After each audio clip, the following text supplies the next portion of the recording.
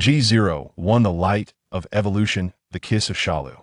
In February 2011, a devastating earthquake struck Turkey, creating a profound fissure in the earth. During a field investigation, a graduate student from China, bearing the surname Xia, brought back a uniquely shaped stone, which he presented as a gift to his beloved sister. In March of the same year, an underwater earthquake occurred in northeastern dwarf country, unleashing a multitude of peculiar black stones from the seafloor's volcanic vents. Yet, the public's attention was consumed by the nuclear facility leak, and scarcely anyone took note of the deep-sea anomalies, a fact lamented by future generations. In May 2011, in the southwestern heart of China, in the city of Anong, the sky was shrouded in darkness, and a chilling rain fell. The monochrome hues enveloped the trees and flowers, yet could not encroach upon the vivid crimson of blood or the cerulean dress of a young girl. She appeared as fragile as a doll, easily pierced through the heart by a single hand. Mei. Boo! Qin Yan abruptly awoke, standing up in alarm. Before him stood his teacher. His classmates erupted into laughter, realizing he was still in class. Qin Yan, I won't reprimand you for dozing off in class, but if you have another nightmare, that's on you, the mathematics teacher, Chen Wan, remarked with calm composure. I'm sorry, go ahead and continue your slumber, though perhaps change your position. Chen Wan wished fervently that this student could fall asleep, if only to avoid any further disruptions during his lesson, but alas, it was already too late. Teacher, that 45-degree angle is misaligned by 2.5 degrees. Teacher, that equation has 5 common solutions. Why employ the most convoluted method? Teacher, the door is ajar. It's shut, Chinwan replied, glancing down. The classroom door, it's cold in here. If you're cold, why didn't you bring a blanket? Chinwan exclaimed. At last, the bell rang, and Chun Wan, with tears in his eyes, felt a wave of relief wash over him. Finally, it was over. Who said bright students were easy to manage? This one was quite the handful. Has he fallen asleep? Became a frequently uttered question among the teachers. Regardless of their experience, he had a knack for leaving them speechless, piercing through to the heart of the matter, and he relished in varying his approach. Of course, aside from his penchant for napping, Qin Yan had another weakness: beautiful teachers. However, this was also the school's Achilles heel. After much deliberation, the only candidate who met the criteria was the newly arrived intern, English teacher Wang Qing, who was swiftly granted full status without hesitation by the grade group. Wang Qing's classes were remarkably straightforward, dressed in a manner that was both alluring and revealing. Her mere presence was sufficient. Qin Yan would willingly succumb to slumber. Why? He felt shy and dared not look. At some point, he discovered he suffered from a fear of the alluring, and thus, summer became his most dreaded season. As the warm months arrived, his female classmates would don attire that left little to the imagination, leaving him utterly bewildered about where to direct his gazio, the trials posed by the girls. All right, class shall conclude here. Next week, teacher Chenwan and I will take you on a picnic to Juyan Mountain, located outside the city. Per the previous group assignments, ensure you bring the necessary supplies. She glanced at Qin Yan, who was still slumped over the desk, shook her head in disappointment, and exited the classroom. Once teacher Wang Qing departed, the classroom erupted into chaos. The IT was hardly surprising, given that over 60 individuals were conversing, with factions forming quite distinctly. The loudest among them was Yang Wenyong from the Knife Alliance, who leaped onto a desk, spitting words as he exclaimed, Qin Yan, the great sleeping bug, has not lifted her head. Throughout this lesson, without a wager lost. The prize money will carry over to the next round. Everyone, keep striving for that grand jackpot. This incited a raucous uproar below. Betting on Qin Yan's peculiar behavior had become a hallmark of the Knife Alliance. However, this venture now faced a daunting challenge, much like a lottery. If no one wins the jackpot for several rounds, who would still bother to play? Frustratingly, there could be no underhanded tactics, for the guardian group of Yin was not to be trifled with. Qin Yan is awake. A female member shrieked, quickly rallying others to surround him. Qin Yan scratched his head, visibly irked. He had slept soundly after that nightmare. Enough already. Qin Yan swiped his hand, scattering the crowd, and with narrowed eyes, he sulked out of the classroom. Shamelessly, the group remained exuberant. A bespectacled girl exclaimed, I've encountered Yin again. Will I become smarter? Could it be? Wow, I might actually do well on the next exam. A boy gazed skyward and remarked, just being near Yin for even a moment will boost my charm with the ladies tomorrow. Another lad, eyes gleaming, declared, as long as Yin is alive, the beautiful teacher Wang will exist. If anyone dares to harm Yin, I shall be the first to retaliate. In the face of such fervent admirers, it was evident to anyone that crossing Yan would have its consequences out of course. Qin Yan himself was not one to be easily trifled with, but that is a tale for another time. Habitually, Qin Yan ascended to the rooftop terrace to gaze out, the lush green of the camphor trees bringing clarity to his mind. This was his sole means of release, otherwise he would surely have lost his sanity. It was not merely due to his classmates, but rather because of the recurring nightmare that always culminated in bloodshed during mathematics class. This nightmare had haunted him daily for over half a year. The figures in his dreams were indistinguishable from reality, save for the addition of a girl, Ya, who met a tragic end. Over time, the dream became as tangible as reality, seamlessly woven into the fabric of his memory, as though it had genuinely transpired. To uncover the truth, he had inquired among those in his reality, including his parents and close friends. Naturally, no one recognized her. It was just a dream. He concluded that he had grown accustomed to this ordeal, largely thanks to the sanctuary of the terrace. Qin Yan pressed his temples, and yawn nightmares invariably left him feeling drowsy. He thought of Xiaoya, his sister in reality, who, despite having ample development, still preferred to sleep beside him. Oddly enough, he suffered from a fear of intimacy, yet found it completely natural to embrace her at night, exhibiting no signs of distress whatsoever. Xiaoya, Inya, their pronunciations bear a striking similarity. Does this account for Qin Yan's incessant musings? Yet, the styles of these two individuals are utterly contrasting. Upon rummaging through Xiaoya's wardrobe, he could only discern her fondness for red garments, while the Ya of his dreams favored a serene sky blue. And no conclusions can be drawn from further contemplation. Alas, sky blue. Qin Yan reclined comfortably, envisioning the hue of the heavens. He gazed at the sky, clearing his mind, relishing the gentle breeze and the soft clouds. But wait, were those two spherical objects? It was only when a fragrant aroma wafted toward him that he realized a girl was leaning over, observing him. So close. Qin Yan startled, springing up, but the habitual motion of his spine propelling him upward resulted in an unintended collision. Strangely though she appeared soft, he found himself bleeding from the nose. With a soft gasp, he quickly recoiled, only to behold a girl with a cherubic face, clad in a snug, striped zebra outfit, her figure exuding an undeniable allure. What a striking presence this girl has, which teacher has bestowed upon me, such an enticing weapon. Qin Yan hastily diverted his gaze. Yet, the girl countered by embracing him, pressing him against her curvaceous form with such force that he was powerless to resist. In broad daylight, what was this girl intending to do? Before he could condemn societal norms, he inhaled several breaths of her intoxicating scent, and his vision began to blur, his body stirred with excitement, while his fear of intimacy waged a painful internal battle against these sensations that he felt as though he struggled for an eternity, this feeling of resistance nearly tearing him apart. Fortunately, the girl turned his head, pressing him against the wall, her large, dark eyes locked onto his, seemingly searching for something. Aside from a slight whiteness, Qin Yan's eyes revealed little. The girl frowned slightly. No change yet? Is the stimulation insufficient? Then, Qin Yan sensed a pair of soft lips. A peculiar sensation struck him like a bolt from the blue, and he abruptly opened his tightly shut eyes.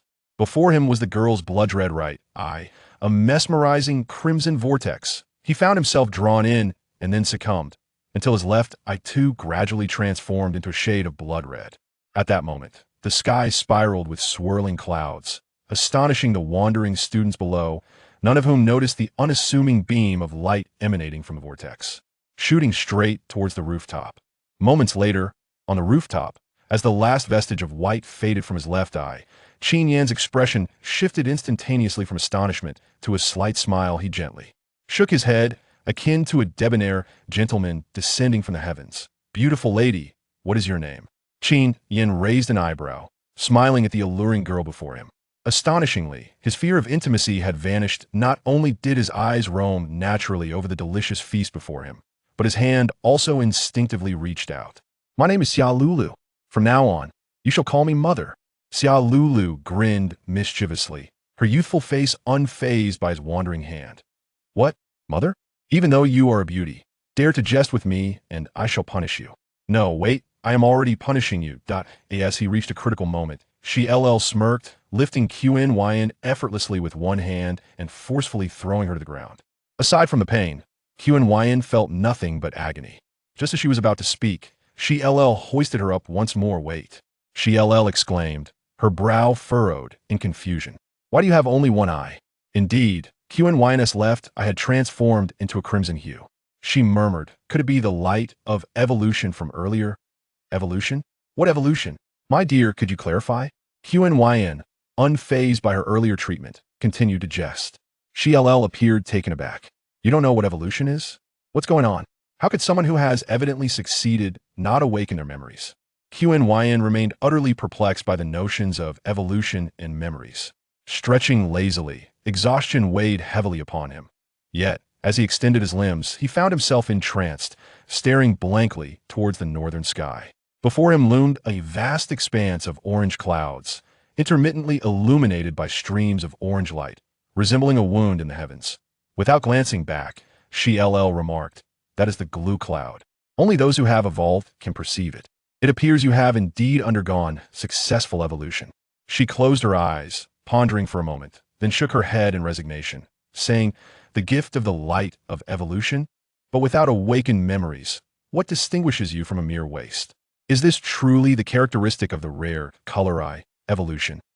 The so-called color eye is a notoriously difficult skill to evolve, recognized universally among new humans for its singular function-rating beauty.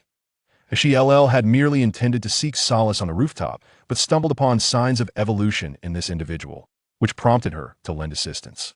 However, it seemed he had only developed the useless color eye. Typically, there are additional signs, right?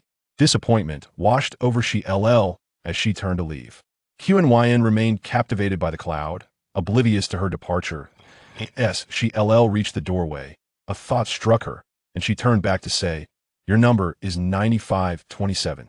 That will suffice for now. I shall return to find you. G02 The call of the light of evolution. The concept of evolution held little significance for Qin. What truly stirred his heart was that orange wound of the sky, the glue cloud above the northern heavens. He was not intentionally ignoring she LL, for he was entranced by something far more astonishing. That it was a melody. The song grew increasingly distinct, resonating from above, piercing directly into his mind with ethereal notes. If joy is forgotten, why should tears recall sorrow? The voice was mournful and desolate, swirling around him endlessly, and with the continuation of this melody, his left eye deepened in its crimson hue. No one knew what he beheld, yet he appeared to grimace, his expression one of profound anger. Just as he fell on the brink of despair, footsteps approached the rooftop. She is a girl named Suzine, a sophomore student and the head of the student council's discipline committee, attending classes in a different building. While lost in thought, she inadvertently witnessed a scene where Xia Lulu was kissing Qin Yan. Perhaps compelled by her sense of duty, she felt inclined to investigate on the rooftop. Upon reaching the rooftop, she was met with the terrifying visage of Qin Yan, which elicited an involuntary gasp from her lips. Before she could complete her exclamation, Qin Yan unleashed a shriek that overshadowed her voice, punctuating the air with a fist that struck the iron door beside her, creating a large dent. Startled, she immediately stifled her voice, covering her mouth in horror as she gazed at Qin Yan. To her astonishment, Qin Yan then tossed his head back, adopting a suave demeanor, gazing at her with a gentle expression, and inquired, beautiful lady, what is your name? Suzine paused for a brief moment, perplexed by the sudden shift in his demeanor. Wait, he must be trying to intimidate me.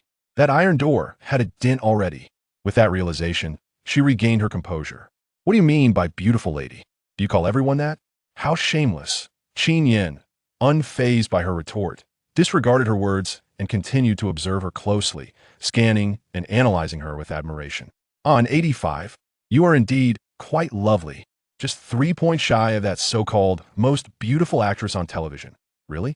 Suzine lowered her gaze to assess her figure, feeling a sense of satisfaction as she did so. But she frowned, looking at the boy before her. Why is it only 85? That seems rather low. She found it hard to believe, as her classmates claimed she could score a 9 out of 10.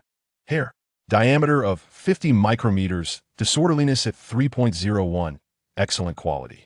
Skin, density rated at sea level, comparable to that of major stars. Qin Yan enumerated with a somewhat discontented tone. Initially, Suzine considered mocking him for his nonsensical measurements, but as he continued to praise her hair quality and compare it to that of celebrities, she found herself intrigued and eager to hear more. Please, do take your time, she thought gleefully. Qin Yan indeed slowed his pace, detailing her features from head to toe. Of course, the highest score is attributed to this aspect, he concluded after much discourse, gesturing towards her curves. It accentuates everything. Oh, so that's how it is. Following Qin Yan's gaze, she noticed a hand resting in a rather incongruous place. Finally, after a prolonged moment of stillness, she felt an electric sensation emanating from that hand. Ah, this time, her cry was complete, resonating and echoing throughout the campus. It became evident that a woman's voice is indeed the most effective choice for startling children. Wang Qing was the first to arrive, as she was working in the stairwell office. Soon, a crowd of classmates gathered to witness the spectacle, faintly catching whispers of pervert amidst the commotion. "He is a total pervert," Su Xin exclaimed indignantly, pointing at Qin Yan. Wang Qing glanced at Qin Yan, who was leaning against the wall, fixated on the floor, and gently urged, "All right, my friend, you need not repeat that phrase. What exactly did he do to you?" A sudden hush fell over the crowd, their ears perked up as if straining to hear the faintest sound of a pin drop. He, Su Xin stammered, her face flushed, her voice barely above a whisper. The audience collectively murmured in understanding, once again confirming that the sound of a mosquito was indeed louder than that of a pin. Among the spectators were many of Qin Yan's classmates, with a larger number belonging to her admirers. The boys gazed at Qin Yan with envy, while the girls cast jealous glances at Su Xin. Nonetheless, a unanimous sentiment prevailed, a belief in Qin Yan's innocence. How could someone who doesn't dare to gaze at even the most alluring women commit such an act? Wang Qing's gaze towards Qin Yan brimmed with an added layer of affection. Unable to endure the indifference of those around her any longer, Su Xin pushed through the crowd and ran off, seeking solace in a nearby trash bin. Wang Qing shook her head and addressed the group. "Let's return to the classroom. It's merely a misunderstanding. We should all head back." Qin Yan had regained her composure, reverting to that timid boy plagued by a phobia of women. She dared not look at Wang Qing, instead opting to follow the throng back. The exhilarating sensation she had experienced felt undeniably real, and why only flaw is finally about to depart from me, Qin Yan thought, tears streaming down her cheeks, overwhelmed with emotion. Her fear of alluring girls, compounded by the increasing charm of contemporary young women, had relegated her to the role of a behind-the-scenes strategist, while her dreams of leading the charge remained unfulfilled. That classmate, Xia Lulu, had mentioned something about evolution. The hallmark of evolution? The north? She glanced at the northern sky, which was a brilliant blue. But where was that ethereal cloud of Galoyan? Why was it nowhere to be seen? After a moment of contemplation, she scolded herself, realizing she must enter a certain state to perceive it. New humanity? New humanity? That terrifying girl, she... Cough! No, I must ascertain whether I am losing my mind. With determination, Qin Yan resolved to test herself, mirroring Xia Lulu's method of evolution. She made her way to the corridor, casually selecting a classmate whose delicate shoulders were exposed, peering through her fingers. 1 second, 2 seconds, she could bear it no longer, her body instinctively turning away. However, she was not one to easily surrender. Resolute, she turned back to face her again once, twice. She fought against the discomfort in both body and spirit, teetering on the brink of success. At that moment, the owner of those alluring shoulders turned around. It was Yang Wenyong. Qin Yan instantly convulsed, her stomach churning uncontrollably. Yang Wenyong, noticing her reaction, seized the opportunity to approach while others were distracted. Never before had Qin Yan found him so odious. "Stay away from me." To her surprise, Yang Wenyong, who was often considered a rival, responded with an unexpected eagerness. "Hey, boss, you can't burn the bridge after crossing it. It was I who helped you out just now. Keep your distance." "I'm fine. This is merely the result of my deeply ingrained image of righteousness," Qin Yan retorted disdainfully. "Ha, indeed," Yang Wenyong chuckled, though whether he harbored any hidden thoughts remained a mystery.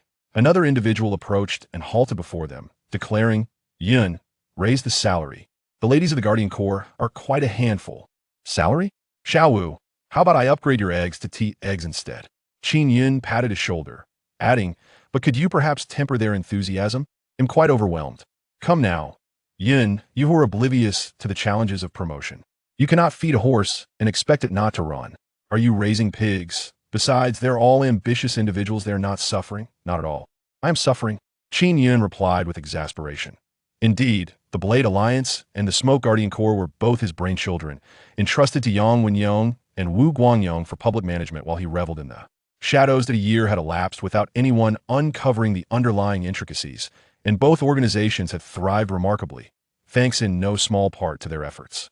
However, this shift had diluted the initial excitement, leaving Qin Yan feeling somewhat disenchanted as he relinquished control for them to explore on their own. After conversing with his capable companions, he resumed pondering the matter that had been interrupted. How could he possibly overlook such a wondrous occurrence? Curing his fear of the feminine and returning to the bliss of a normal man was of paramount importance. As he could not locate any information regarding that elusive mother, he devised an elaborate array of plans, ranging from A to Z. These included wandering into women's baths, spying on neighbors during their showers, and engaging in unsavory dealings with street vendors. Days later, after battling various unpredictable factors such as watchful aunties, mosquitoes from stagnant ponds, and overzealous enforcers, he ultimately found himself at a bar. Where his left, I was thoroughly bloodied. Qin Yan valiantly suppressed the urges brought on by his fear of femininity, continually adjusting his emotions while rationally unearthing the so-called secrets of evolution. After enduring a few more assaults with bottles from unscrupulous women, he finally discerned the method to activate and harness his gaze, successfully encountering the long-awaited Galoyan troop. The prerequisites for activating this gaze were as follows. First, one must truly see with their eyes. Mere mental conjecture would not suffice. Secondly, Qin Yan learned that this gaze could reveal various densities, degrees of coordination, and fixed standards of beauty. To illustrate the latter, a contrary example would be the distinctive beauty of a character in a resurrection state, which the gaze would be unable to recognize. Finally, the exhilarating rush brought by this gaze made Qin Yan feel as though his body could accelerate freely or augment its strength, with a value estimated to be around 1.5 to 2 times greater. In truth, the discerning gaze can also assess men, deducing their physical coefficients. This physical coefficient is merely a sensation within Qin Yan's mind, though he has transformed this feeling into a quantifiable measure, with 10 being the ideal standard. The average person hovers around a mere 34. Furthermore, this discerning gaze possesses a temporal limitation, the nature of which Qin Yan has yet to comprehend. Emerging once more from the bar, the sky had darkened considerably, yet Qin Yan's vision remained strikingly lucid, for the celestial clouds above shimmered with a radiant orange glow. A peculiar thought crossed his mind as he observed the sparse silhouettes on the street. I am no longer akin to them. Suddenly, he heard the sound of a woman weeping. Damn it, you ugly brute, stop following me. I've told you already. Take a look in the mirror. A man clad in a tailored suit exclaimed impatiently. The woman, lost in her tears, clung desperately to the suited man, unwilling to let go. Get away, he retorted, roughly breaking free from her grip. Though Qin Yan could have disregarded the woman's sobs and merely passed by, he felt an unexpected discontent upon witnessing such a high-scoring beauty, 73, being insulted as an ugly creature. With a swift kick, he confronted the man, saying, Are you blind? How could you possibly call such a beautiful woman ugly? Ignoring the woman's protests, Qin Yan playfully tousled her bangs, disheveled her ponytail, and adjusted her round neck top to reveal her delicate shoulder.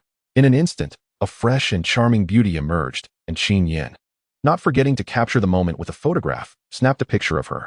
Initially startled, the woman was taken aback for a few moments after viewing the photo, before breaking into an endearing smile directed at Qin Yan.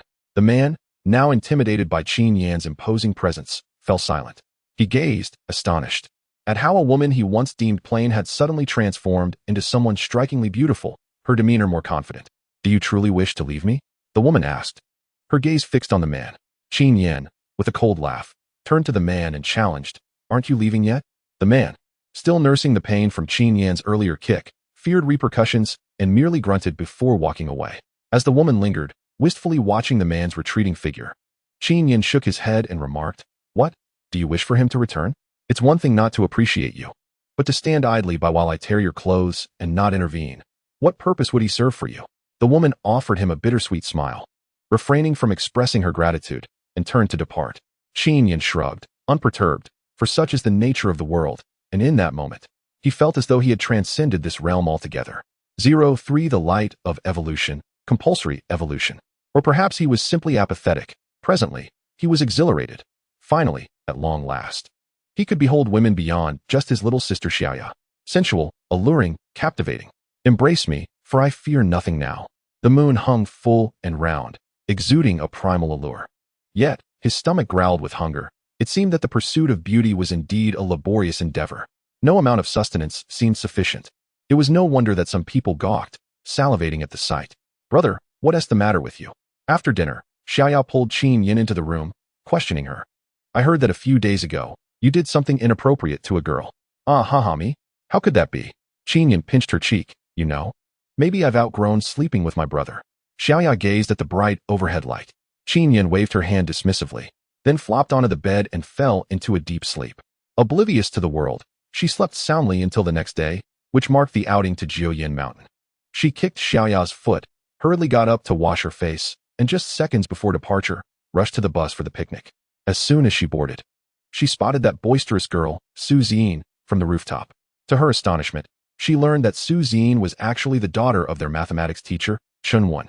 "Wait," Qin Yan exclaimed in confusion. "You just introduced her as your daughter. Why doesn't she share your surname? Is she not your biological child? She takes her mother's surname." Chun Wan chuckled foolishly. "And what is your wife's surname? Isn't it obvious?" Yang coughed.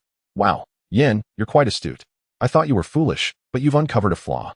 A female member of the Yan Guardian group chimed in. Su Ziyin was infuriated after returning home that day.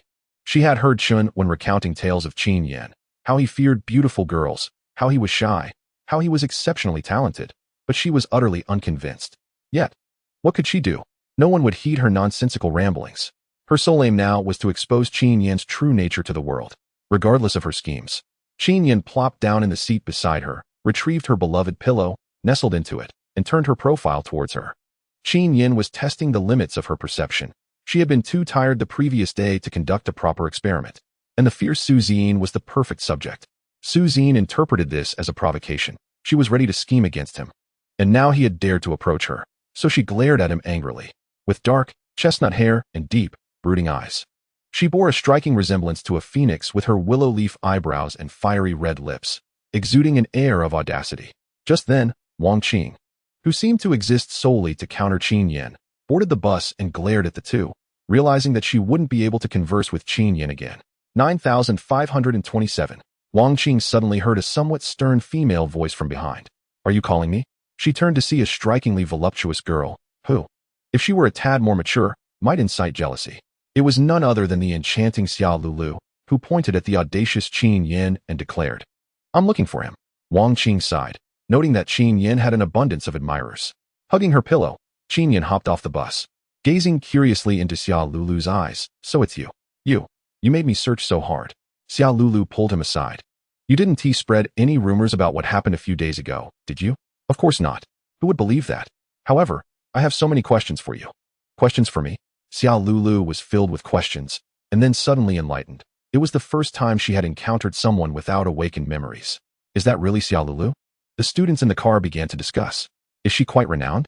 "Indeed, she ranks first among the top 10 most enigmatic girls in our school." "What top 10? Isn't she just someone who enjoys frolicking outdoors?" "Ah, so she and our university are indeed a match made in heaven. How unique." Of course, those who admire the demon star Xia Zhiqin can hardly be considered normal. Once Qin Yan returned, the car finally set off towards the outskirts. Xia Lulu remained silent, merely providing him with her contact information. Thus, Qin Yan had no choice but to continue reclining on the soft pillow, gazing at Su Ziyin, who had now surpassed the delicate curve of her fair neck. Like a radish. Such a fool. Su Ziyin occasionally glanced at Qin Yan, partly to confirm whether he was still looking at her, and partly to discern what qualities he possessed that drew so many admirers. This is the allure of mystery. Exquisite love is born from an air of enigma.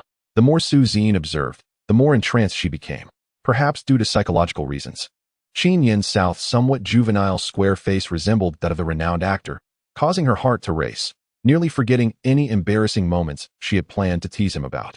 Jiuyan Mountain is relatively remote, composed of 9 particularly prominent stone peaks, each possessing a unique shape. The natural stone caves formed appear to be haphazardly piled, providing much amusement as one weaves through them. Most importantly, at the center of the stone mountains lies a rather flat expanse of grassland, ideal for picnics and recreation. The classmates were fervently discussing Jiuyan Mountain. Perhaps the caves contain martial arts secrets. Shall we form a team to explore? Form a team? The blue gear is mine. The purple gear is mine, and the orange gear is still mine. Do you think it's a game? Go ahead and self-castrate. She's a girl. Girls can do it too. At the front of the car, Teacher Qin was fed up with these degenerate boys and online gaming girls. As a teacher, he turned to gaze out at the scenery, pretending not to hear, merely muttering softly, "Whether we can even reach Julian Mountain is a question. It seems that highway bandits have resurfaced in Anong City recently." Instantly, the car fell silent. What a jinx. Teacher Qin's thoughts are indeed wicked. Qin Yan, do not be seduced by beauty. Save us. And then it spiraled out of control. Chunwen was rendered speechless. They could hear him speak so softly. And now he was merely thinking in his mind. Shortly after exiting the city, the car came to a halt. It turned out an elderly woman, cradling a small child, had stopped the vehicle, claiming she was in urgent need of a ride to a nearby town for medical attention. Before the driver could respond, Chunwen quickly opened the door and invited her in. Observing the elderly woman's posture while holding the child, Qin Yan sensed trouble and turned to Suzine, instructing her to remove her outer garment. Suzine responded with a sound of understanding, instinctively thinking Qin Yan wanted her to give her seat to the elderly woman, and made a motion to stand. Seizing the opportunity, Qin Yan swiftly pulled her outer garment down. What? In a fit of rage, Suzine found herself at a loss for words, staring blankly at the shattering image of Fa Gu in her heart. Just then, the old lady made her move, revealing her true intentions. She firmly braced herself against the door as several armed men rushed in, swiftly overpowering Chunwen and a few vigilant classmates. Those classmates had sensed something amiss and attempted to block the entrance, but it was too late. A few timid girls shrieked as the assailants brandished their weapons to instill fear. Qin Yan strained to observe Suzine's chest while listening intently to the sounds of the intruders.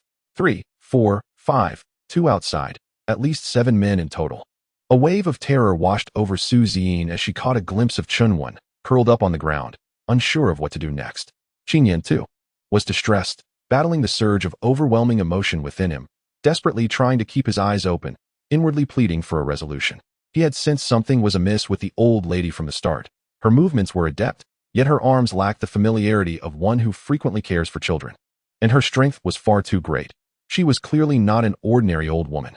However, with the door now ajar, he felt powerless to intervene and could only place his hopes in the miraculous nature of his altered state. Must he really bow his head? Qin Yan pondered painfully as he gazed at Suzine's bosom. Just as he was about to lean down, a distant voice echoed in his mind, reminiscent of a song from a celestial realm. If it were a joyful melody, I would have forgotten. Qin Yan's vision began to blur, and a sharp pain surged through his left eye. What use are tears? The altered state awakened. Suzine suddenly felt a wave of nausea as she turned to look at Qin Yan.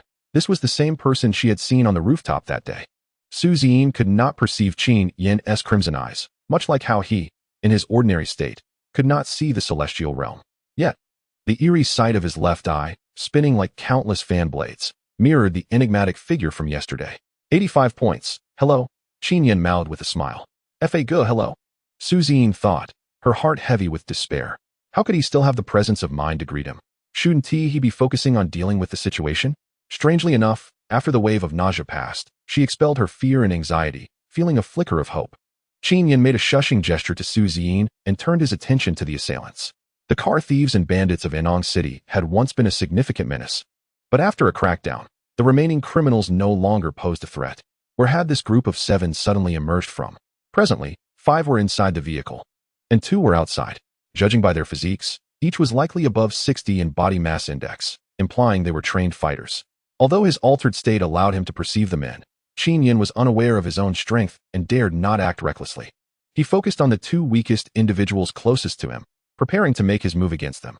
A cold hand rested on Qin Yan's, belonging to Suzine, betraying her lingering tension, possibly due to her father being under the threat of the assailant's blades.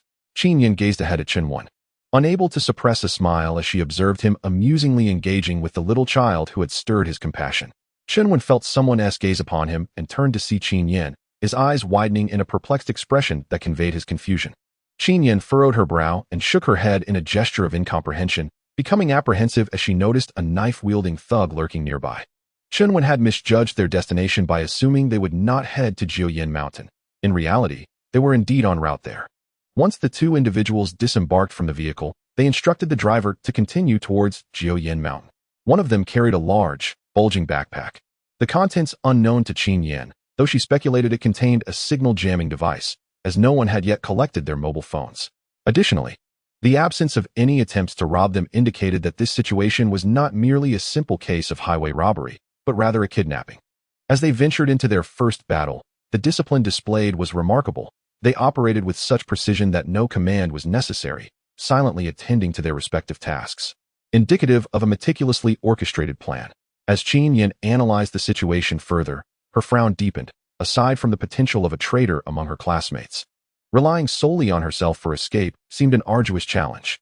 The majority of her classmates had a physical coefficient of merely 35, while only 3 athletes achieved a coefficient of 43, and together with herself, they might manage to confront 24 assailants.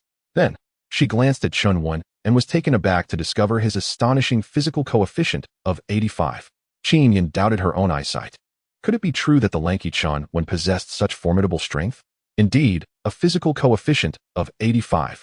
Old fellow, you've kept your true capabilities hidden, she thought, rolling her eyes at him. Jiuyan Mountain was an unremarkable peak, so obscure that few chose to visit. As their vehicle entered the heart of Jiuyan Mountain, Qin Yan realized it had been transformed into a makeshift camp. The criteria for identifying a camp did not rest on clothes strewn over stones or a few individuals cooking a modest meal, but rather on the presence of lookout posts and concealed storage. The grassy expanse encircled by Jiuyan Mountain had but a single entrance, and Qin Yan could distinctly see rudimentary lookout nests perched atop the boulders, the withered branches indicating that they had been there for at least 2 weeks. "Oh, let me see what treasures you wooden heads have brought me," exclaimed a greasy man, clutching half a roasted duck, swaggering toward the vehicle. Upon opening the door, his eyes fell immediately upon the alluring Wang Qing, causing him to fixate on her with unabashed interest. "Quickly, I want this one. Get her inside," he urged, wiping his nose before following the guards escorting Wang Qing into the cave, completely oblivious to the others behind him. The remaining classmates, witnessing this scene, grew anxious and restless. "Behave yourselves," barked one of the thugs, the largest among them, suggesting a level of respect directed towards the disheveled man. As the 2 bandits prepared to disembark, packing their belongings, Qin Yan felt a surge of urgency. He had just cast a glance at the disheveled man, noting that his physical prowess exceeded 70. What to do? There was still a hostage involved. "I appreciate everyone's cooperation thus far. Now, please hand over your phones," the burly bandit commanded, approaching with 2 accomplices carrying burlap sacks. Qin Yan knew it was time to take action. He discreetly tapped Su Ziyin to draw her attention, then inscribed a message in her palm, signaling her to wait for his cue to distract the bandits. He shot a sidelong glance at Qin Yan, urging him to cooperate. Qin, however, remained unresponsive. Yet, Qin Yan imagined that if the moment called for it, Qin would instinctively understand the need for preemptive action. As the bandits drew nearer, Qin Yan simultaneously extended his phone while signaling Su Ziyin. Suddenly, she sprang to her feet, drawing the bandits' puzzled gazes. Seizing the opportunity, Qin Yan unleashed a swift strike to the bandit's jaw, disregarding the chaos that ensued as he hoisted the man and hurled him towards the other bandit. Just as he released the throw with all his might, the burly bandit reacted, lunging at him amidst the startled cries of onlookers. Alas, it was too late. Qin Yan felt a sharp pain as his left pupil distorted. Blood surged through his veins as he forcefully pivoted, barely managing to counter the bandit's ferocity. The burly bandit, momentarily incredulous, found it hard to comprehend how this seemingly untrained student could react so swiftly, especially when he appeared to be at his limit. Nevertheless, disbelief did not deter him. He retracted his assault and swung again, aiming an elbow strike. Little did he know, Qin Yan's fist had already reached his nose. With a resounding thud, the burly bandit staggered backward, clutching his bloodied nose, only to witness Qin Yan's unervingly swirling eyes before being overwhelmed by a flurry of punches from fellow students. To Qin Yan's surprise, Qin Yan did not spring into action. Instead, he stood, dazed, alongside his classmates, watching the unfolding chaos. The unfortunate individual whom Qin Yan had thrown had collided headfirst with another, both collapsing into unconsciousness. With one person escorting Wang Qing and 2 others exiting the vehicle, only an elderly woman remained at a distance. Observing Qin Yan's formidable prowess, she brandished 2 short knives, intending to retrieve a hostage. However, despite her attempts, she was unsuccessful. The classmates had retreated to one side of the vehicle, while the hapless Qin Yan cowered in the back. Qin Yan felt an overwhelming disappointment in Qin, pondering how his physical strength could be rated at 85. With a single flying kick, he sent the elderly woman tumbling, her knives clattering to the ground, unable to withstand Qin Yan's precision and speed. The students began to murmur, a few girls stifling tears, the earlier terror now surfacing. "Shoo, keep it down, we are not yet safe," Qin Yan admonished as he collected several knives. Indeed, It was only a matter of time before the lookout would discover the commotion. They could only attempt to stealthily drive away, but Wang Qing remained in their clutches. The students continued their raucous chatter, and Qin Yan furrowed her brow as she observed them pushing Yang Wenyong, a member of the Knife Alliance, forward, shouting accusations of being a traitor. No, I truly am not. Yang Wenyong protested, shaking his head vigorously. Qin Yan refused to believe that her capable subordinate could possibly be a traitor. She casually asked a few questions and soon understood the situation. Interestingly, this entire debacle had been sparked by a simple steamed bun. While waiting in line to purchase one, Yang Wenyong had met a scruffy man, casually informing him of a gathering at Juyan Mountain. Thus, it was no wonder he was startled when he recognized the scruffy man on the bus. With most of the matter resolved, Qin Yan instructed a few athletic students to guard the vehicle while he ventured out, leaving only 2 sentinels and several minor nuisances behind. He made his way into the cave, knowing that Wang Qing was still inside. Wang Qing sat quietly in the cave, her shoulders hugged tightly as she gazed at the sole entrance, where rustling sounds had just emerged. A face appeared at the doorway. It was Fa Ge. Wang Qing looked at him in surprise, exclaiming, "What are you doing here?" Seeing that Wang Qing was unharmed, Qin Yan cautiously entered the cave, pressing against the wall and casting sidelong glances outside, when suddenly he felt warmth enveloping his chest. To his astonishment, Wang Qing had leaped into his arms, holding him tightly. He gently patted her back, assuming she was frightened. However, Wang Qing frowned and, after a moment, loosened her grip to glance toward the entrance. He had entered alone, having dealt with the lookout outside. Qin Yan, shielding Wang Qing, forced a smile, aware that the circumstances were not in his favor, especially as his eyesight seemed to be returning to normal. "Why did you come in too?" she asked, still nestled in his embrace. Reluctant to push him away given the current situation, Qin Yan himself felt a twinge of nervousness. The redness in his left eye was fading. Yet, he needed to instill confidence in Wang Qing, so he smiled and replied, "It's a long story." Wang Qing looked at him, bewildered. "What happened?" "Nothing much," he said, lowering his hand. Suddenly, Wang Qing seemed to remember something and grasped his hand, noticing a peculiar mark in his palm, a deep, jagged scar resembling a crimson gash, strikingly prominent. "Ah," she gasped, her voice echoing throughout the cave. Qin Yan quickly covered her mouth as her wide eyes, filled with shock, met his. He could feel her trembling hand. Had she seen it? Was she frightened? He pondered, touching his left palm and trying to conceal it. Just as he was about to explain, noises from outside indicated that they had attracted attention with the shout. "Stay still," he instructed Wang Qing, preparing to exit alone. She grasped his arm, shaking her head, eyes filled with reluctance. "There's a little cat outside trying to steal fish," came the voice of the scruffy man. Qin Yan was puzzled as to how he knew of their presence. Was this a ploy to lure him out? Yet, upon further reflection, it seemed unnecessary to ponder. The space was so confined, and with only a single exit, it was only a matter of time before they were discovered. Qin Yan sensed the diminishing sensation in his left eye and thought it prudent to resolve the matter sooner rather than later. He shushed Wang Qing, urging her to remain silent, before stepping away to confront the situation alone, perhaps hoping to buy himself some time. The disheveled man awaited him, lounging against a stone, while 2 of his henchmen advanced menacingly. "Get lost." Qin Yan effortlessly dispatched them, gaining increasing mastery over his left eye. Just as he was about to confront the scruffy man, he noticed the disdainful curl of the latter's lips and the blood-red gleam in his eyes. "Oh, how intriguing," Qin Yan remarked, realizing the man was of his kind. "Of your kind? Huh, youngster, I assume your evolution is quite recent." The disheveled man replied with an air of superiority. "Though I cannot fathom how you find yourself with but one eye, one thing is certain. You cannot defeat me. Many lessons must be learned through personal experience, senior," Qin Yan asserted, accelerating his approach. "Hey, I haven't even indicated a desire to fight you. We could avoid this. You know," the scruffy man protested, regretting his earlier bravado. Qin Yan was aware that this man was the leader of the gang and posed a threat to his mentor. Despite possibly being a member of the new humanity, his actions were unforgivable. He forcibly activated his left eye, urging his blood to flow faster. The scruffy man's physical attributes remained unchanged even after the activation of Qin Yan's blood eye, but mere physical prowess could be countered with skill and experience in combat. The disheveled man easily parried Qin Yan's attacks, relying on primal instincts. "Your efforts are woefully inadequate," he taunted, with every trick he had learned. Left hooks, right jabs, knee strikes, and elbow blows. Qin Yan targeted his opponent's vital points, yet each attempt was effortlessly sidestepped. "You still have much to learn," the scruffy man chuckled, gracefully rolling aside. Desperation drove Qin Yan to unleash a furious barrage, But with only a rudimentary understanding of combat, he struggled, relying solely on his accelerated blood flow and brute strength. This time, the scruffy man did not evade. He absorbed Qin Yan's forceful strike. "I don't even need my blood eye to deal with you," he remarked, shaking his head in disappointment. However, he did not withdraw his blood eye.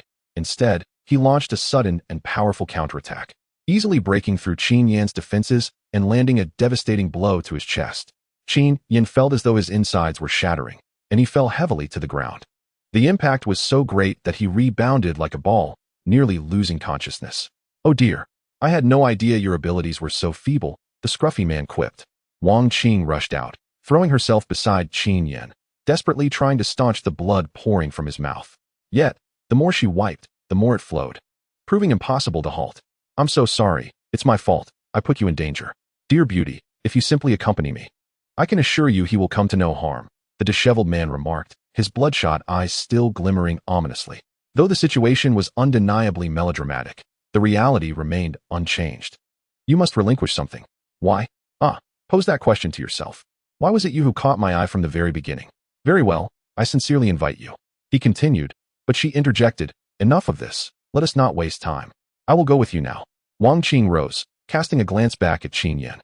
The disheveled man showed no concern for the two thugs sprawled on the ground. He addressed Qin Yan, offering a friendly warning. "We anticipated intruders, so there are far more outside than you might think. I suspect control has already shifted back to us. No, I believe your forces have been entirely vanquished." A voice echoed from the entrance. It was Chun Wan, with a physique rating of 85. "Teacher Chun," Wang Qing exclaimed in surprise, prompting the disheveled man to swiftly seize her by the neck, his gaze fixed on Chun Wan. "Oh, you truly are an enigma," Chun Wan replied with a silent smile, neither confirming nor denying the situation. Suddenly, muffled sounds emanated from outside Jian Mountain, causing the disheveled man to frown. It seems we are in a bit of trouble," he uttered, his eyes glowing fiercely. He tightened his grip on Wang Qing and addressed Chun Wan.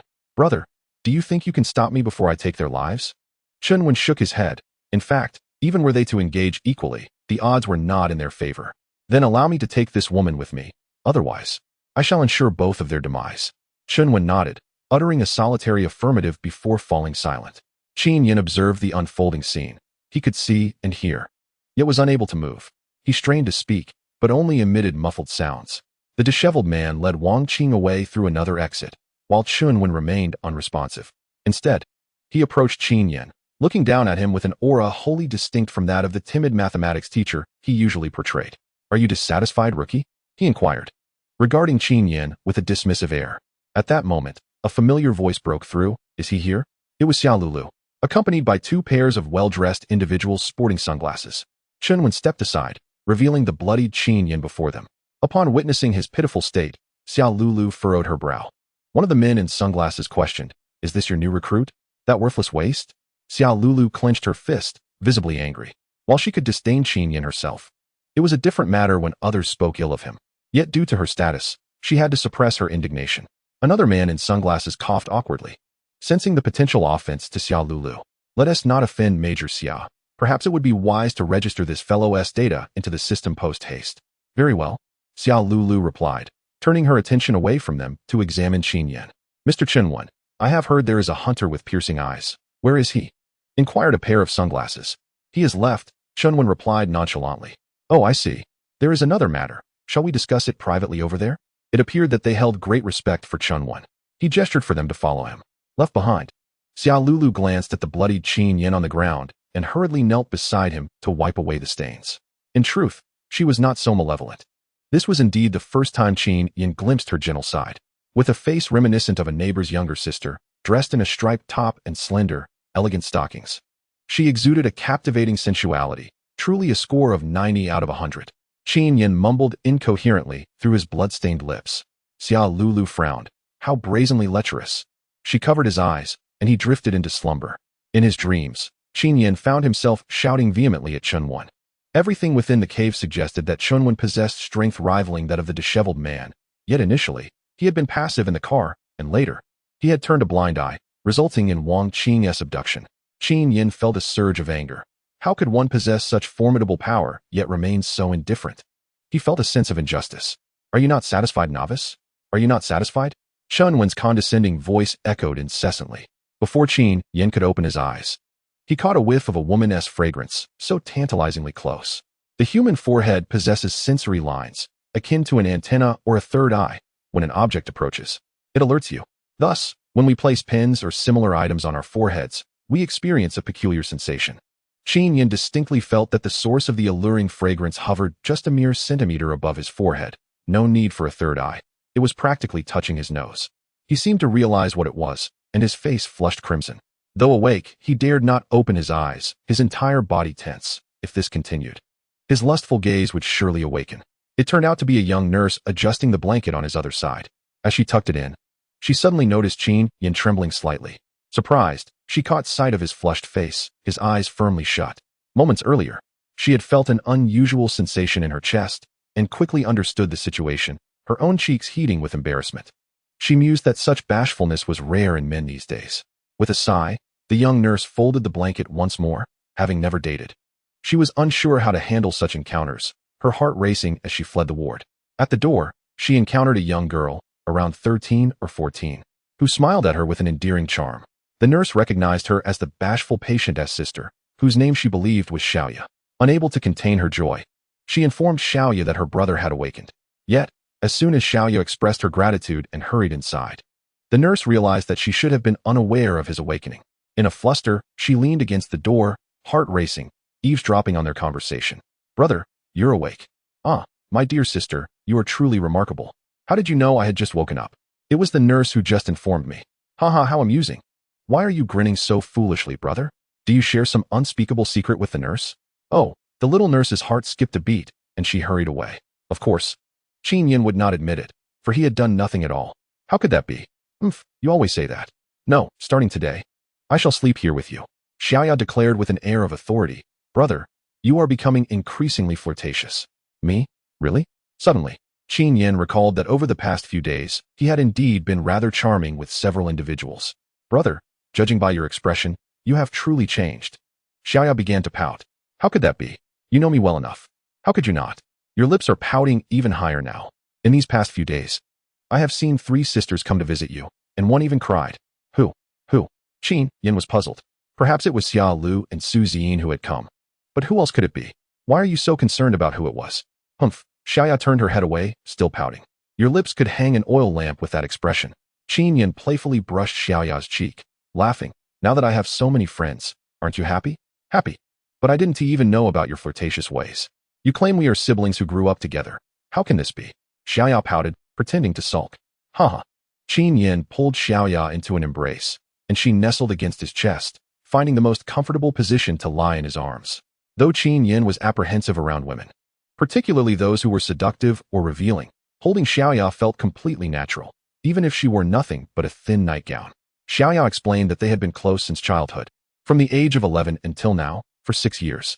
Over time, Qin Yan had grown to cherish this refreshing and warm sensation in his embrace. Yes, her hair smelled delightful, and her neck felt warm. She was so soft. Who could the third visitor be? Qin Yan pondered while holding Xiaoya, gazing at the sky. Greedily curious, a sudden cough interrupted his thoughts, and a stout, unfamiliar woman appeared at the door, accompanied by the formidable Su Ziyin. "You are finally awake." As the plump woman approached, Qin Yan felt an overwhelming sense of oppression, an emotion he could not quite comprehend, rendering him speechless as he could only listen to her words. "Oh, I am Yang Pei, Ziyin's mother. I came this morning, but you had not yet awakened." Oh, so it was Ziyin who had cried. It seemed Wang Qing would not be returning, and Qin Yan felt a wave of despondency wash over him. "Brother," Xiaoya soothed him, casting a resentful glance at Yang Pei. Yang Pei, in turn, dismissed her with a scoff. "Why don't you take Su Ziyin for a walk outside?" Qin Yan noted her tone bore a striking resemblance to Chun Wan, exuding an extreme sense of disdain. Xiaoya furrowed her brow, but dared not defy the command. After giving Qin Yan a quick kiss, she awkwardly followed the ever-downcast Su Ziyin out. "Well, do you know who I am?" Yang Pei, quite plump and rather ordinary, was readily identified by Qin Yan as Su Ziyin's mother and Chun Wan's wife, yet this did not seem to suffice as an answer. "You know, don't you?" Qin Yan managed a wry smile. "Then allow me to enlighten you. I am akin to Chun Wan." "Akin to him? Are we both formidable, or perhaps rather arrogant?" She likely referred to evolution. "Ahem, you needn't be so restrained. Since my arrival, you have not uttered a single word. Are you frightened of me?" Qin Yan felt a heavy sense of oppression, reluctant to speak, even experiencing a faint sense of dread. It is hardly surprising. You must fear me, just as a rabbit fears a tiger. A mother tiger? Or perhaps one in menopause. Qin Yan merely toyed with her left hand, caressing the red fork. However, young one, I genuinely hope you find the courage to converse with me, as someone whom our Zine holds dear. What? Suzine? I haven't done anything. Qin Yan panicked, adamantly wishing to keep any impropriety hidden, especially from her mother and teacher. Huh, you finally chose to speak. Yang Pei straightened up, revealing a rare smile. So, is Suzine also one of us? Qin Yan sighed in relief, having navigated through the tension. Yang Pei shook her head. I believe you have misunderstood. You and I are not of the same ilk. As I mentioned earlier, you are the rabbit, while I am the tiger. Is it because you are more powerful than I am? Qin Yan frowned. Yang Pei did not deny this. Let me start from the beginning. First, allow me to explain why I am here. 06 The light of evolution in a different world. Let me put it this way. Your former teacher, Wang Qing, will completely vanish from this world, Yang Pei stated with an undeniable tone. What? She was merely kidnapped. Moreover, it is the result of your family's Chunwen's negligence. Qin Yan withheld the latter part of her thought.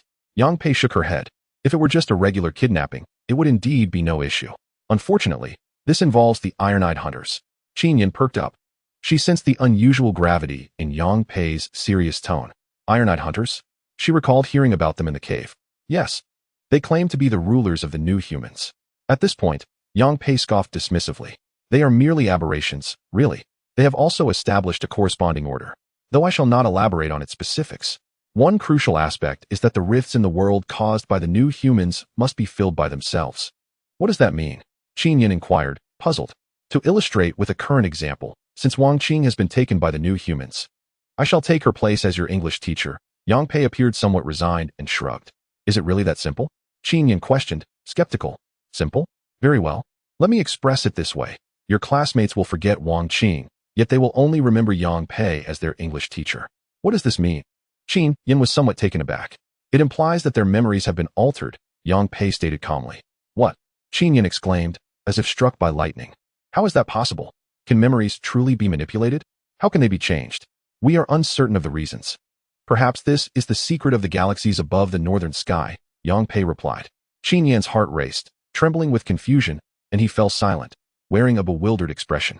Yang Pei approached the windowsill, observing Xiaoya and Suzine chatting by the hospital flowerbed. I have heard from Xia Lulu that you are quite unique. During your evolution, you did not acquire memories, so you know nothing. Allow this old woman to give you a special lesson.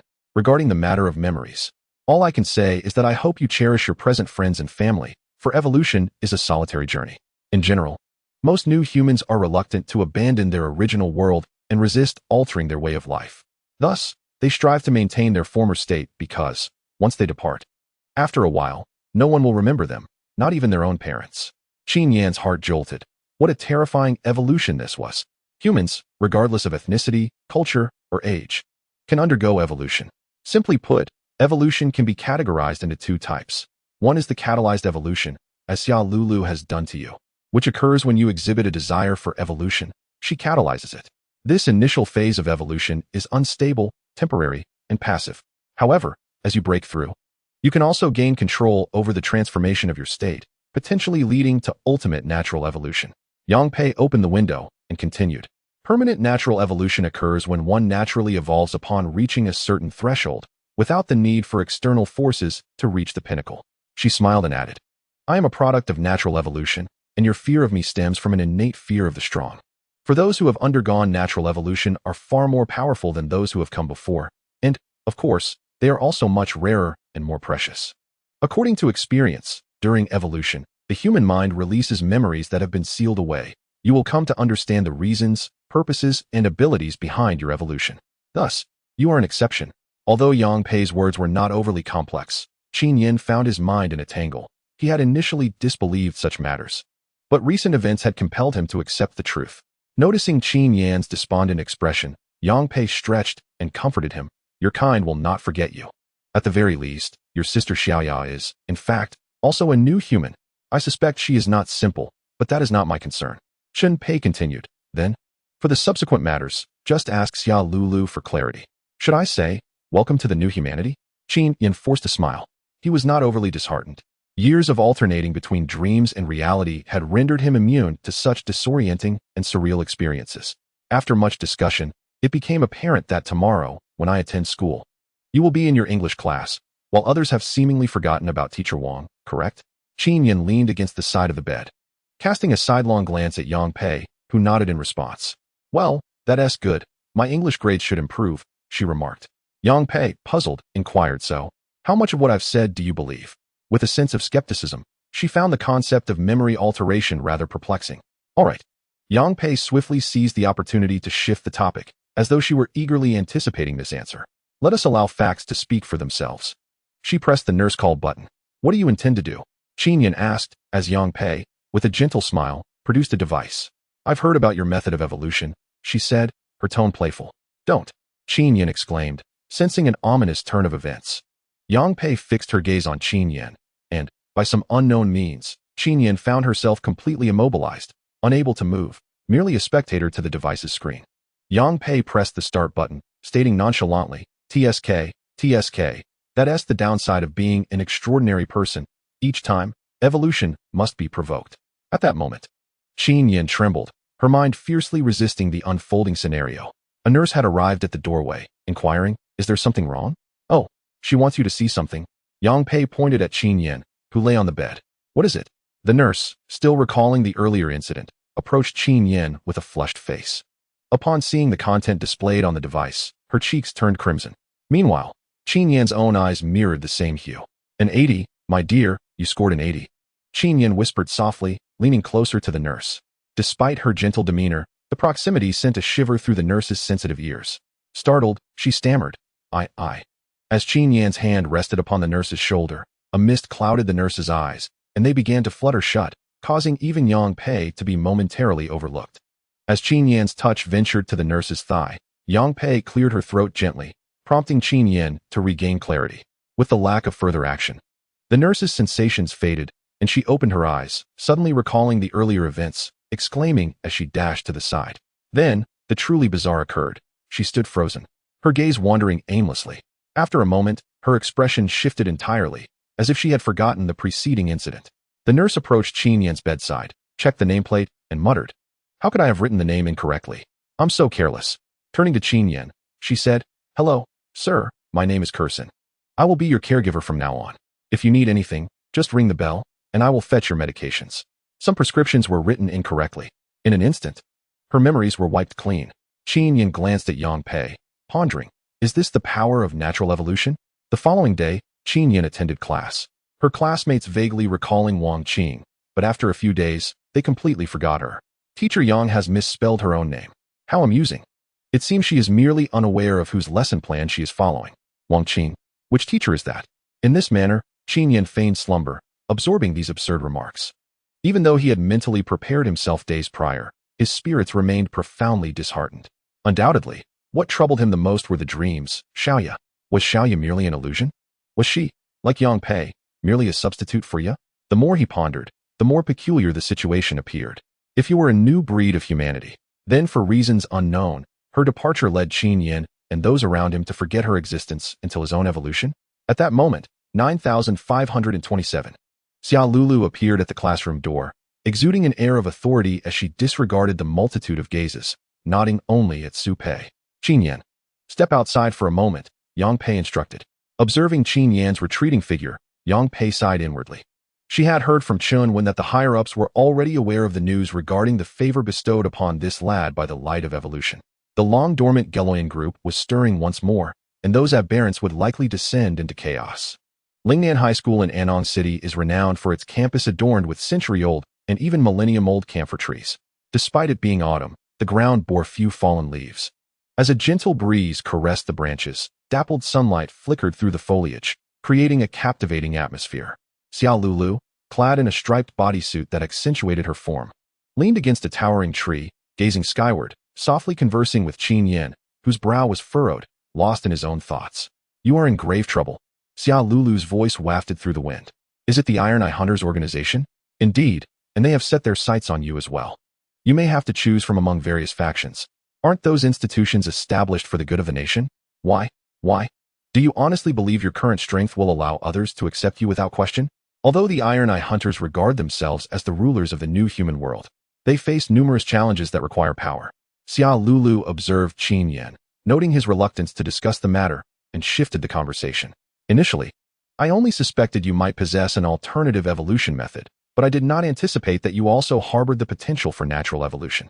You're right, I has not undergone my evolution, which likely indicates signs of autonomous natural evolution. What power? Though I was indeed exhilarated at first, I would prefer not to be embroiled in any troubles. I would rather trust this. Qin Yan indicated towards his head. Xia Lulu closed her eyes. The world of new humans is not as tranquil as you might believe. Is that because of your rank as a major? Major Xia? Are you still questioning me? The branches of Iron Eye have already set their sights on you. You will inevitably have to make a choice. Moreover, based on my deductions, they have likely already discerned your qualifications for natural evolution and have taken action. As for your sister, she seems to be allied with the Iron Eye hunters. She is my sister and will always be my sister. Though Qin Yan asserted this, fear had indeed gripped him moments prior. Are you attempting to evade? How naive you are. It appears that your evolution has not awakened any semblance of memory. If you have glimpsed the origins of humanity, then Summer's lingering words would resonate. Xiaoya, she has done nothing, merely replacing another, much like Yang Pei, hasn't she? Qin Yan muttered, biting her lip. If she were indeed sent to surveil you, she could not possibly remain idle. On what grounds do you assert that? Qin Yan retorted fiercely, leaving Xia Lulu momentarily speechless. I apologize, Qin Yan said weakly. I have lost my composure, and thank you for rescuing me. In truth, he harbored some resentment towards Xia Lulu in his heart. If that were the case, why not deny me evolution altogether? On another note, he trusted Xiaoya, yet he was plagued by doubt. Why was it that, prior to his evolution, he harbored phobias yet found solace only in Xiaoya? Could it be that she has truly done something to me? Xia Lulu did not compel him to choose a side. She merely urged him to deliberate. Should you side with the Iron-Eyed hunters, we may very well become adversaries. Upon returning home, Xiaoya gazed at him earnestly. In recent days, she had palpably sensed Qin Yan's indifference. Even her affectionate calls of brother, or her attempts to use her body to threaten him, had evoked no response. Xiaoya tugged at Qin Yan's sleeve, struggling to articulate her thoughts, her head bowed and lips pursed, embodying a picture of grievance. As night fell and they prepared to sleep, Qin Yan felt an unfamiliarity that was not entirely devoid of familiarity. Observing Xiaoya, he felt a pang of compassion, yet the intense sense of unfairness regarding Ya unsettled him. Brother, the voices from the cloud of Galio echoed in his ears. Who are you? Qin Yan finally posed the question to Xiaoya. What's wrong, brother? It's me, Xiaoya, she replied, astonished. Qin Yan fixed his gaze upon her and calmly inquired. Then what of you? Xiaoya trembled. You know everything. Seeing her despondent expression softened his heart. Although she was merely a substitute, her presence beside him was genuine. She bore no fault. I am sorry. I want to know where my original sister has truly gone. I do not know where she is. I was merely instructed to come here. That was sufficient. Qin Yan fell silent, turning away from Xiaoya to recollect the details of his dreams. Xiaoya embraced him from behind, softly weeping, pausing occasionally, her eyes shining with indescribable emotion before resuming her cries. When Qin Yan regained his senses and noticed Xiaoya still in tears, he turned and embraced her, unable to withstand her sorrow. I fail to comprehend why this world has transformed in such a manner. I truly wish for things to remain unchanged as they once were. Qin Yan lamented.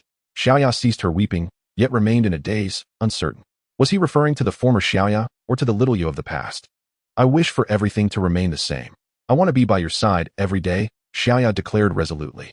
Qin Yan smiled gently, holding Xiaoya's delicate form tightly, the familiar scent from the years past evoking a sense of nostalgia within him. However, she is no longer a sister. Such things cannot continue. There are also our parents. If they were to forget me. It was then that he realized the meaning of evolution as expressed by Yang Pei, an essence of solitude. Early the next morning, Qin Yan was informed that someone was waiting for him at the Starry Spiral CAF. The individual was a rather distinguished gentleman named Ren Wei, possessing a square face adorned with a neatly groomed stubble. Although he had chosen the CAF himself, he was unaccustomed to drinking coffee.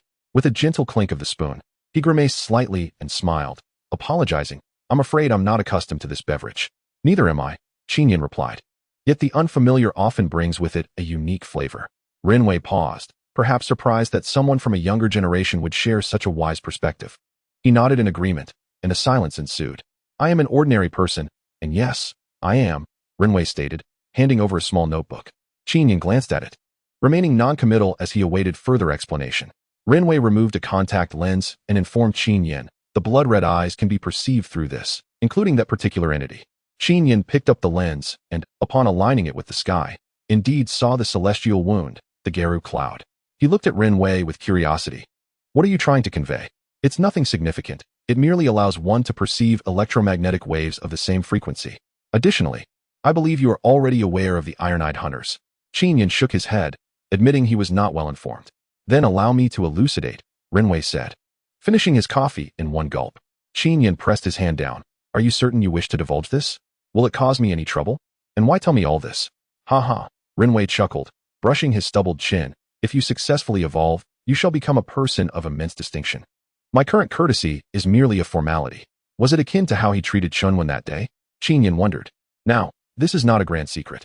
Renwei continued. Most individuals in your circle are already aware that the Iron-Eyed Hunters form a global, specialized organization that has infiltrated various nations and social strata. Due to its unique nature, its influence on states is ever increasing, and some individuals prefer not to acknowledge this. I am one of them. Renwei spoke as if discussing a matter detached from himself. We hope to recruit certain individuals, such as you, to at least restrain them and prevent excessive harm to society. Is Xia Lulu one of your people? Qin Yan inquired. Haha, how could I presume such a title? Miss Xia merely holds a nominal position. To be precise, she is aligned with our side, yet does not belong to it. Then, may I refuse? Absolutely. It's entirely your prerogative. In business, if a deal cannot be struck, there remains kindness. Renwei smiled. Naturally, those who evolve organically tend to value their freedom, and we shall not impose excessively. However, he added, you might consider our offer. We could assist you in exchange for our friendship. What could you possibly do? Renwei was about to respond when Qin Yan's phone vibrated. It was Chunwen. Hello, teacher? It appears that the speaker is not a teacher. As Chunwen's cold voice interjects, if you wish to catch a glimpse of your sister, come to Xia Lake. Which sister? What do you think? Is it Xiaya? What's wrong? Hey, Chunwen has already hung up the phone. Qin Yan turned to Renwei, furrowing her brow. Did you do something? Without waiting for Renwei's response, she dashed out towards Xia Lake. By the shores of Xia Lake, where youth flourishes, countless lives appear and fade away each night. Yet the men and women who give birth to them remain indifferent. However, during the day, the place is sparsely populated, as Xia Lake lacks charm in daylight. Fortunately, there were still 3 companions, among whom a striking woman clad in red stood in opposition to Xiaoya and Chunwen. Chunwen smiled with an ethereal grace that was almost otherworldly. When Qin Yan arrived, she was bewildered by the unfolding drama.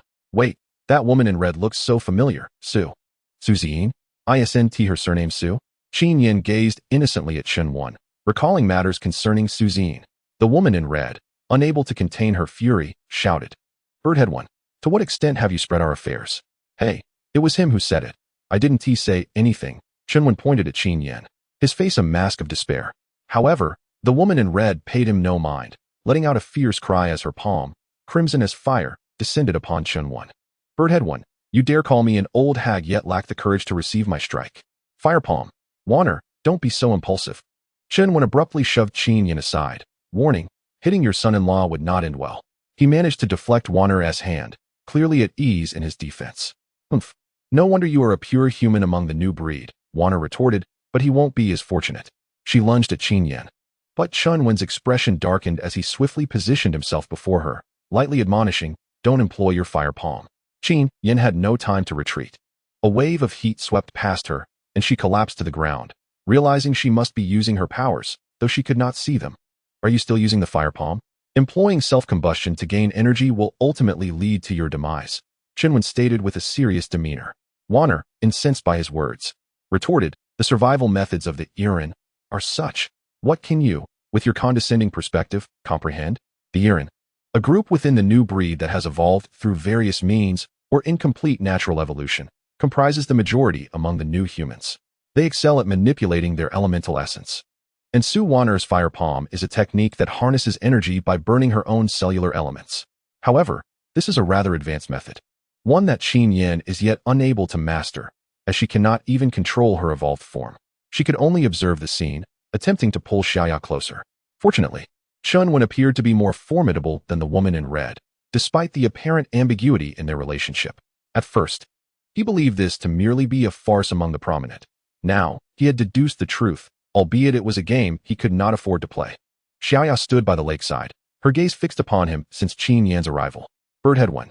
Do you still have the leisure to meddle in my affairs? Su Wanner, knowing she could not overpower him, retreated and remarked, Aren't you concerned about your precious daughter? Chun Wen immediately furrowed his brow, his eyes narrowing at Su Wanner as he anxiously inquired, Have you done something to Zine? Su Wanner merely smiled wickedly, saying nothing. Chun, in a fit of frustration, exclaimed, Su Wanner, all we seek is for Zine to be safe and at peace. You are going too far. It's been a long time. If you are not worried, then so be it, Su Wanner replied, striding towards Qin Yan without glancing back. Chun Wen snorted, vanishing in the blink of an eye, leaving Qin Yan unable to ask why. Su Wanner turned to him with a smile. All right, now let us have a proper discussion. This woman in red, Su Wanner, was indeed stunning. Even if Qin Yan had not possessed discerning eyes, she radiated a beauty that was undeniably extraordinary, particularly with her exquisitely defined features and a fierce, commanding aura. For a moment, Qin Yan found himself at a loss for words. With Chun Wen gone, his advantage had evaporated. What has happened to Su Ziying? Is she not your daughter? Qin Yan inquired, perplexed. Certainly not. What? Do you harbor affections for anyone other than Xiaoya? Su Wanner retorted. I ask you, did you come to confront Xiaoya for deceiving you? Qin Yan shook his head, having never considered such a notion. No, I came to take her back. Take her back?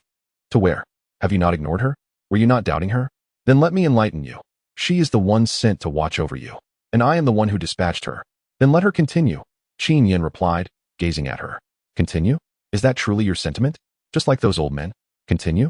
The world has already changed. Why persist in the outdated ways? Su Wanner chuckled lightly. Qin Yan merely frowned, sensing confusion in the air. Yet his gaze remained resolute and unwavering, for he intended to bring Xiaoya home. After a brief moment, Su Wanner, now somewhat composed, said, In truth, I also wish for Xiaoya to live a quieter life. Hence, I sent her to you to carry out a simple task. But I did not anticipate you would become a complication. Su Wanner expressed with a hint of exasperation. Humph, those with natural evolutionary potential are still the color-eyed evolvers. My Xiaoya was reluctant to report, fearing you might take her away and she would never see you again. Now, having stirred up trouble, she is under investigation by the main office. I do not wish for her to be ensnared in this predicament. Thus, I must take her away now. Qin Yan merely turned to Xiaoya and asked Su Wanner, May I inquire who you are, Miss Xiaoya? With a smile, Su Wanner replied, What do you think? Would I be so earnest about anyone other than my own daughter? She now shares my surname, called Su Xiaoya. Well, if you have anything to say, please do. For it may be rare to encounter each other again in the future. Upon hearing this, Xiaoya finally shed 2 tears, gazing through misty eyes at Qin Yan as he approached step by step. Sister, give me a smile, Qin Yan said with a bitter smile. Su Xiaoya managed to pull a smile through her tears. I only wish to remain by your side, having caused so much trouble. It's rather selfish, isn't it? Qin Yan gently wiped her tears away, looking steadfastly into her eyes.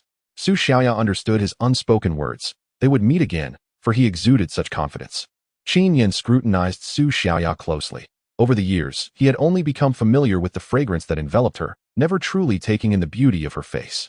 Her round cheeks bore no resemblance to her mother, yet her adorable curves evoked an irresistible desire to hold her close. Were they truly about to part? How he wished someone would shatter this awkward tension. Su Wanner, are you leaving now? For figures rushed towards them, encircling and blocking Su Wanner, who was about to take Su Xiaoya away. They were the hunters from the division, murmured Su Wanner.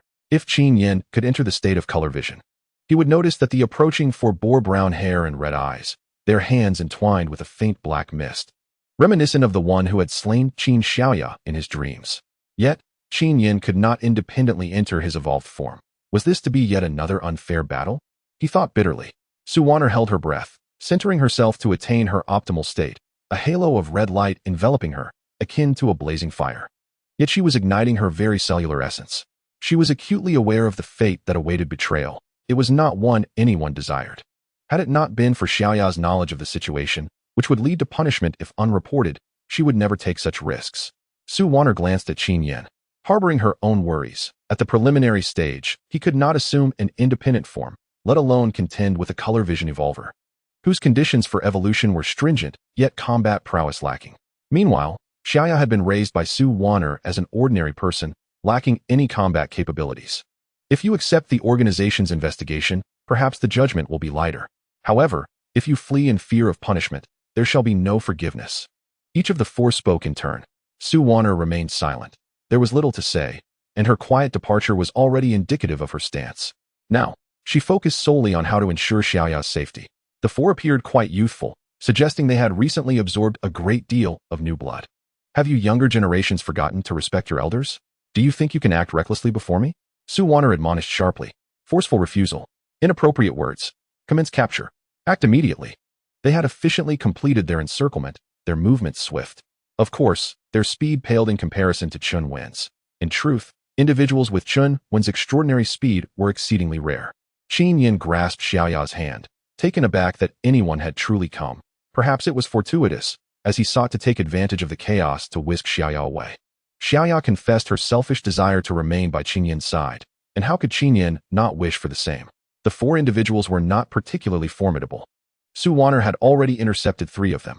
The moment she engaged with their dark hands, the crimson would diminish the shadows, instilling a sense of caution in them. However, there remained one relentless pursuer, obstructing the escape route of Qin Yan and Xiaoya. At the center of Xia Lake stood a statue of the stream maiden gazing at the moon. Unremarkable by day. Yet, only during daylight did the stone pedestals leading to the sculpture emerge from the water. With no other choice, Qin Yan grasped Xiaoya's hand, taking a gamble as they stepped onto the submerged stone pedestals, advancing towards the statue. This was not a favorable retreat. Once they reached the sculpture, there would be no further escape. The pursuer was a youth of 17 or 18, his countenance overshadowed by a brooding gloom. As he approached with an impassive expression, Qin Yan positioned herself protectively in front of Xiaoya, gazing solemnly into the distance. Out of the corner of her eye, she noticed Su Wanner ceaselessly moving, seemingly intent on drawing closer. Although she could suppress the 3 pursuers, extricating herself would not be an easy feat, just as Qin Yan contemplated charging at the pursuer before her.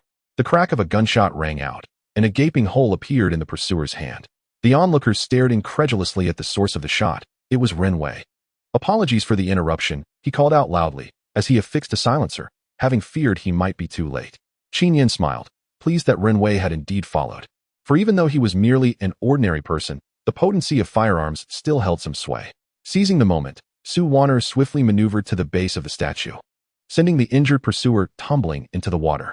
The remaining 3 pursuers were unhurried, perhaps because their faces remained inscrutable. Yet Su Wanner understood that these pursuers could not be so weak. Even if they lacked strength, they likely possessed unique abilities. The so-called iron-eyed hunters were a new breed of humanity, capable of manipulating the basic element of iron. Most extraordinary individuals bore this ability. The concentration of iron within them and its external absorption had altered some of their appearances, as evidenced by the brown-haired, red-eyed pursuers, with the dark mist emanating from their hands being elemental rays generated by concentrated iron. Su Wanner looked at Qin Yan with a hint of resentment. You must evolve quickly, or we shall all perish. Huh, I can't, Qin Yan stammered.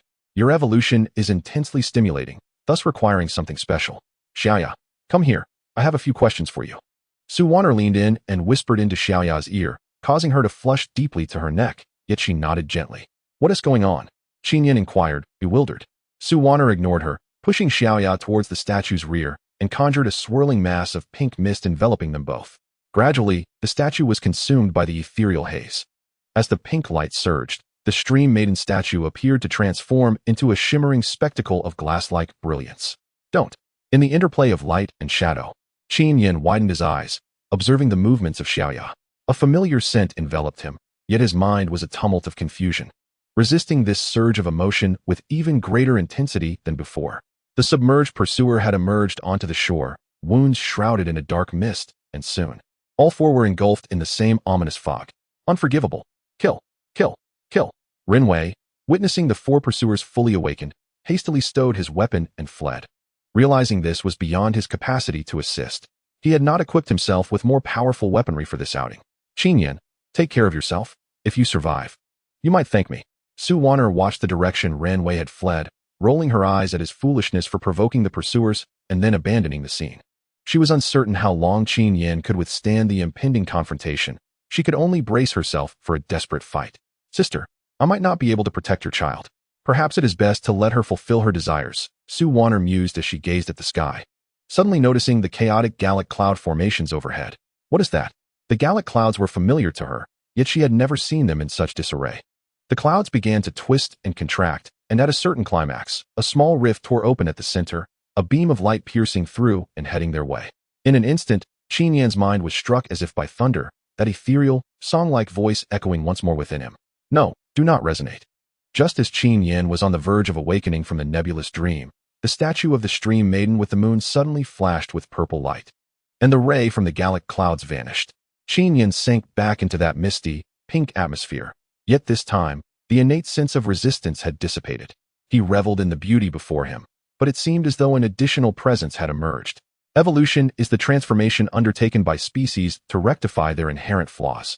It is a blend of anger and intoxication, a tender entanglement. Qin Yan had never anticipated the profound allure of the daily embrace with Xiaoya. Merely a hint of rosy hue captivated his gaze, rendering him unable to look away. A soft sigh resonated within him, stirring boundless affection.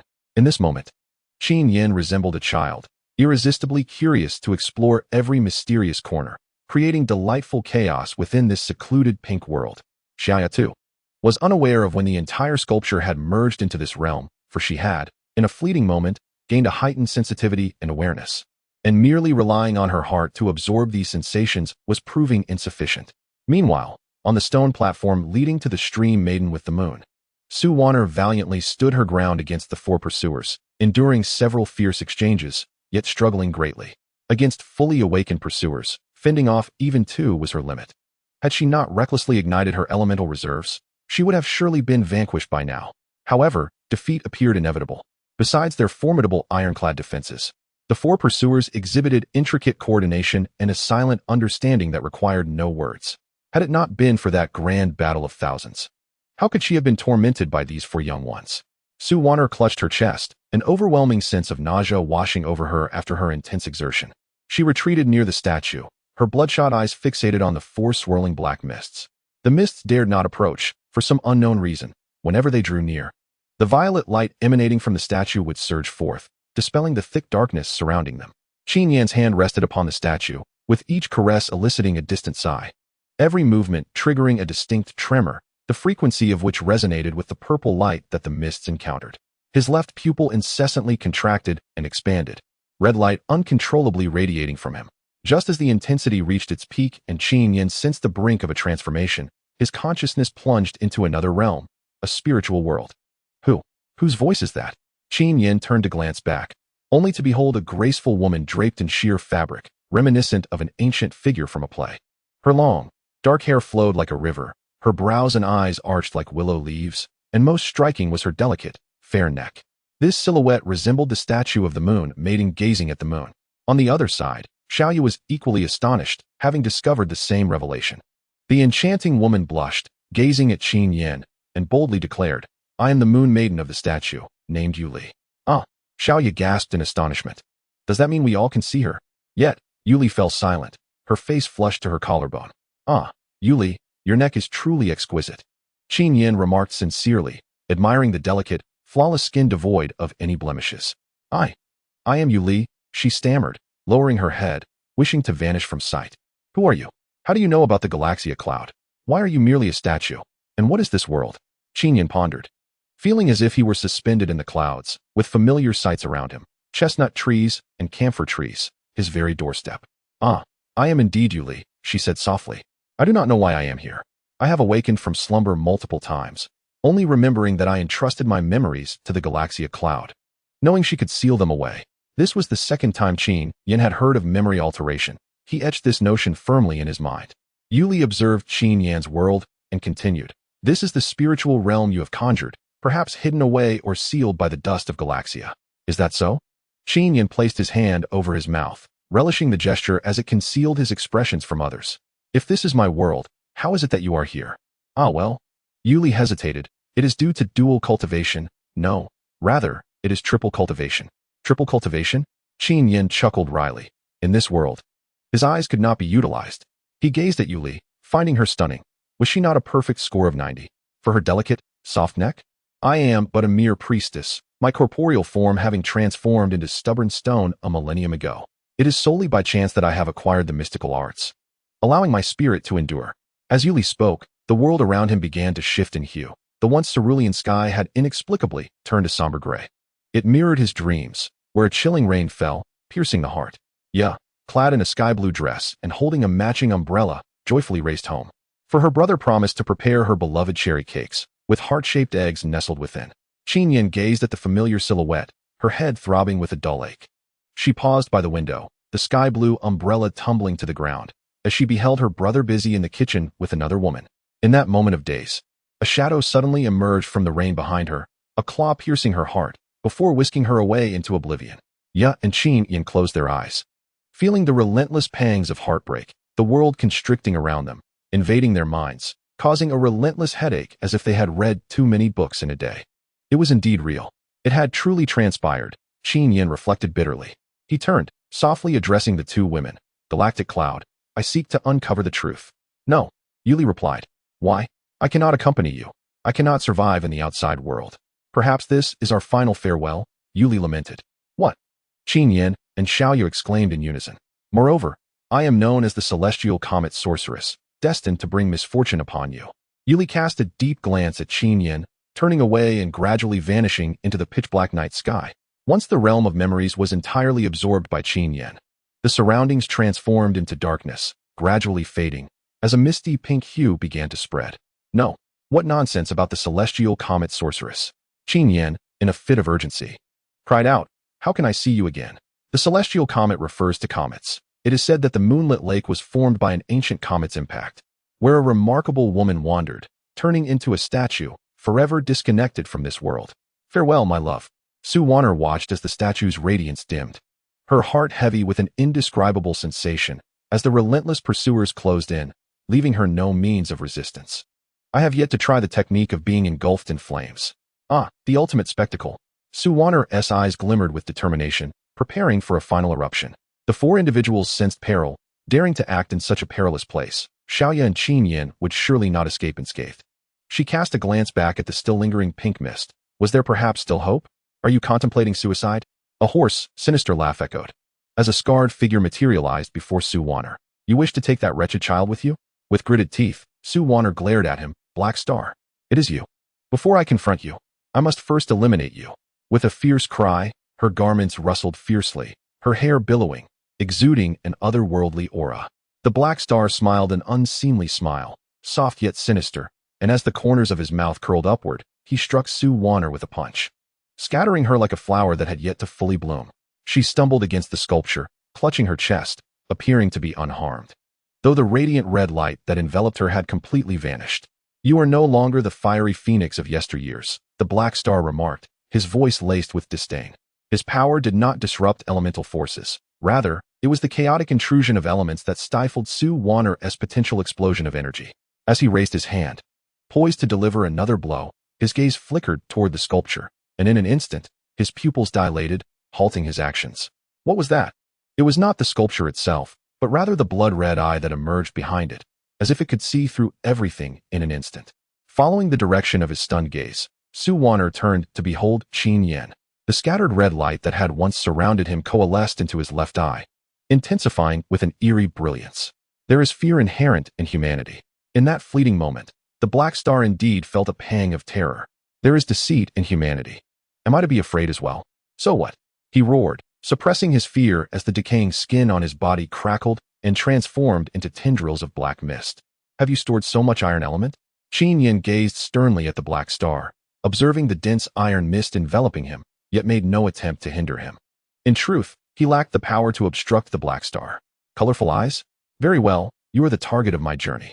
Since you look down upon me, can you achieve such prowess? You are merely a paper tiger.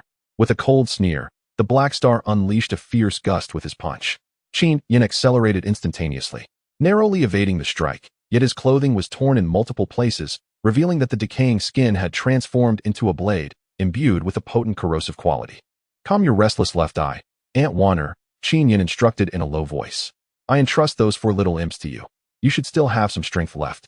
Wanner shot him a glance, contemplating the perilous nature of his request. How did he know she had any strength remaining? Alas, even if she did, it would not suffice to fend off four adversaries. Nonetheless, she resolved to trust Qin Yan just this once.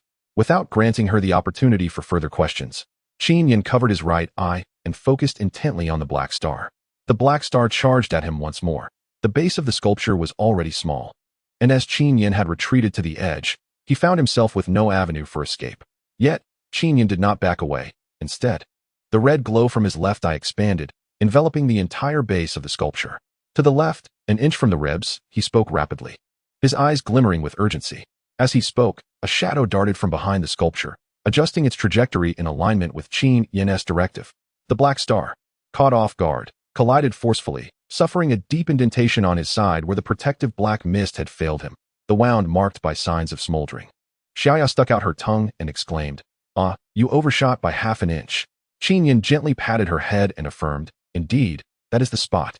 He has already calculated Xiaoya's reaction time accuracy and the approach speed of Heixing. He discerned that Heixing is not significantly stronger than Su Waner. Rather, he has merely concentrated his power on the edge of the corrupted skin. The four pursuers rushed in but were intercepted and entangled by the reinvigorated Su Waner. Ant Waner, strike forward, then hit from the left, attack the eyes, raise your foot on the right. Xiaoya, continue to strike at the ribs. Qin Yan retreated behind a statue, vigilantly monitoring everyone's movements and continuously issuing relevant commands. After the second evolution of the color eye, he noticed many differences, within the range resembling a red barrier. His sensory perception of the enemy was heightened, while that of other matters was diminished. Yet, within Qin Yan's view, everything within that range seemed so familiar. Strangely, he wielded this ability with remarkable skill, as if he had mastered it long ago, and it felt entirely effortless. Ant Waner leap, Xiaoya dodge, Heixing retreat. Heixing unconsciously stepped back a half step. His face flushed, for he had not come for the rule-breaking Su Xiaoya, but to investigate the color eye evolutionist Qin Yan. Upon discovering his connection, he intended to execute the arrest as planned. However, this color eye was not as inept as the legends suggested. Merely the elemental sense and visual capture made it difficult to contend with. What about his other abilities? Heixing feigned a flaw, sacrificing a rib to gain freedom. Charging toward Qin Yan. Come help. If we take care of him first, you can complete your mission. He roared at the four hunters. Qin Yan chuckled, teasing, indeed. Come forth, you rotten little head, but... He paused, deliberately glancing behind Heixing before calling out to Xiaoya. So, will you turn back now? Qin Yan observed him closely, elated, like a child who has just received a toy.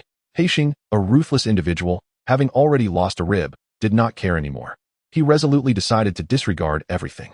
However, he was abruptly struck down to the ground by Xiaoya's powerful blow. The speed of this little girl was astonishing. Ignoring his plight, Heixing continued to assault Qin Yan. Qin Yan took a slight step back, unable to suppress his laughter, and called out to Xiaoya once more. Heixing, now feeling somewhat exasperated, thought to himself, I will not turn back.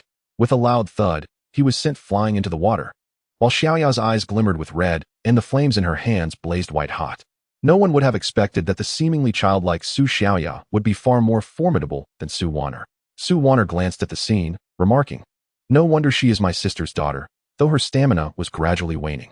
Allowing Xiaoya to assist Su Waner, Qin Yan coldly regarded the four individuals, who stood dumbfounded as they watched Heixing bounce away across the water. In the distance behind them, Xiao Lulu and two men in sunglasses were hastily approaching. The light of evolution descended for the second time, encountering the annoying foes. Unable to handle the situation, they decided to retreat. Su Waner also noticed Xiao Lulu and the others, sighed deeply, and forced herself to stand up, pulling Xiaoya towards Qin Yan, saying, I wish to take her with me, if you would permit. Her current condition was unstable due to the forced evolution from dual cultivation, as she had yet to fully grasp elemental control, and the recent battle had rendered the elements within her exceedingly volatile. Qin Yan glanced at the approaching Xiao Lulu and the two companions, and with a resigned nod, conceded that safety should not pose a problem. Nevertheless, irrespective of whether her peculiarities were related to Xiaoya, she yearned to remain by her side.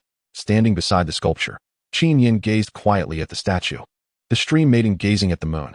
The delicate neck of the figure indeed shone as radiantly as the moon. Alas, it all felt like a fleeting dream. As Xiaoya vanished into the dense forest, the azure waves rippling away, his left eye began to fade, the crimson hue gradually dissipating. Xiao Lulu rushed over, seizing Qin Yan and pressing her against herself. Qin Yan quickly pushed her away, still shaken, exclaiming, What are you doing, in public no less? Peering over at the two, her calm facade concealed behind sunglasses, Xiao Lulu remarked, I just saw you using your powers. It's different from before. Show me. She held onto him firmly, unwilling to release her grip. All right, let go then, Qin Yan replied, and in a blink, a vivid crimson light burst forth, radiating intensely. Little Lulu, let me rest in your embrace. I didn't have enough of it last time. In his transformed state, he leaned in eagerly, longing for what he had previously rejected. You must not have had enough of a beating last time. Xia Lulu scoffed, yet she remained poised, awaiting Qin Yan's next move. She chided playfully. Suddenly, Qin Yan was kicked away, soaring through the air, leaving a beautiful crimson arc in his wake. On the other side of the arc, Xia Lulu raised her chin defiantly, declaring, "Your combat abilities remain at 0. Without allies, a few ordinary folk would easily overwhelm you." With a roll of his eyes, Qin Yan thought, "Does she believe everyone is as violent as she is?" He did not wish to be dismissive, yet the pain was unbearable. He had been tossed from the center of the lake to the shore. "Am I dead? Well then, play dead. Is Suzine all right? Suzine? What's wrong?" Without questioning Qin Yan, Xia Lulu refrained from elaborating further, not even mentioning that Chunwen had summoned them. Who could it be? Qin Yan recalled Renwei, who had fled after firing a shot. It must have been him. Fortunately, Renwei still possessed some conscience and appeared familiar with such matters, knowing to escape at the sight of the spreading black mist. Sighing, Qin Yan had grown accustomed to it all. Ever since the dual cultivation, many memories floated to the surface of his mind. The initial shock of encountering the hunter's black mist and Su Wanner's fiery wrath had subsided. These extraordinary occurrences felt like a myth, as if this world had become populated with sheep able to resurrect at full state. What else was there to doubt? Goodness, that was a harsh fall. You told me to transform. How ungrateful, he muttered, brushing off the dust and walking away as if nothing had happened. Even waving goodbye to Xia Lulu, "Farewell to you, miss. The recent changes in the sky must surely be attributed to him. Should I inform him about the light of evolution? No, that would be unnecessary, humph. Yet, this marks the second occurrence. I insist it is not needed." Upon seeing Xia Lulu, Qin Yan was reminded of Wang Qing. His memories had fully adapted to the peculiarities of this world. Yet the intimate connection with Wang Qing had eluded him. The most vivid recollection remained her unwilling yet affectionate expression in the cave. Regardless of the circumstances, Qin Yan resolutely told himself that he must locate both Wang Qing and Ya, and all clues seemed to lead towards the iron-eyed hunter. The phone rang, signaling a call from Chunwen. "How is Wanner? Cough. And how is Xiaoya?" It appeared their relationship was indeed somewhat ambiguous. "She was taken away by Aunt Su," Qin Yan replied hesitantly. On the other end, Chunwen's voice erupted. "How could she be taken away? Are you an idiot? But she is Xiaoya's mother." Qin Yan pondered aloud, perplexed, as this was what Su Wanner had claimed. "No, she isn't." Chunwen's voice was filled with despair. "She lied. Wanner is a bit unhinged. How could you let her take Xiaoya?" Chunwen's shouts grew frantic. Qin Yan fell silent, his thoughts drifting to Xiaoya's reluctant, yet resolute gaze. "What about Ziyin?" He diverted the conversation. "She is, well." Chunwen emphasized the word with intensity before suddenly realizing his emotional outburst. He controlled himself again, saying, "Wanner left nothing behind. Not even contact information?" "Never mind, I know she never does," he answered himself, leaving Qin Yan speechless. By the time Qin Yan attempted to respond, Chunwen had already hung up. What is happening? His own mind was in disarray. Frustrated, Qin Yan kicked an empty can, which fortuitously struck a girl dressed in a low-cut top. "Who the hell dares to ambush me?" A voice pulled him back to reality. The girl kicked the can away, her gaze fixed on Qin Yan. The can continued to clatter as several flamboyant girls emerged from behind her, frowning at Qin Yan. Indeed, Qin Yan recognized them. They were affiliated with a certain star bar he had frequented during his experimental escapades. Among them were a few of the 10 mysterious and beautiful girls known for their allure, their beauty enhanced by heavy makeup. Qin Yan shook his head and said solemnly, "With all that makeup, your skin will deteriorate. A natural look is far more beautiful." "Who is this old soul speaking so antiquatedly?" One of them responded. "And don't think just because you have a good physique, you can bully us. We're not afraid of you, right, Meng Jie? Let us teach him a lesson." Meng Jie was the girl struck by the can, her real name being Wu Yinming, sister of Wu Guanyu. "Qin Gu, is that you?" Her eyes sparkled with excitement as she abandoned her bewildered friends and eagerly rushed to grasp Qin Yan's arm. "It's been so long since I last saw you. How have you been? Have you gained weight?" "Gained weight? Are you raising pigs?" Haha. Following her lead, Qin Yan entered the bar, then turned to the dazed group and said, "It's not that siblings don't fight, but ladies, do me a favor and let me treat you to some drinks." The group quickly understood that they were old acquaintances and returned to the bar in a lively manner. They were not ill-natured. Even the smallest things could bring them joy for hours, a trait that Qin Yan deeply admired. Of course, there was another reason. They dressed rather revealingly, which provided ample opportunity for him to practice his discerning gaze. After a few glasses of ice-cold drinks, they engaged in lively conversation, with several girls laughing and joking. Haha. It seems the legends aren't always true.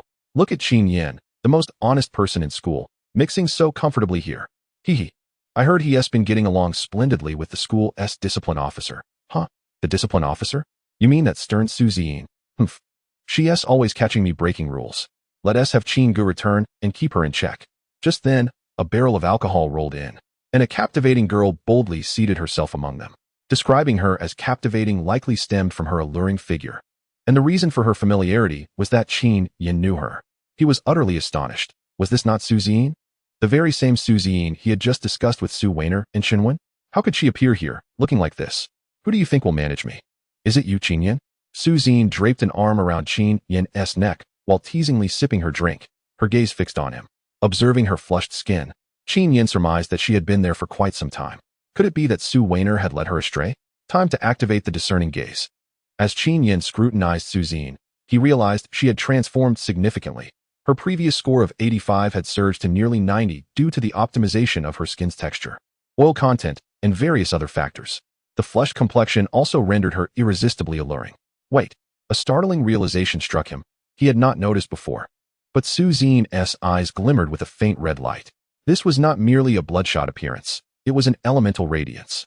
Suzy had also become one of the new breed of extraordinary beings. Sujia, so you're here. A burly young man with black-framed glasses rushed over and grasped Suzy. She squinted at him, annoyed, and shook off his hand.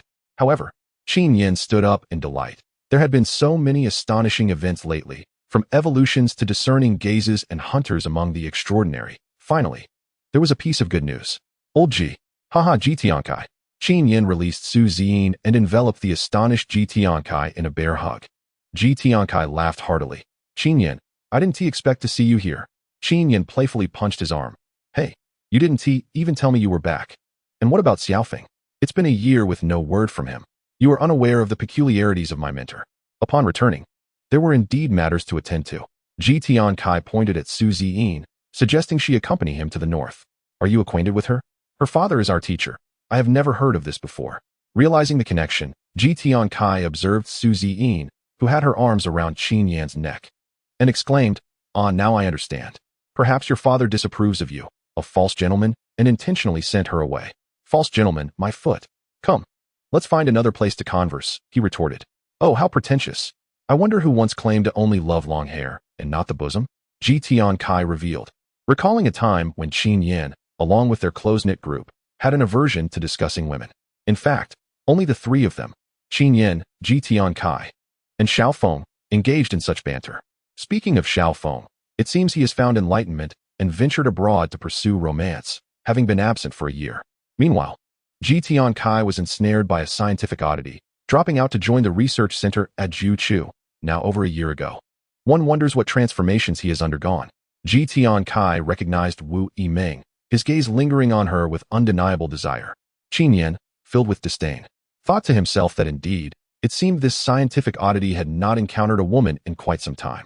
However, as a brother, he felt compelled to assist. After all, Wu Yimeng was the sister of Wu Guangyong, and it was only fair that the bounty remain within familiar hands. Cute girl. Allow me to introduce. Qin Yan began, but was abruptly interrupted as Ji Tiankai shyly interjected. I am Qin Yan's brother. Surely you remember me? From the first time I saw you, I, began to harbor feelings for you. Qin Yan sighed inwardly. What a skilled charmer. Yet, just as Ji Tiankai finished speaking, he covered his face and scurried behind Qin Yan, overtaken by shyness, leaving everyone momentarily dumbfounded. Qin Yan looked up to the heavens, bewildered by the sudden transformation of this once suave individual into a bashful creature. It would be unjust to blame Ji Tiankai. He, like Qin Yan, harbored a slight phobia of women. Birds of a feather flocked together. After all, it appeared that even the scientific oddity could not remedy such physiological issues. Ji Tiankai's conduct elicited eye rolls from Wu Yimeng and the others. Despite being robust like Qin Yan, he sported glasses and exhibited an uncanny ability to become effeminate in an instant, shaking their heads in disbelief. Noticing Wu Yimeng's bemused expression, Qin Yan swiftly kicked Ji Tiankai, admonishing, Are you seeking trouble? Stop embarrassing yourself. He then urged, You've even feigned innocence, having confessed your feelings. You should act on it. Ji Tiankai's behavior was instinctive. Much like Qin Yan, he struggled to control himself, but was aware of the inappropriateness of the moment. He quickly stepped forward, nonchalantly retrieving an Apple iPhone from his pocket to present to Wu Yimeng. The others leaned in to inspect the phone, one exclaiming, "Is this an Apple? The one with a couple of bytes taken out of it? Ha ha ha, is this the iPhone 6? Another chimed in, "Well, it's decent, I suppose." While others merely copied the 4 and pirated the 5, you presenting a 6 is quite the oddity. Indeed. My dear sister's family buys the 4 like it's nothing. I've never even seen a 6. The girl beside Wu Yiming mocked her. While Lao Ji blinked in confusion, merely gazing at Wu Yiming. She understood that her friends were rather straightforward, and she herself was no different. However, in the presence of Qin Yan, especially since it was the first time a boy had confessed to her, it was prudent to behave a bit more demurely. She adjusted her attire, gently accepted the gift of 6, and whispered a soft thank you. This group of oblivious girls elicited a smile from Qin Yan, who considered himself one of the co-creators of this device.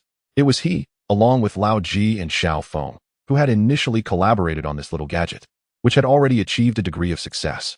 He recalled it being an impressively stylish item and reached out to press a button, with a couple of beeping sounds. A small light screen emerged from the top of the device, resembling a cinematic projection, showcasing a cute video of his close friend Xiao Feng. The mouths of the 10 girls gaped in astonishment as they gazed at the luminous display. Wow, where did this handsome guy come from? I was wrong. What a fascinating phone. Where is it from? Is there even a brand like this? Qin Yan smugly replied, "It's from the Genius brand. See? That logo isn't an apple, but a drained brain, the creation of a genius." The girls nodded, yet continued to be entranced by the captivating image of Xiao Feng. For the first time, Qin Yan felt severely overlooked. That S-hour. Wow, he is so handsome. Even more so than a celebrity. The girls had entered a state of infatuation. Qin Yan abruptly turned off the video, cleared his throat, and addressed the 10 with a hint of annoyance. This was designed by Ji Tiankai. Impressive, isn't it? The group nodded in agreement. In truth, he was primarily addressing Wu Yiming, as Lao Ji remained fixated on her. Clearly smitten at first sight.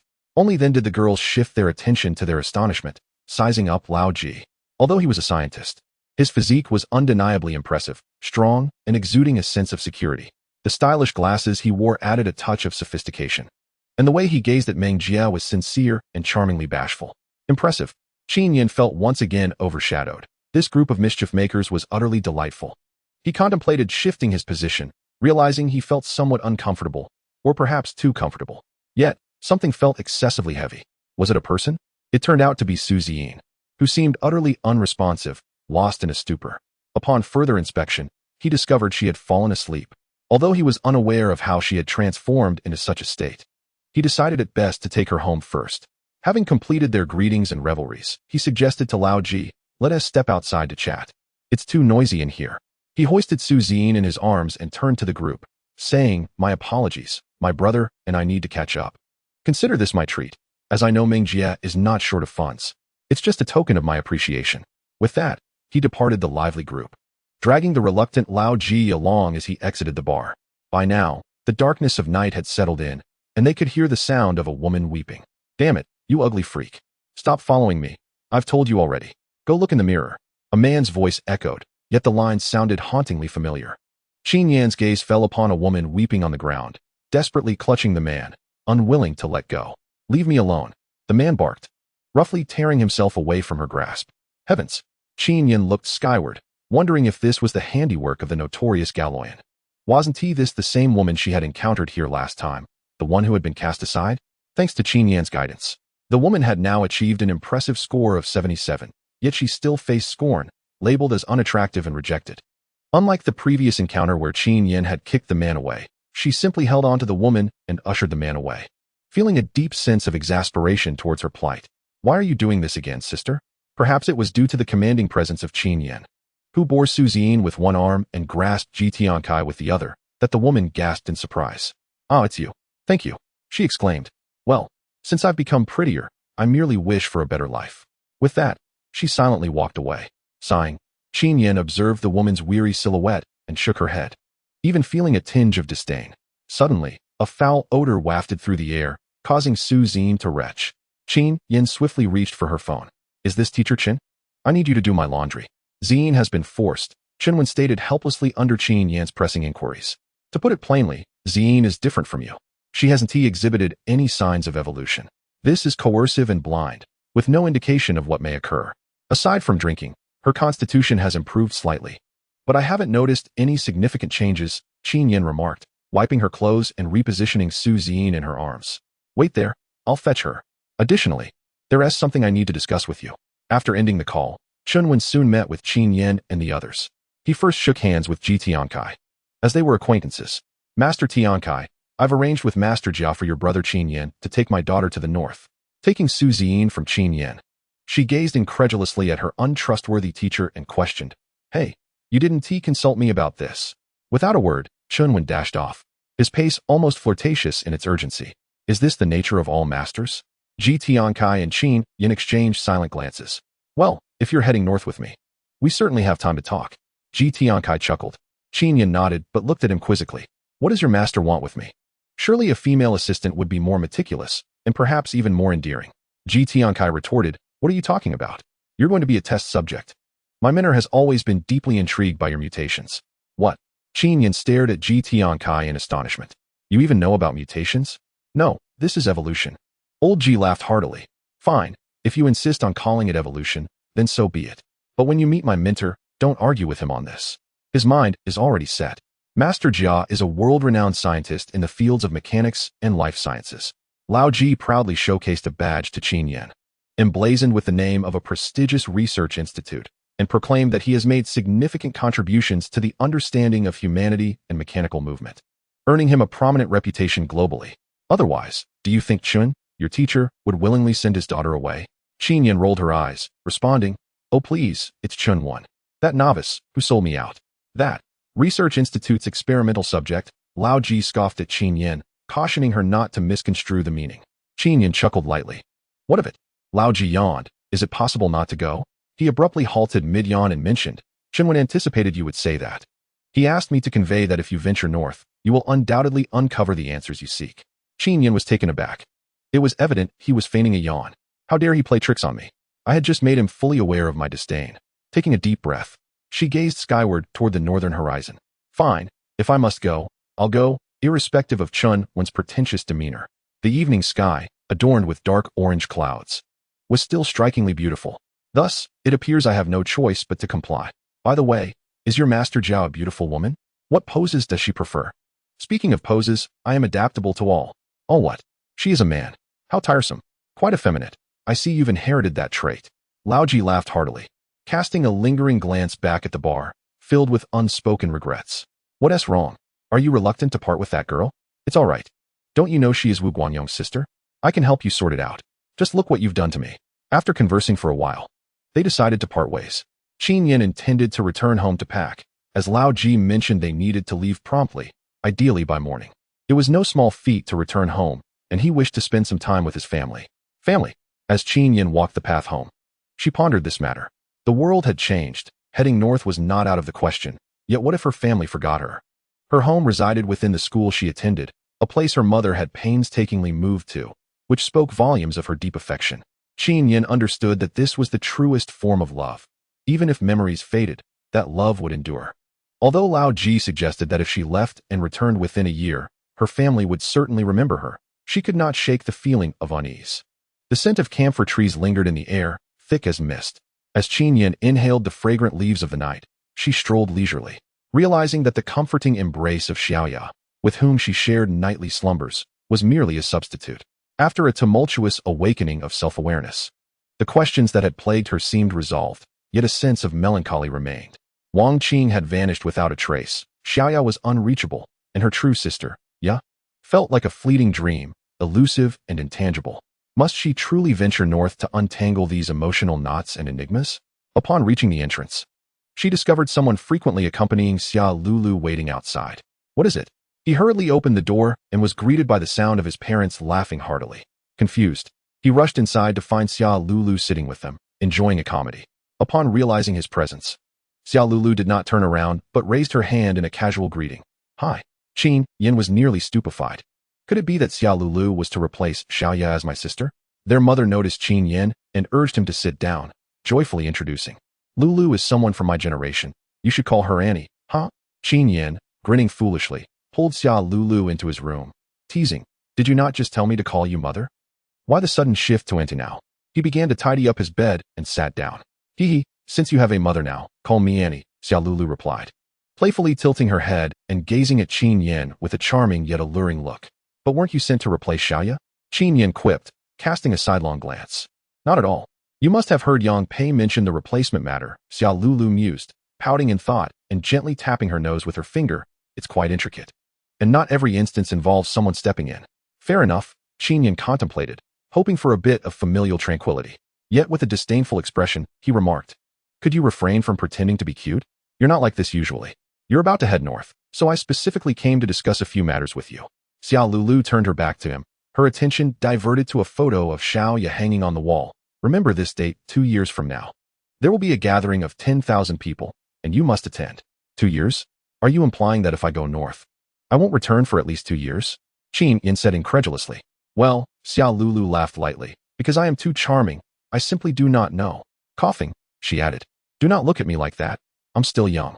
All I know is that Master Jia rarely shows his recruits. You ought to prepare for that. Then why insist I attend this gathering of 10,000? How do I even go?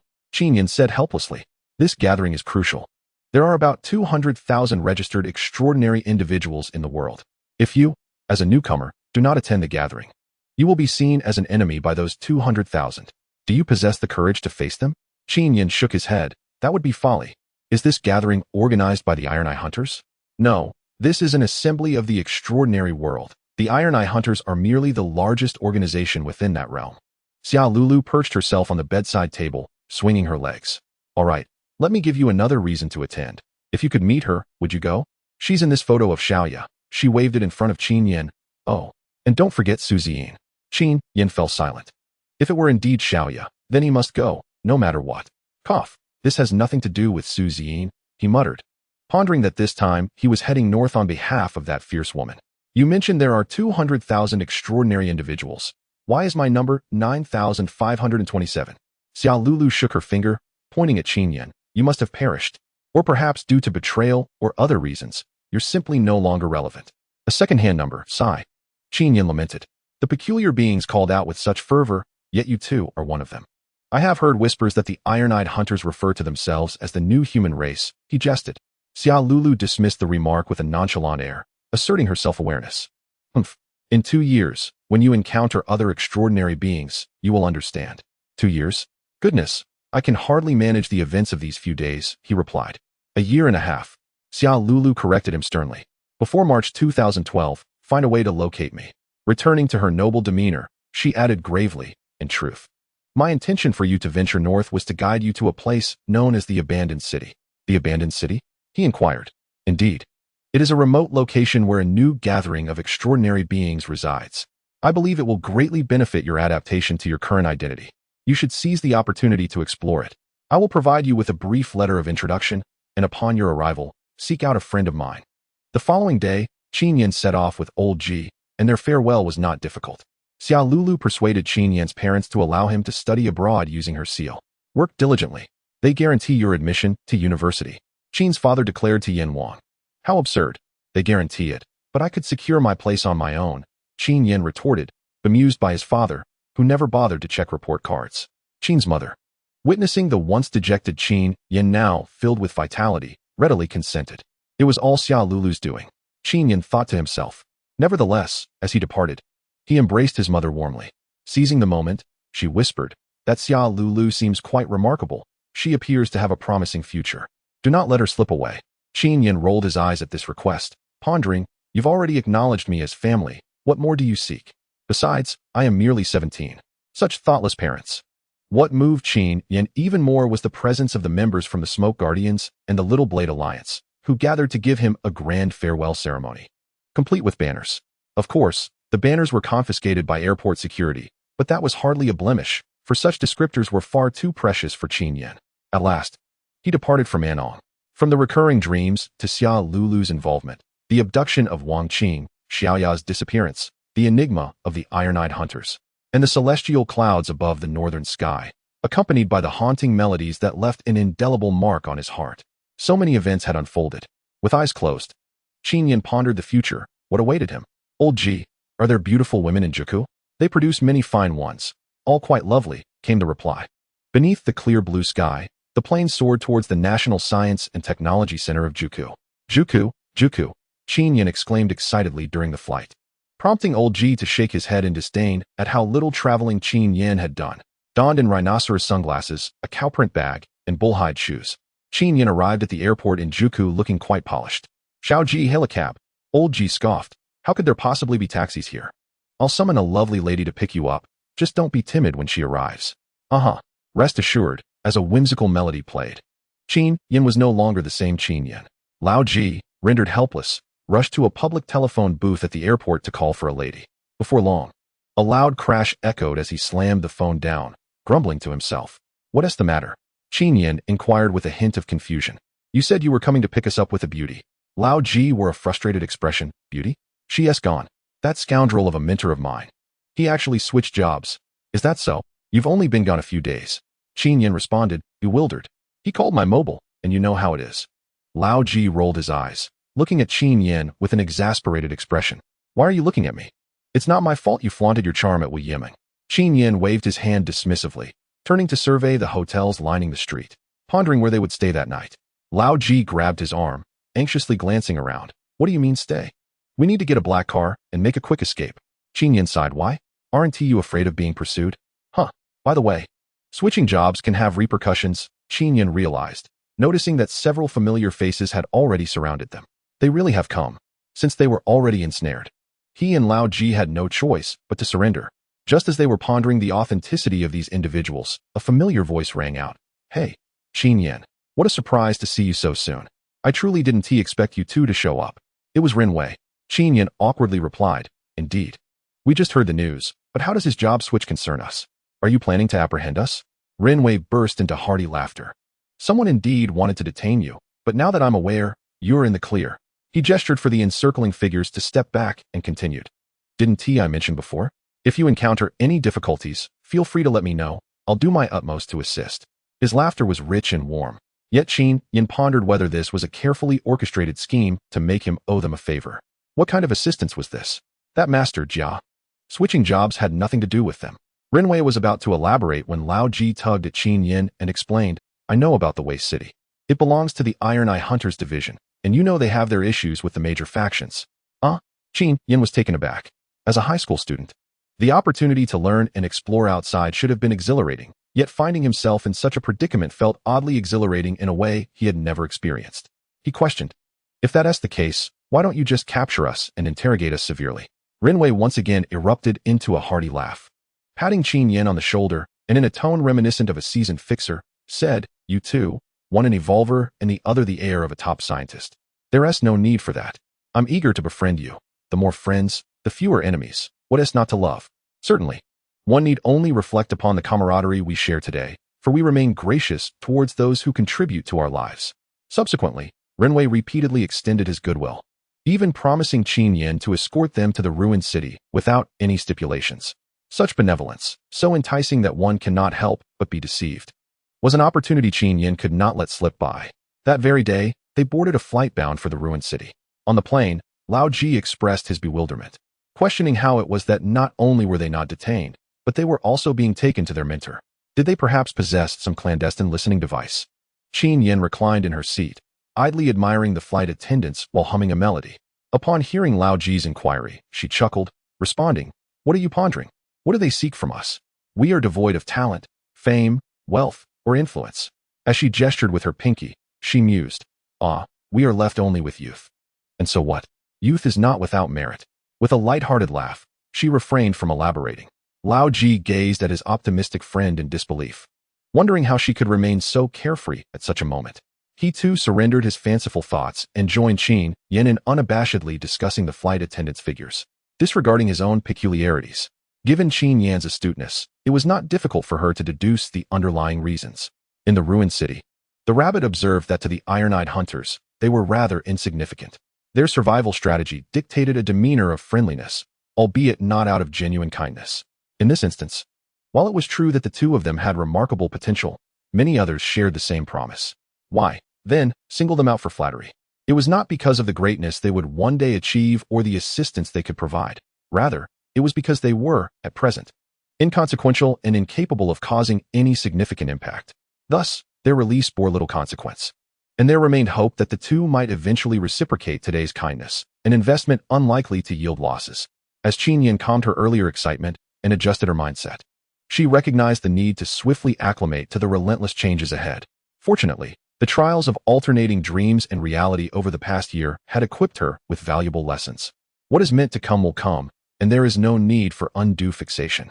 With keen eyes, she gazed out the window at the vibrant orange hue tinged with red, a result of their proximity to the Gallo Nebula.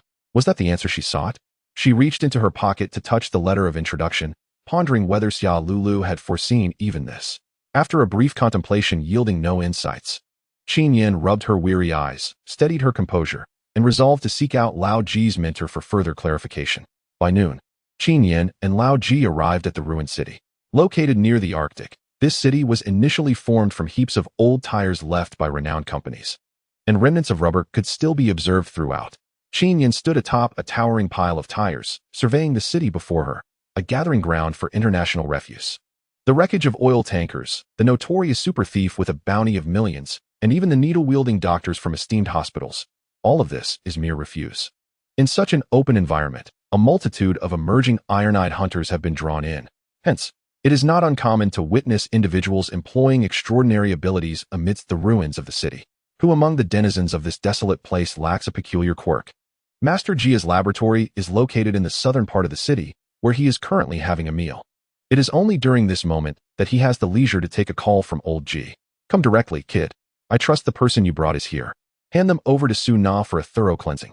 When old Ji relayed Master Jia's words to Qin Yan, he let out a laugh, begrudgingly lamenting.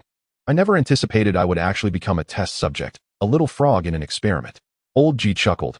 I hear the new arrival, Su Na, is quite the beauty. What? In that case, I have no choice but to comply. Qin Yan sighed once more. Well, a bath and a reflex test. Life here is truly splendid. Su Na, a Russian beauty, captivated Qin Yan at first glance. He surmised she possessed an intriguing allure, a notion that had little to do with her professional attire, but rather stemmed from the fleeting exchange of glances that betrayed her nature. A seasoned lecher once remarked that if her gaze flickers uncertainly, oscillating between light and shadow, it is a sure sign of concealed desires. Su Na embodied this. She yearned for attention, yet felt a twinge of shyness, fretting over whether her attire revealed too much, while simultaneously questioning if she genuinely intrigued the onlooker. Ultimately, the fade of allure is trivial. What truly matters is the depth of one's character. Qin Yan merely greeted her. Su Na, however, remained silent, graciously guiding him to a lavish bedroom, where a pot of steaming water awaited. Qin Yan had no doubt it was indeed a pot of water. Surely, they aren't planning to dissect me? He mused, recalling the process of butchering a pig back at his rural home, which also required boiling water first. What is this for? Qin Yan inquired of Su Na. To his surprise, the stunning Russian beauty shook her head, indicating she did not comprehend his words. You don't understand Chinese? He exclaimed, smacking his forehead. How could Master Zhao appoint someone like her as an assistant? Su Na merely gestured for him to proceed further inside.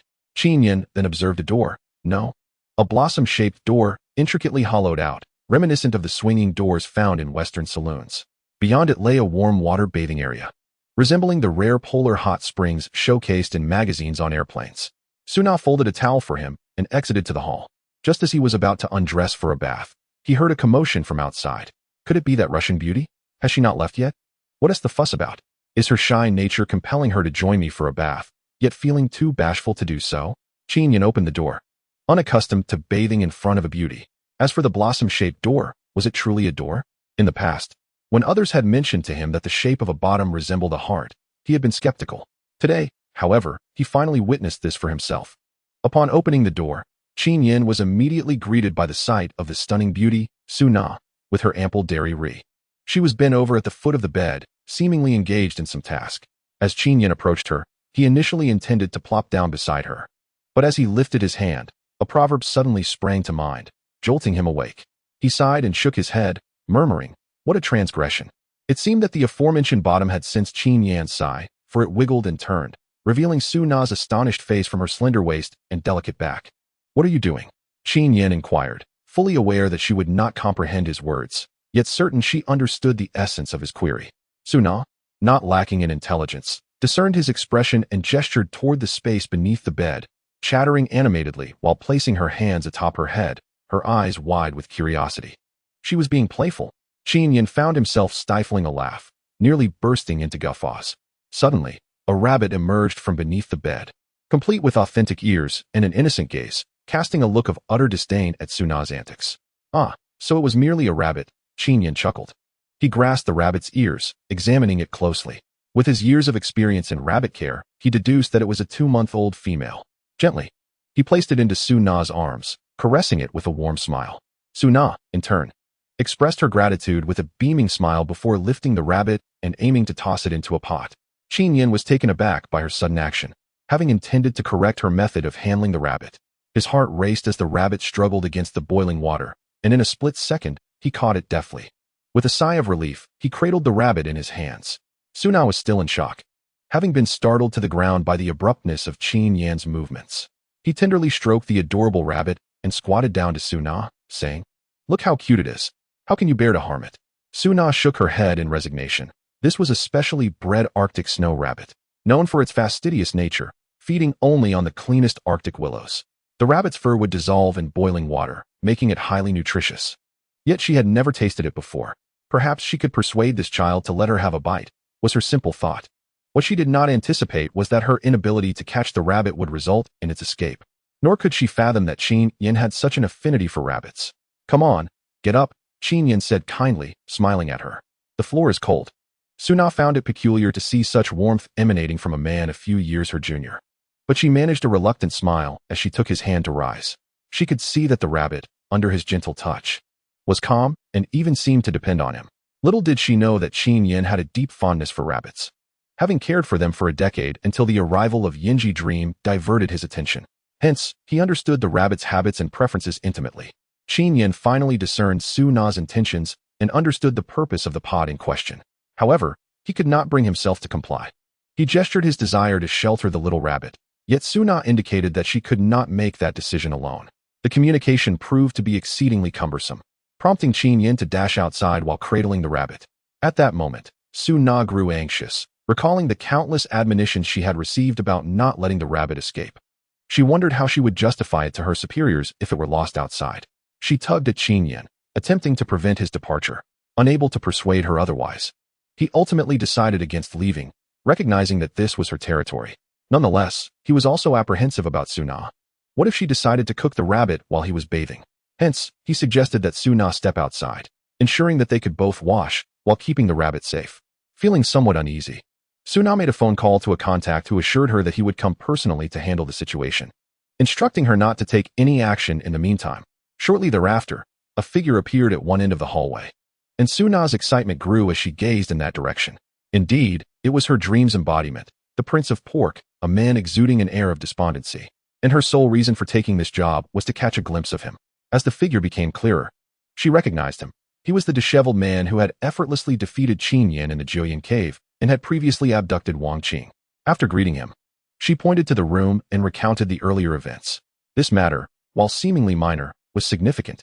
The Lieshua rabbit was a product of the Iron Eye Hunter Research Institute and could not be disclosed to the public just yet. She cautiously rapped on the door. Qin Yan had just finished bathing and was combing the rabbit's fur when he heard the knock and promptly responded, preparing to open the door. The rabbit, obedient and wise, understood that doors should not be opened indiscriminately, much like the delicate boundaries between men and women. Yet, Qin Yan committed this grave error. At the moment their eyes met upon opening the door, the disheveled man failed to recognize him, while Qin Yan exclaimed, "It's you." Not content with merely shouting, he seized the man's shoulders and fervently inquired, "Where's Wang Qing? Where is she?" It was only when he suddenly recalled that this individual was not to be trusted that he released him and awkwardly apologized. The disheveled man then remembered that the playful figure before him was the one-eyed mutant he had heard about. How had he ended up here? Based on his abilities and demeanor, he appeared to be a rather incompetent mutant. Was Master Jia planning to dissect him? Regardless, he felt compelled to advise Master Jia to exercise caution, as he had just arrived in the ruined city amidst ongoing controversies. Now was not the time for upheaval. "Oh, it's you, my brother. I see you haven't perished," the disheveled man exclaimed, patting Qin Yan on the shoulder. "Could you do me a favor? If you perform well, I might just reveal Wang Qing's whereabouts. Go ahead, speak freely. How about you spend some time in jail, in the desolate city of Kula?" The sound of the prison door locking reverberated through the air, plunging the entire facility into an eerie silence. Qin Yan reclined on his bed, nonchalantly crossing his legs. bemused by the outcome of what was merely a bath. Just as he had arrived, he found himself incarcerated once more. Prior to his arrival, he had contemplated the possibility that, although this place was a stronghold of iron-fisted authority, no one who recognized him should be present. Yet, fate had conspired against him, leading him to encounter a disheveled man who, evidently, regarded him as inconsequential, merely detaining him to avoid any potential suspicion.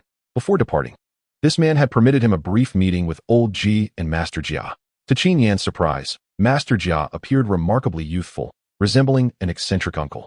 He expressed a keen interest in studying Qin Yan's unique eyes, considering such anomalies to be invaluable data for his collection. He would not relinquish a subject for the sake of avoiding suspicion. It was the disheveled man who had persuaded him to send Qin Yan to prison, claiming he needed a more suitable experimental subject, a mere natural evolutionary being devoid of any powers. Qin Yan, upon hearing this from Old Ji, harbored doubts that it referred to Wang Qing. Master Jia insisted that Qin Yan should remain available for experiments, and if it indeed was Wang Qing, he might have the opportunity to see her again. After all, Old Ji had promised to contact Wang Qing, assuring Qin Yan that he would keep an eye on her and take care of her well-being. After a long journey from Anong City to Juku, then a flight to the desolate city, and finally being thrust into this prison, all within a span of less than 3 days, Qin Yan mused about the cruel twists of fate that had conspired against him. Leaning against the wall, he gazed at the polar night sky. Upon arrival, he had noted that this prison was situated to the northwest of the desolate city, near the coastal expanse. The sound of the waves rose and fell rhythmically, and Qin Yan felt a surge of excitement, perhaps from knowing Wang Qing was faring well, or perhaps because he had managed to smuggle in that adorable little rabbit. Most likely, it was simply his carefree nature at play. Indeed, he had concealed the little creature within his clothing, and now it nestled warmly in his embrace. The polar night sky, due to its latitude, rendered familiar constellations unrecognizable. Yet Qin Yan could just make out the brightest star, Polaris. As he began to drift into slumber, the little creature stirred in his arms. Upon uncovering the blanket, it leapt to the ground, bounding towards the door. As it opened with a creak, a barefooted figure stepped inside, as if emerging from a cloud. Her skin as pristine as snow. The little rabbit, unafraid, approached her with a tentative paw. The delicate veins of her legs became increasingly visible as they extended toward her soft, pink calves, finally culminating at a sharply defined edge. The polar winter night was bitterly cold. After all, this was a prison, not a sanctuary, and the heating was far from adequate. Even Qin Yan found himself huddling tightly in the blankets, while her leg lay brazenly exposed to the chill. As he pondered this incongruity, the door swung open halfway, revealing a young girl clad in half-armor typical of Western Europe who was poised to embrace the small rabbit.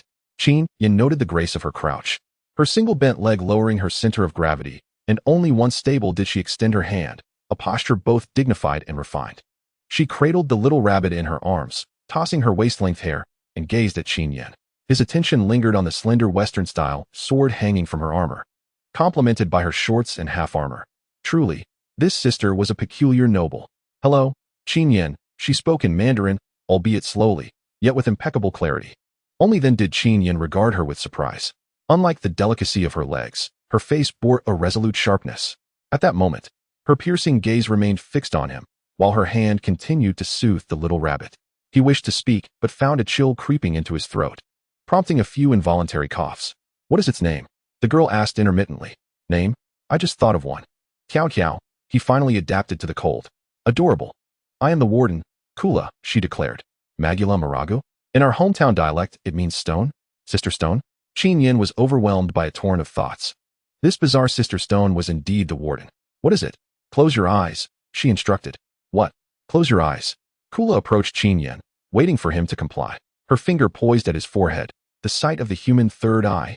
As Kula's fingertip hovered a dozen centimeters from his brow, he felt an intense pressure. Kula noted his discomfort, but did not withdraw her hand. 5 seconds later, when her finger was merely a few centimeters away, he experienced a sharp sting. Unable to endure any longer, Qin Yan evaded her fingertip. The stinging sensation abruptly vanished. Panting as if he had sprinted 100 meters, he sought to calm the lingering pressure in his mind. "So it was like this." Kula retracted her hand, continuing to comfort Tiao Tiao as she turned towards the door, her brown hair flowing elegantly. "Tiao Tiao, stay with me. The color eye cannot be activated." Qin Yan tilted his head, realizing that despite the stimulation of the color eye, it remained dormant, and he remained oblivious to the reason. Had that Sister Stone done something? He despised this feeling of being lost without answers. Kula's flowing hair halted, and she glanced back, her sword clinking melodiously. Qiao Qiao, what do you love to eat? Ah. Qin Yan momentarily failed to grasp her words, though his mind cleared. Carrots?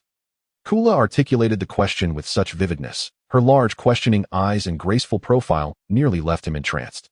Nevertheless, he burst into laughter, rolling on the floor with joy, clutching his belly. Kula stood there, staring blankly at Qin Yan, even Tiao Tiao in her arms cocked an ear, bewildered by the scene. Only Bugs Bunny loves carrots. Qin Yan chuckled, noting that his pet rabbit had never touched a carrot. Kula nodded, carrying Tiao Tiao as she exited, leaving the door ajar, whether intentional or not. He could not tell. Shortly after her departure, as Qin Yan prepared to rush outside, a man's wail echoed from beyond the door.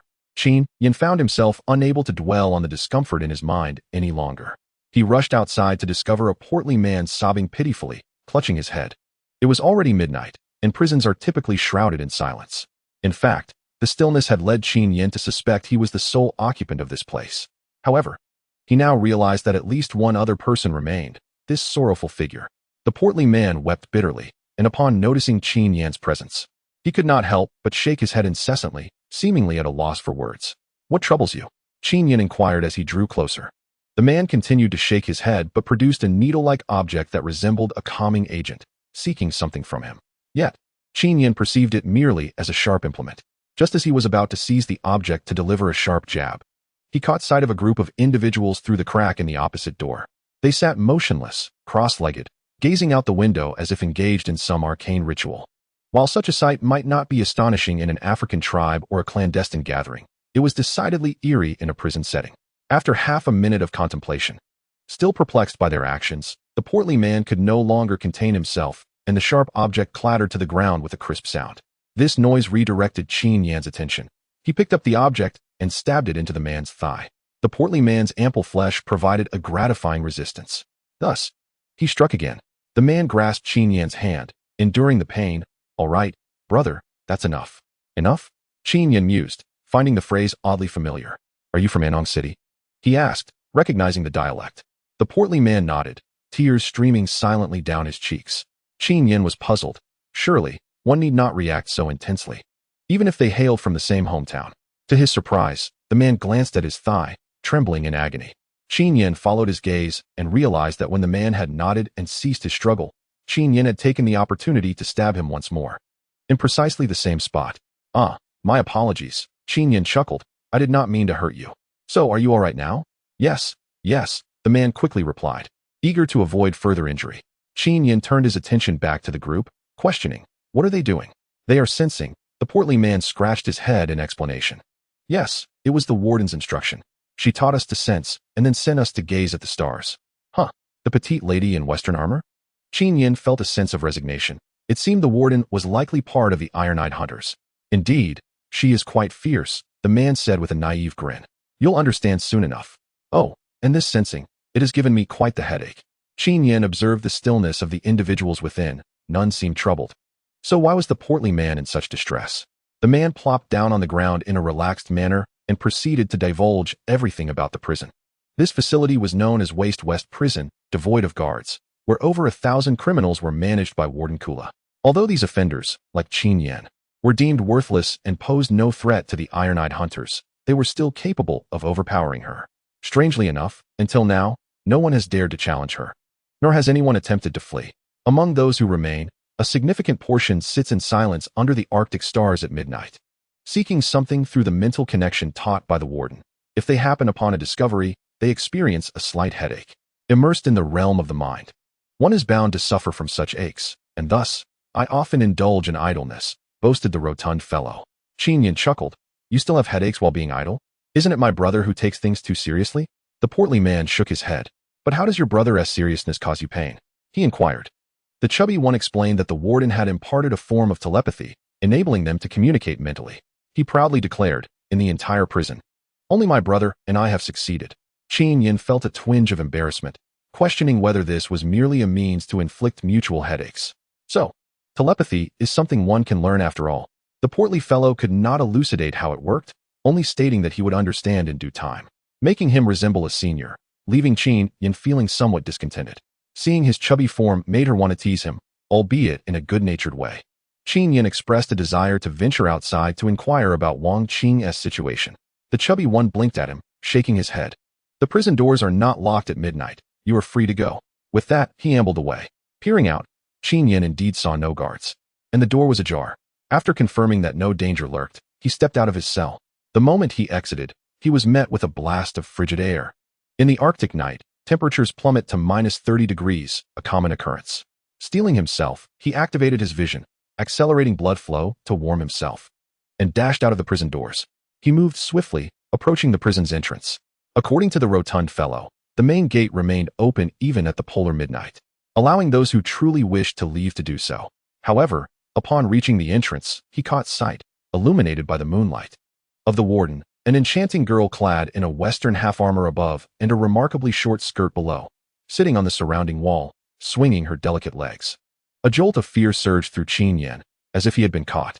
Yet, upon closer inspection of Kara, he noticed she was gazing up at the sky, seemingly there merely to admire the moon and stars.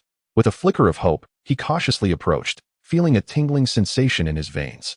Even the suppression he experienced that time with Chunpei could not compare to this profound fear. What, indeed, would Kara do? He walked on, not daring to look back, feeling as though his accelerated heartbeat had come to a standstill. Just when he felt on the brink of collapse, he spotted a little rabbit named Tiao nibbling on tender Arctic willows ahead. The rabbit glanced at him after taking a couple of bites, then resumed eating, its tiny nose twitching incessantly. Qin Yan sighed inwardly. You are still such a delightful creature. As he released the weight on his heart and moved forward to touch the fluffy little being. The creature, however, paid him no heed, continuing its meal. Qin Yan chuckled bitterly, pondering whether this was the fate of a savior. He suddenly recalled that if he could leave, he would take this little creature with him. However, as he reached out, Tiao bounded away, heading in the direction of Kula. At some point, Kula had already leaped over the wall, holding a carrot in hand. She crouched down to feed Tiao the carrot while gazing at Qin Yan. Qin Yan looked on in disbelief, astonished that Tiao was eating a carrot. Was he perhaps a rabbit?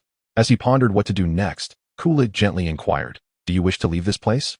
Qin Yan felt a flush of embarrassment. If he did not leave, would he end up like those others, simply staring at the stars and the moon day after day? Well, can I? He replied audaciously. In his heart, he thought, Do not assume that by exposing your thighs in this frigid weather, you can lure me into staying here to toil. Yet, despite such thoughts, the intense desire in his gaze remained fixed on Kula, her moonlit visage and the occasional glimpse of her fair skin beneath her armor enchanting him, though it was her delicate legs that commanded universal admiration. After a long silence, Kula remained quiet, her attention focused on stroking Tiao's soft fur. Just as Qin Yan was about to turn away, she finally spoke. What is memory? Kula murmured as if lost in thought. What does human memory signify? Is it merely the experiences reflected in one's eyes, or the sensations of joy and sorrow?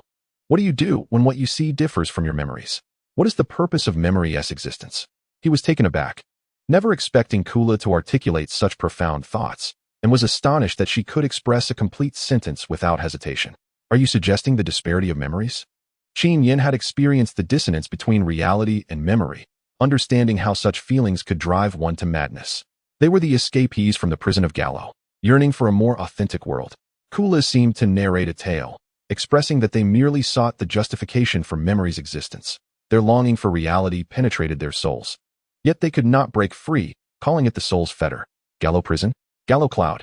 Every time Qin Yan heard this name, it stirred an odd sensation within him, as though that ethereal melody still echoed in his heart. The soul's fodder, I taught them to feel the vibrations and memories conveyed by the vast starry sky, a realm untouched by Gallo, where truth must surely exist. Thus, they pursue it, viewing me as a deity. What? A deity? At that moment, Qin Yan found himself captivated by Kula's murmuring tone, for deep within, he indeed sought the genuine answers that sprouted within him. Yet, I am not a deity. I am merely the unknown of humanity, and Gallo's existence has rendered humanity increasingly ignorant. Why is this so? I wish to know Gallo's answer. I too am in search of this truth. Me? This is... Qin Yan discerned that this seemed to be an excerpt from a manuscript. This is a torn page of notes. Kula finally resumed her normal tone, and from that moment, Qin Yan automatically disregarded her pauses. It resonated in his mind like a song. Thus, I can articulate it as fluently as a melody. Who penned these notes? Listening to the content, it seems to deny its own humanity. Could it be from an otherworldly being? Qin Yan pondered. Kula shook her head, Expressing her uncertainty, I only recorded this brief segment. She cradled the half-satiated Jiao Jiao and proceeded towards the prison, with Qin Yan unconsciously trailing behind. Those crimson eyes were incessantly searching for other fragments, rumored to be part of a vast treasure. Kula remarked without looking back. The night was tranquil, rendering the sounds distinctly clear. The red eyes must refer to the Iron-Eyed Hunter. The author of this tome indeed sounds like someone well-versed in numerous futuristic concepts and advanced technologies. Hence, the Iron-Eyed Hunter's quest for the book must revolve around these enigmas, indeed a colossal treasure. Qin Yan comprehended the magnitude of the commotion that such transcendent technologies could incite. How many notes had the Iron-Eyed Hunter unearthed over the years? What technologies had they acquired? Moreover, is the Galoyan group also one of these technologies? The more Qin Yan contemplated, the more terrifying it became. In his mind, he had unwittingly regarded this formidable organization as an adversary. Was this a touch presumptuous? Yet another question arose. If so, who is she? More precisely, what is she? An otherworldly being? A naturally evolved entity? Or perhaps, akin to the author of the notes, someone capable of acquiring such a manuscript? Kula did not answer his inquiries. Instead, she led him to climb atop the fortress wall. Why do you share this with me? He asked. I sense the aura of an old friend in you, hence my desire to keep you close. An old friend? Qin Yan ruminated for a long while, recalling the letter of introduction in his pocket. Hadn't Xia Lulu mentioned that in the castle west of the ruined city? He glanced around, only to realize that this prison was not a prison at all, but a castle, a European-style fortress. Perhaps he was so astonished by Kula's half-body armor that he felt no particular sensation at that moment. The western side of the castle faced the ruined city, featuring stone battlements and towers. The entrance to the cells appeared diminutive, akin to Kula's ultra-short skirt, yet what lay beneath was incomparably grand. Opposite the cells stood Kula's residence, which Qin Yan had seen on television, but witnessing it in person felt exceptionally plain. To Qin Yan's astonishment, on one side of the residence, he could faintly perceive the shimmer of water. That is the hot spring lake, Kula elucidated. In the Arctic, hot springs are places of great luxury. He never anticipated that she would possess a lake. For a moment, Qin Yan felt as if he were in the presence of a wealthy magnate. Such extravagance. All of this belongs to me, and you all belong to me, Kula declared as she perched upon the parapet. Why did this sound so familiar to Qin Yan? Indeed, Xia Lulu had previously uttered such commanding words. Moreover, that youthful visage suggested that like attracts like.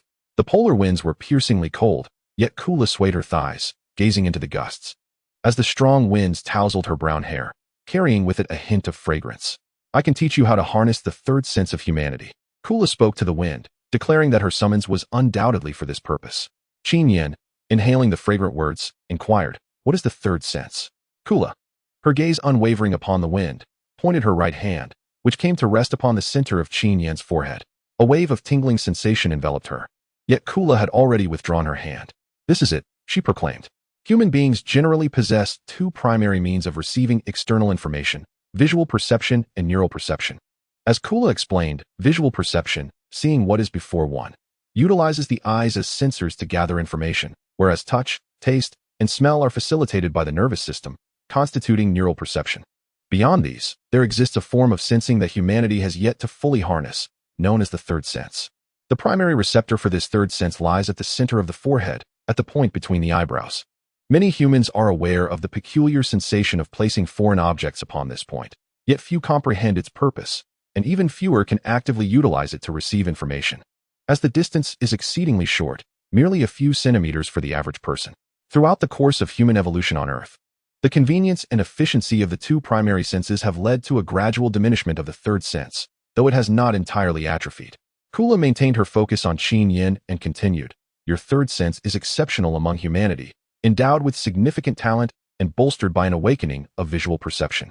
Therefore, I intend to develop your third sense. You will become the seventh individual of the waste prison. The seventh individual. Qin Yan pondered. Does this imply there are 6 others? But there are thousands in the cells. Kula clarified. Though there are many binders of spirits, truly exceptional ones are exceedingly rare, often being individuals who are relatively regressed or flawed. According to Kula, humans have evolved to adapt to their environment, discarding much along the way. However, some have experienced mutations and relative regression, retaining certain traits from before their evolution, such as binders of spirits, who exhibit a stronger third sense. Yet, she expressed her disappointment, as it seemed humanity possessed a balance. To preserve this sense, Other characteristics were inevitably diminished, such as visual acuity and neural function. This implies that many binders of spirits are often blind or possess weakened sensory nerves, or even exist in a vegetative state. Thus, individuals like Qin Yan, robust and awakened in visual perception, are exceedingly rare. So, are there only 7 like me here? Qin Yan gradually withdrew her gaze, her body temperature faltering. Beginning to tremble from the cold, Kula gazed into the distance, where a massive mountain obscured her view. No, there is only one other like you. The iron-eyed hunter had taken an interest in Kula's memories regarding her notes, but that was the extent of their alliance, limited to providing her with certain individuals deemed as waste among humanity. As for why Kula sought these individuals and what she could offer the iron-eyed hunter, she declined to answer. And the other 6? Qin Yan pressed. 2 are in the cell, while the other 4 have already departed. I have heard that in the realm of humanity, they perform quite admirably. However, unlike you, they do not turn red, Kura remarked softly. The mention of humanity had led Qin Yan to conclude that this prison warden, Kura, must have experienced some form of trauma, prompting her refusal to acknowledge her own humanity. Despite her ethereal beauty that seemed beyond human comprehension, her features, physique, and even her lovely legs were unmistakably human traits. As the Arctic winds grew increasingly fierce, Qin Yan found himself struggling against the cold. Activating his color vision, he felt the warmth of his blood quickening, and it suddenly dawned on him. Am I still considered human in this state? In the dilapidated city, the 3rd sense awakened. Jump appeared to be dozing in Kura's embrace, who tightened her hold gently, observing Qin Yan as he activated his color vision, a hint of chill crossing her face. I despise this red hue, she stated. Qin Yan managed a bitter smile. You, dressed in a super short outfit in this Arctic wind, seem quite unconcerned about the cold. While I am on the verge of freezing, it seemed that Kura's relationship with the iron-eyed hunter was not particularly amicable, as the hunter was merely obliged to send these unworthy individuals, untouched by the Gallo cloud, to this place. Just as he was about to inquire further about the activities of the inmates, a figure dashed towards them. It was the chubby one, who hurriedly approached Kura. Master, he has discovered something again. Little Fat has found another trace? Kura inquired, realizing that this rotund individual was Big Fat's younger brother. Yes, Big Fat confirmed. And it's happening more frequently. My head is pounding terribly. Kura tugged at her eyelids, squinting slightly before finally closing her eyes, seemingly attuning to something. No, nothing is approaching, she murmured, then opened her eyes. I understand now, I shall return. A wave of dejection washed over her, a sentiment that Qin Yan could perceive. Despite Kura's resolute expression, he could detect the hint of disappointment in her darkened gaze. What about me? Hey, have you left me here? Wasn't there something you were supposed to teach me? Big Fat called out to Qin Yan, grinning foolishly. I told you, you would stay behind. Qin Yan pulled him to a sheltered corner where the wind was less biting, asking what he had learned from Kura. Telepathy, Big Fat replied. That sounds rather esoteric. Qin Yan retorted. Could you elaborate? How does this telepathy work? I don't have a twin brother. Big Fat, with his ample flesh, replied nonchalantly. It means I can use this, he pointed to his head, to communicate directly with others in the spiritual realm without speaking. Qin Yan suddenly understood, but then recalled something. The spiritual realm? Didn't Yuli mention something about the spiritual realm? He grasped Big Fat's arm. You, tell me more about this so-called spiritual realm. Big Fat vigorously shook his head, his round face jiggling. What? I don't know anything. Aside from my connection with Little Fat, I can't do anything else. But Little Fat is more capable. He might know. Let us go ask him. On the road, Qin Yan inquired about the individuals in the cell and what the chubby one was doing. Depeng replied that they were exercising and searching for certain items, while the chubby one was seeking the waves emitted by a star. Qin Yan could envision that Yuli might also exist in some ethereal realm, making it conceivable that he could encounter her again. Under Depeng's guidance, they traversed one cell door after another, and Qin Yan soon realized that this place was even more colossal than he had imagined.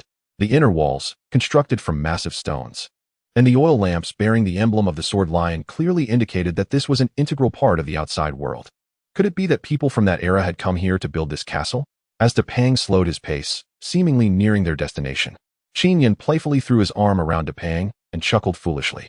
Depeng looked at him in astonishment, unsure of his intentions. Be my little brother, Qin Yan said with a grin. From now on, I'll look out for you. In reality, he was hoping that Depeng would protect him from the unknown mental spells that the chubby one might cast on him. Depeng shook his head vigorously, insisting, No, you arrived later than I did. You should call me senior brother instead. Being my little brother means you'll eat well. Qin Yan retorted. I'm not afraid of hunger. I want to lose weight, Depeng replied. Being my little brother means you want to be bullied by others. Qin Yan added. I don't want to go outside. No one bullies me here. I can help you find a wife. Qin Yan proposed. All right, I'll be your little brother.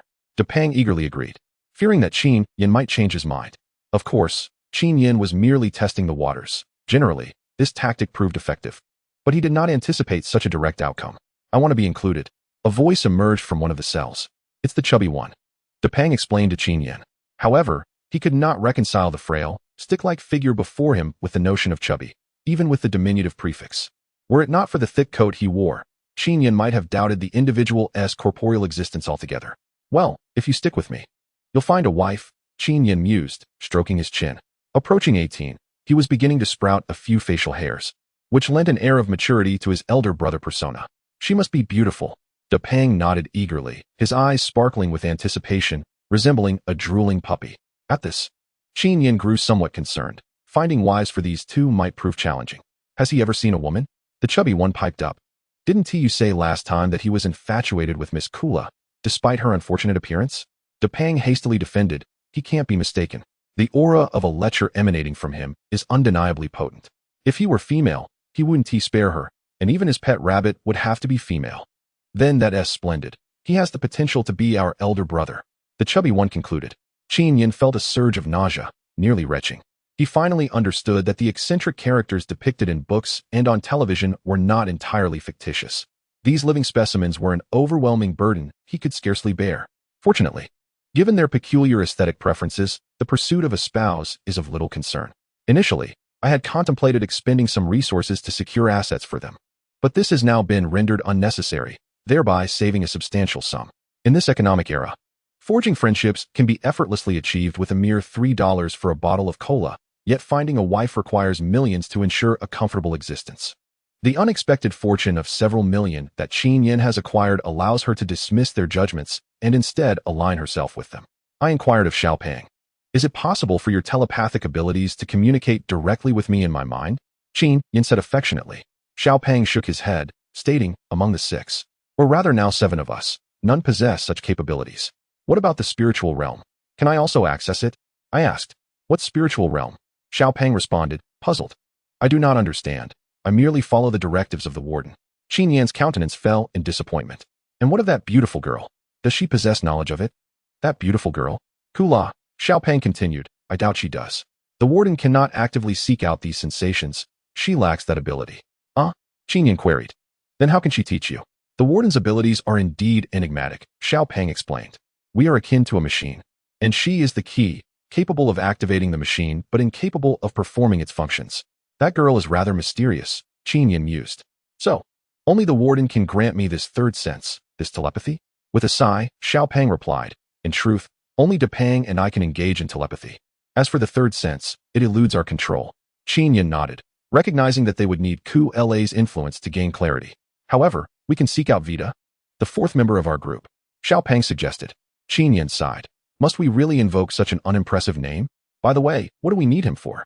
Is he also a key? Oh, brother, we merely wish to spend time with him. He resides in the ruined city, Depang clarified. Qin Yan felt immediately defeated. What amusement could possibly be found in the ruined city? Isn't it merely a collection of experimental bases? Xiaopang, with admiration, responded, you are mistaken. What you describe is merely the southern city. The northern city is our paradise. Qin Yan had only heard of the ruined city as a haven for fugitives, a sanctuary for scientific enthusiasts, and an undeniable refuge for eccentrics, yet she had never considered it a paradise. However, upon her arrival with the 2 larger fellows, she discovered that the northern part of the ruined city was lined with bars, rumored to be the only entertainment facilities in the polar region, if one does not count the exotic cod fishing vessels. Depang and Xiaopang were enthusiasts of the bars, looking down upon the non-mainstream pursuits of exotic cod fishing, despite those who engaged in it believing themselves to be quite fashionable. Originally intending to seek out the 4th member of the wasteful group, Vita, I found myself passing by the chubby bar when my rotund companions, Big Fat and Little Fat, rushed inside with palpable excitement. I sighed in exasperation, while I could understand Big Fat's enthusiasm. It bewildered me that the gaunt Little Fat would venture into a place so aptly named. The bar, however, was not exclusively populated by the portly. I too sensed the unique atmosphere of the polar region, which diverged significantly from the tropics where slenderness was the ideal. Here, the focus was on health and stamina. where ample flesh signified warmth and vitality, ensuring safety for both mother and child in the event of childbirth. I was struck by the simplicity and sincerity of these peculiar individuals in this regard. Moreover, I couldn't help but notice Big Fat's popularity.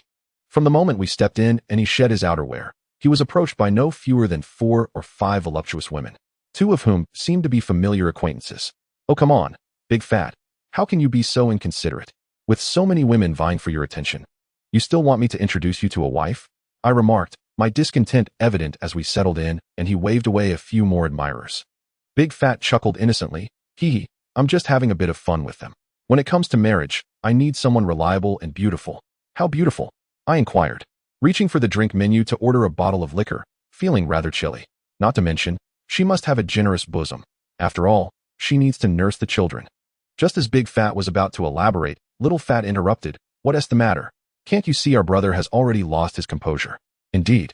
I had involuntarily spat out a mouthful of water, but not due to Big Fat's comments. Rather, it was the exorbitant prices that had taken me aback. 15,000 for a glass of water?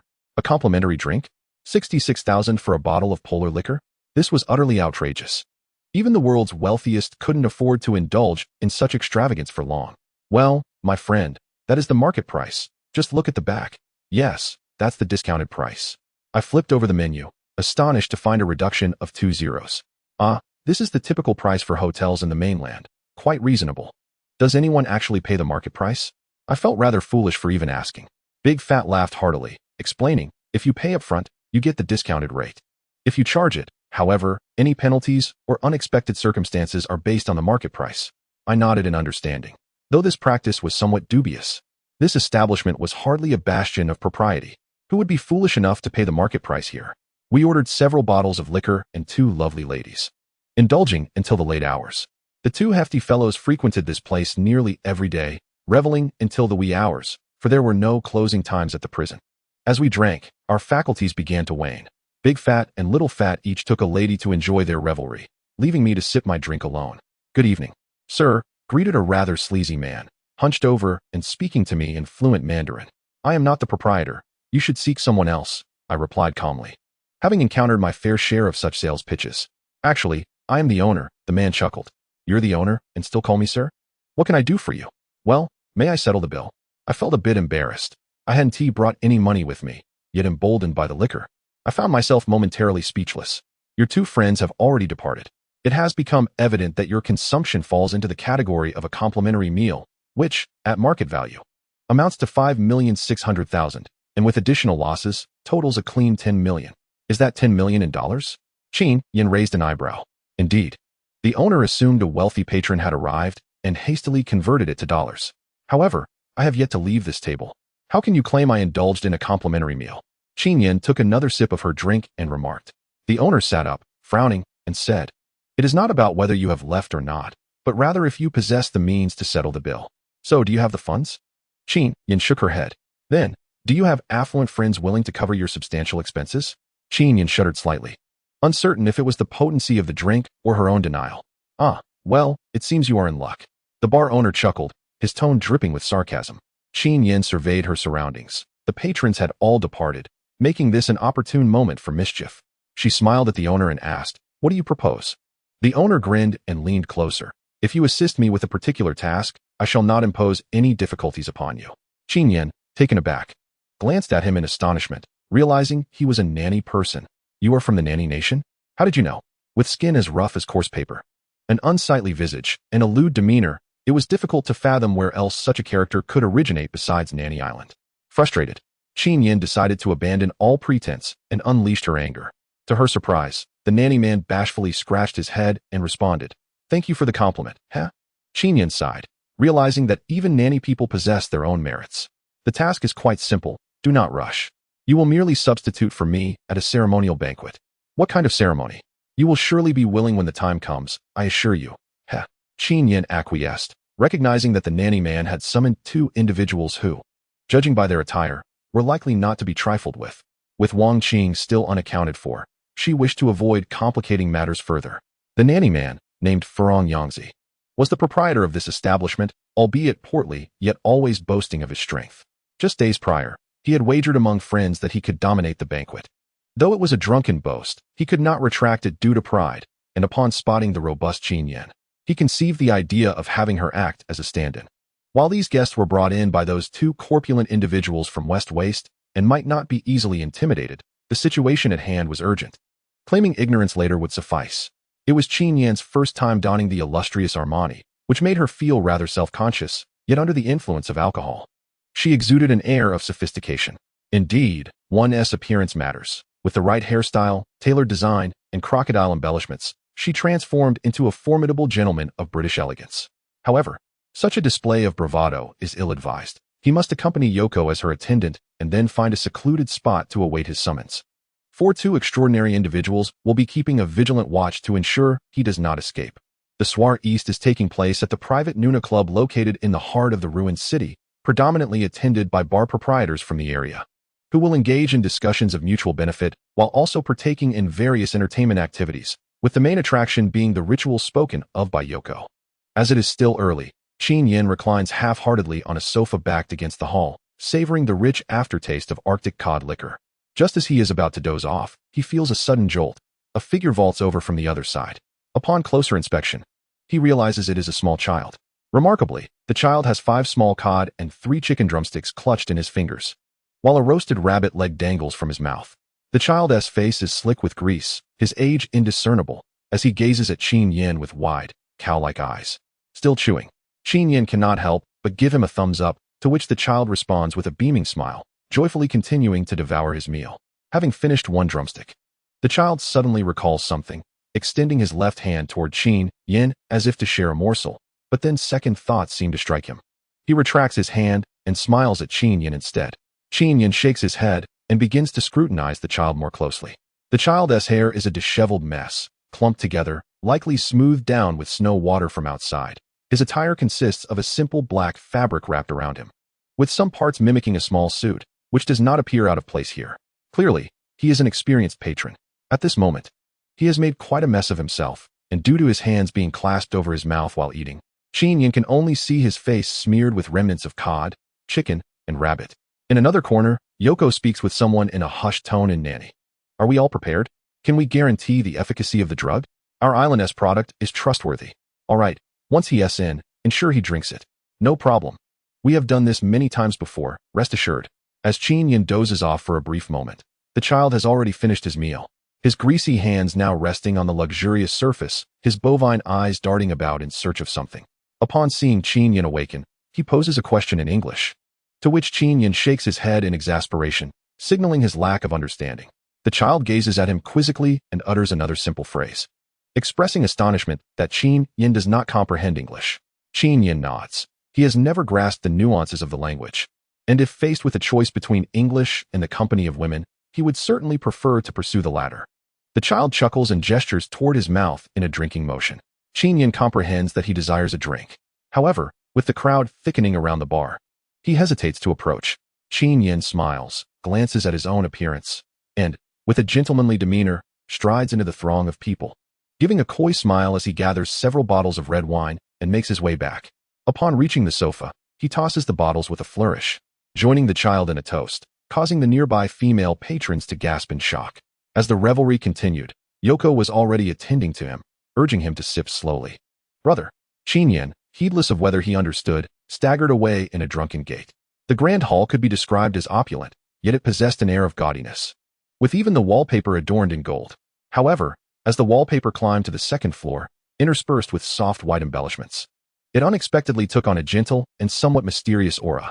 The second floor housed numerous rooms, each adorned with layers of gauzy drapery and glistening bead curtains concealing the doorways, each featuring distinct patterns and colors that piqued one's curiosity. Qin Yan was guided to a side chamber, where he settled onto a sofa upholstered in the skin of a spotted clouded leopard. The fireplace boasted a Nordic design, while the lighting imitated ancient Greek and Indian relics. Yet curiously, it harmonized well. Lying comfortably on the soft leopard skin, he was informed that he merely needed to recline, as a selection of pre-prepared beverages awaited him on the table, restoratives, digestives, and palate soothers aplenty. However, as tranquility enveloped the room, he discerned the faint sound of water, which, based on years of personal experience, he deduced to be the sound of someone bathing. Was there someone else? He shook his head to clear his thoughts and gazed toward the direction of the sound, only to discover a bathroom.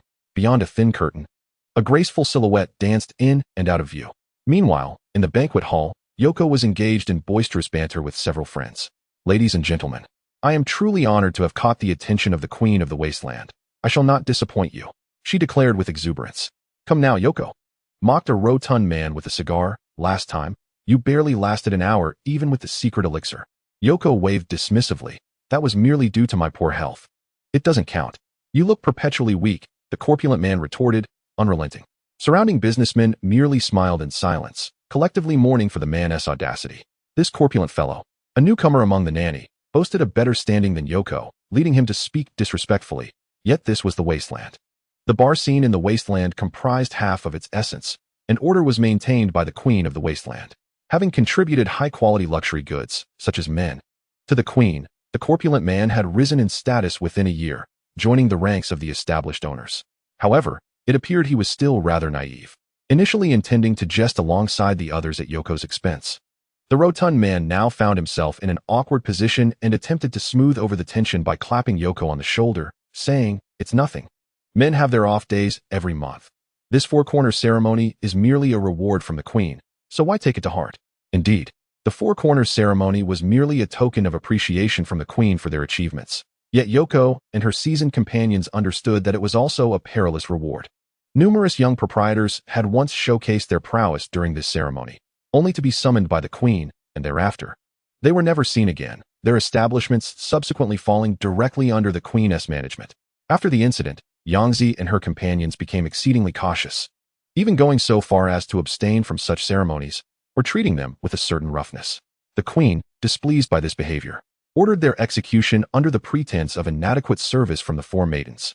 This act served as a stark warning to Yangzi and her associates, compelling them to feign enthusiasm and boastfulness in their exchanges. "Begone!" Yangzi suddenly erupted in anger. "Do you think you are so formidable? Let us see your true mettle at the ceremony." The assembled patrons egged her on.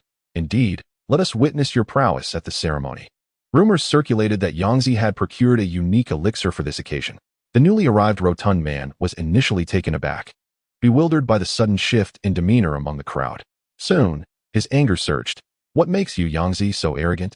We are both nanny people, and I could easily drown you with my very presence." He stormed away, instructing his underlings to retrieve his prized elixir for a warm-up. Beyond his fury, he was consumed by anticipation, for the four maidens attending the ceremony were irresistibly alluring. He could hardly believe his eyes upon their first appearance. Qin Yan, too, found it hard to trust his own vision, as the thin veil, dampened by the mist, offered little obstruction to his gaze. He promptly shut his eyes. In a hidden corner, two observers were on the verge of madness, nearly smashing their surroundings. Shouldn't a typical person be parched at such a sight and take a sip? Such an extraordinary opportunity lay before them, and if squandered. Fortunately, a miniature monitoring device had been affixed to the door, or else they would have been thwarted by this fool. Qin Yan, meanwhile, pondered who the imbecile was that bathed without closing the door, forcing him into this voyeuristic predicament. He intended to bolt from the room, but discovered the door was locked. He was in the adjacent chamber where the ceremony was to take place, a place unlikely to attract common visitors. Frustrated, he kicked the door, causing something to shatter. It must have been that Yangzi's doing. What was she up to? With a sigh, he reclined once more. Yangzi was reveling in her success, having effectively incited the rotund man, pushing him to race against time. Of course, her own time was too limited to ignite his fighting spirit, hence her recruitment of Qin Yan. Just then, her phone rang. "What's the matter?" She answered. "Boss, that individual has kicked the monitoring device. Did he discover it? Perhaps it was unintentional. I'll investigate." Checking the time, Yangzi deemed it nearly time to depart, bidding farewell to the patrons under the guise of preparing for the event. The patrons exchanged knowing smirks, wondering if she had indeed secured some illicit substance for her own enjoyment. Yangzi shot them a glance, muttering, "One must at least have their life to indulge." He opened the door to find Qin Yan reclining there, exuding an air of nonchalance. His eyes narrowed. The woman who had been bathing was nowhere to be seen. She must have finished and gone to tidy herself up. In truth, the presence of that curtain was merely to allow for visibility, enhancing the ambience, as a glass partition separated the bathroom from this adjoining room. "What do you want? Why have you locked me in here?" Qin Yan queried, still squinting. "I told you. It's for your own good," Fujiyoshi Yoko replied, casually glancing at the untouched drinks on the table. Indeed, they remained untouched, but that was of little concern. The evaporation would still yield some effect, not to mention there were other methods available. He gestured toward the curtain, smiling as he asked Qin Yan, "Did you catch a glimpse of that girl? What did you think?" "I didn't see anything," Qin Yan retorted. He had always been a reserved and principled man, incapable of engaging in such overtly lascivious conduct. Fujiyoshi Yoko's expression suddenly darkened. "Do you know where you are?" "What do you mean, where?" "It's just a hotel. I've seen plenty." You little brat. Not only do you expect a free meal, but you also lack any sense of responsibility." Qin Yan stood up abruptly, a surge of anger welling within him. "Responsibility? You tricked me into coming here without my knowledge. How could I possibly know your intentions? It's not like I need you to do anything grand. Just perform a little act with that girl from earlier, a rather risky one, the louder the better," Fujiyoshi Yoko asserted, his tone righteous. You think this is some kind of live performance? And the louder the better? I'm not well versed in such matters, and besides, there are so many people around." Qin Yan stammered, clearly flustered by the situation. Fujiyoshi Yoko appeared indignant. Do you think such an easy task requires your involvement? Do you think I brought you here for no reason?" Qin Yan, still youthful, was momentarily taken aback by his serious demeanor. Fujiyoshi Yoko continued pressing, "If you refuse, that woman from earlier will be in grave danger. It's up to you to decide." Qin Yan was now even more astonished. "Is it truly that serious?"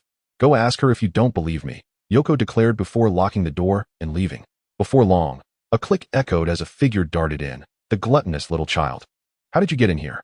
Qin Yan pointed at the door, suddenly forgetting that she couldn't understand Chinese. The child flashed the key in her hand, gleefully scurrying over to the patterned leopard print chair, sniffing at the assorted cups on the table, clearly in a state of hunger. Qin Yan, unable to deter her, signaled that she could drink. To his surprise, she took a sip, only to shiver and furrow her brow. "What's wrong?" Qin Yan inquired, puzzled. The child gave him a thumbs up and smiled, realizing that this hangover remedy was even more potent than red wine. However, after a few more sips, her face began to flush crimson, and soon her entire body was glowing red. Qin Yan watched as her complexion transformed from pale to red in mere seconds. "This drink." He hastily removed the glass, but the child insisted, "You told me it was indeed Chinese." "No way," Qin Yan exclaimed, caught off guard. There were simply too many people here who spoke Chinese.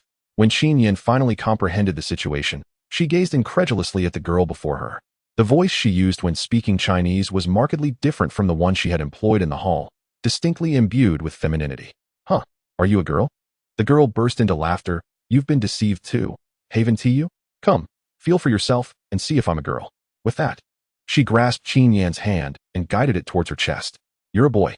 Qin Yan's eyes widened in astonishment. "How rude. Just because my chest is small, you assume I'm a boy?" The girl's voice was laced with a playful sweetness.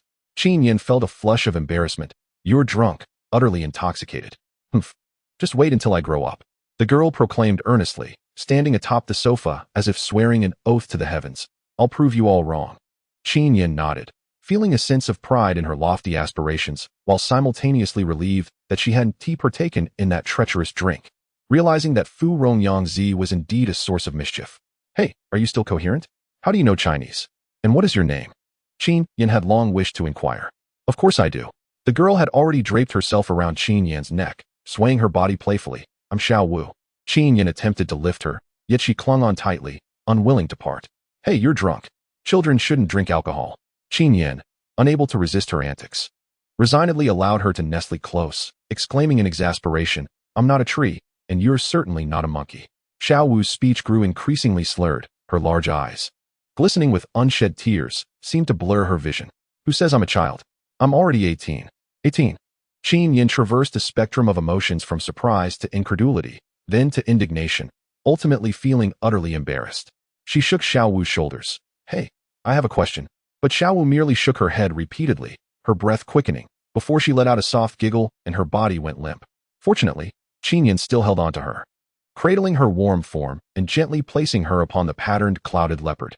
She was utterly astonished. To be so inebriated that one fell asleep was frightening. As Qin Yan surveyed the remaining alcohol, she licked her lips and swallowed hard. At that moment, a series of horn blasts echoed from outside. The ceremony had begun. Qin Yan was ushered into the ceremonial hall, whereupon the attendants withdrew, the doors closed, and the curtain that had been elegantly draped previously glided open. Yuli. No. The figure that had just appeared bore a striking resemblance to Yuli's attire, yet it was not her. "I am Hua Jin," a delicate girl stood before her. performing a graceful greeting reminiscent of an era long past, her cheeks flushed with modesty. Was this the beauty who had just emerged from her bath? Qin Yan couldn't help but scrutinize her. Even without the allure of beauty, it was evident that Hua Jin belonged to the highest echelon of attractiveness. One glance at her translucent skin sufficed to draw that conclusion. In addition, her flowing black hair and enchanting eyes were irresistible to any man. No wonder Fu Rongyang Zi lamented the loss of such beauty. Yet, why was there talk of death? As one of the newly appointed four maidens under the queen, Hua Jin was duty-bound to serve her sovereign with utmost diligence. However, should any failure occur, she was prepared to accept her fate. Hua Jin's serene and natural demeanor resonated harmoniously with the elegant ambience of the ceremonial hall, and Qin Yan seemed to be instantly enveloped by this enchanting scene. Could it be that this was the unique hospitality of this establishment? He pondered. Having perused news articles, Qin Yan had previously scoffed at the trend among hotels to adopt rustic or imperial styles, aiming to evoke a sense of nostalgia or offer a novel experience to their guests. Yet, if everything were to unfold as ethereal as this ritual, he might have to reconsider his prior judgments. If your patrons are dissatisfied, must you truly perish? Qin Yan gazed at the delicate beauty before him, unable to fathom the grim fate that might await her due to his own whims. Hua Jin, however, smiled and replied, I, Hua Jin of Nanping, have recently ascended, while my predecessor has already accepted the royal tribute from Lon Tuesday. Without further explanation from Hua Jin, Qin Yan grasped the implications of this tribute. It was likely something akin to a death decree. Then, if I declare my satisfaction, will that suffice? After uttering this, Qin Yan felt rather foolish. Surely such a simplistic question had crossed others' minds as well. Nonetheless, he remained eager for an answer. Hua Jin merely smiled and said, the queen's decree regarding satisfaction must be inquired of the guests outside. What? Qin Yan blushed, realizing this was precisely what Aurora Yangzi had mentioned. Was he truly to perform a grand act for the amusement of others? As he gazed at the enchanting figure known as Hua Jin, he unwittingly asked a rather naive question. Why are you called Hua Jin? This evening, the flowers are without brocade, the wine lacks fragrance, and the delicate gauze is donned solely for you, she replied, her voice gentle yet tinged with a hint of bashfulness. Qin Yan, perplexed, inquired, if the flowers are without brocade, why then are you named Hua Jin? That is a luxury of the queen's leisure. Only she possesses the charm to make one forsake the allure of Hua Jin and the intoxication of fine wine. As for me, I am but a mere ornament of the mundane world, a trifle of decoration, she answered, her eyes sparkling as they met Qin Yan's. Her words imbued with a humble clarity despite their lament. Qin Yan was profoundly moved. Although the archaic language was somewhat convoluted, he discerned the essence of Hua Jin's sentiments. How could such a delicate yet genuine woman not captivate him? Whether it was due to his nature or the potent elixir he had earlier consumed, he felt an overwhelming desire to embrace the enchanting maiden before him. With a glance, he acted upon this impulse. Qin Yan drew Hua Jin close, who, not being particularly tall, rested against his chest. Hua Jin possessed a graceful figure. He wondered if she could sing or dance. With a smile, he remarked that their dialogue had fostered a sense of intimacy, yet he did not wish to rush. Under the queen's patronage, Nanping Hua Jin blossoms for you. Hua Jin stepped back and began to lower herself gracefully, her gauzy attire loosening as she prepared to dance. However, at an inopportune moment, the air outside was filled with a chorus of mournful cries, indicating that the other three factions had already commenced their performances. Although Hua Jin maintained her composure, she paused, unsure of how to proceed. The libations from the adjacent chamber had evidently run dry, and a cloud of ethereal mist began to spread into every corner, stirring the slumbering dancers within. Qin Yan closed her eyes and then opened them once more, her arched brows and piercing gaze radiating intensity. Her pupils, evolving autonomously, were enveloped by an invisible crimson light that shrouded Hua Jin. When Hua Jin looked at Qin Yan again, she smiled gently, raising her hand gracefully to the right.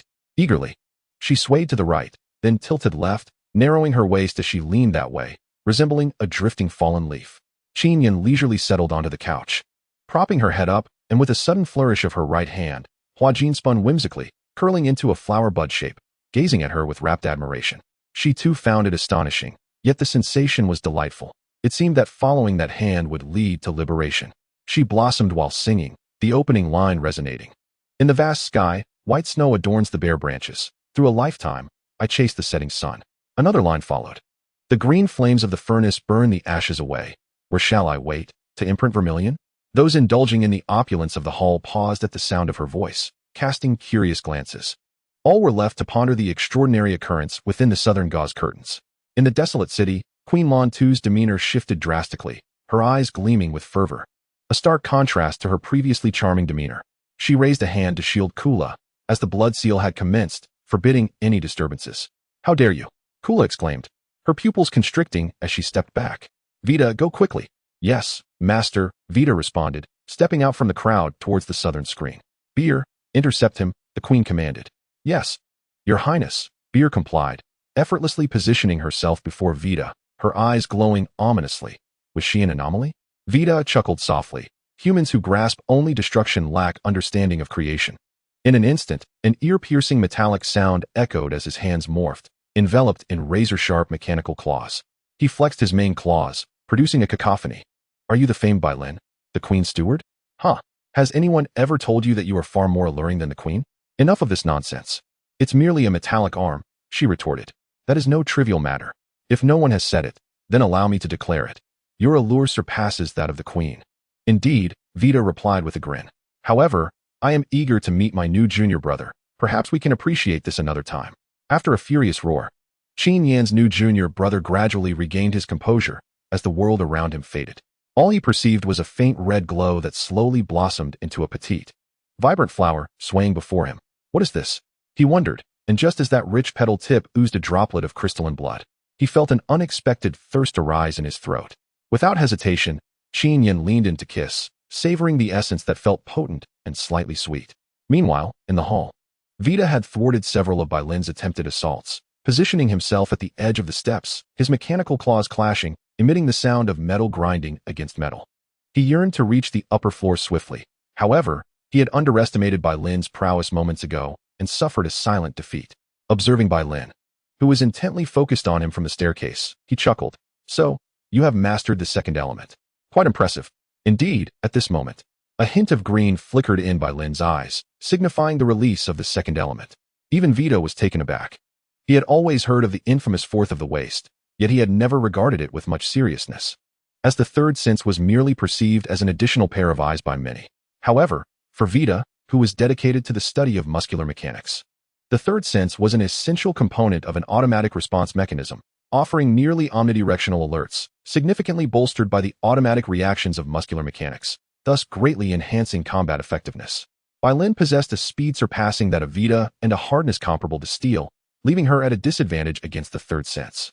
With a thud, the two were once again repelled from each other, and Vita grinned mischievously. "You have the second element, but I have my own surprises." With that, he crouched and leaped. 1 meter, 1.5 meters. Just as Bailin thought he would descend, he indeed landed, but on the second floor. As an ardent researcher, how could Vita be equipped with only one device? He proudly displayed the thrust device on his leg as he made his way towards the hall. Upon witnessing this, the queen shouted Bailin. Instantly, a fierce red glow ignited in Bailin's eyes, and she vanished from her spot, reappearing right before Vita. Kara hastily urged the hefty little ones to divert attention, while the nearby bosses shrank away, hardly daring to witness the unfolding events. Though the queen was their superior, Kara was not to be trifled with, and it was prudent for them to vacate this hazardous place.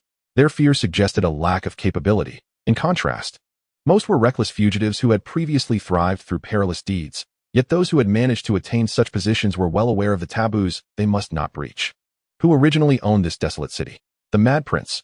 But why had he willingly retreated to the North City, surrendering the carefree castle in the west to Kara and gifting the East City and the tavern to the queen? There were intricacies at play, even without knowing the details.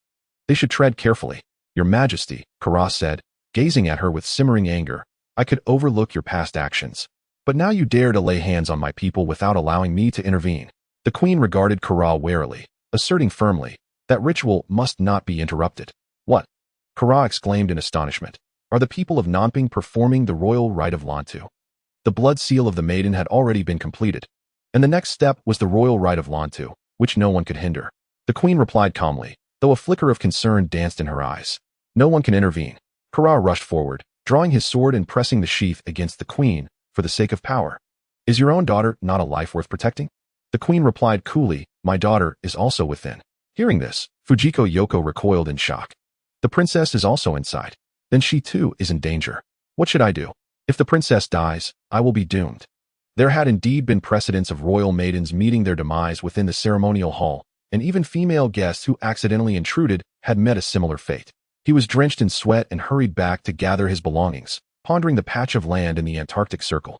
Xiaowu gradually stirred from her slumber, her senses awakened by a chilling scent of blood. What was happening?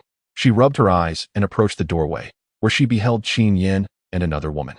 Qin Yan had a firm grip on Huajin's tongue, incessantly drawing from her, while Huajin gently supported Qin Yan's arms, her eyes glazed with a dreamy haze. What are you doing?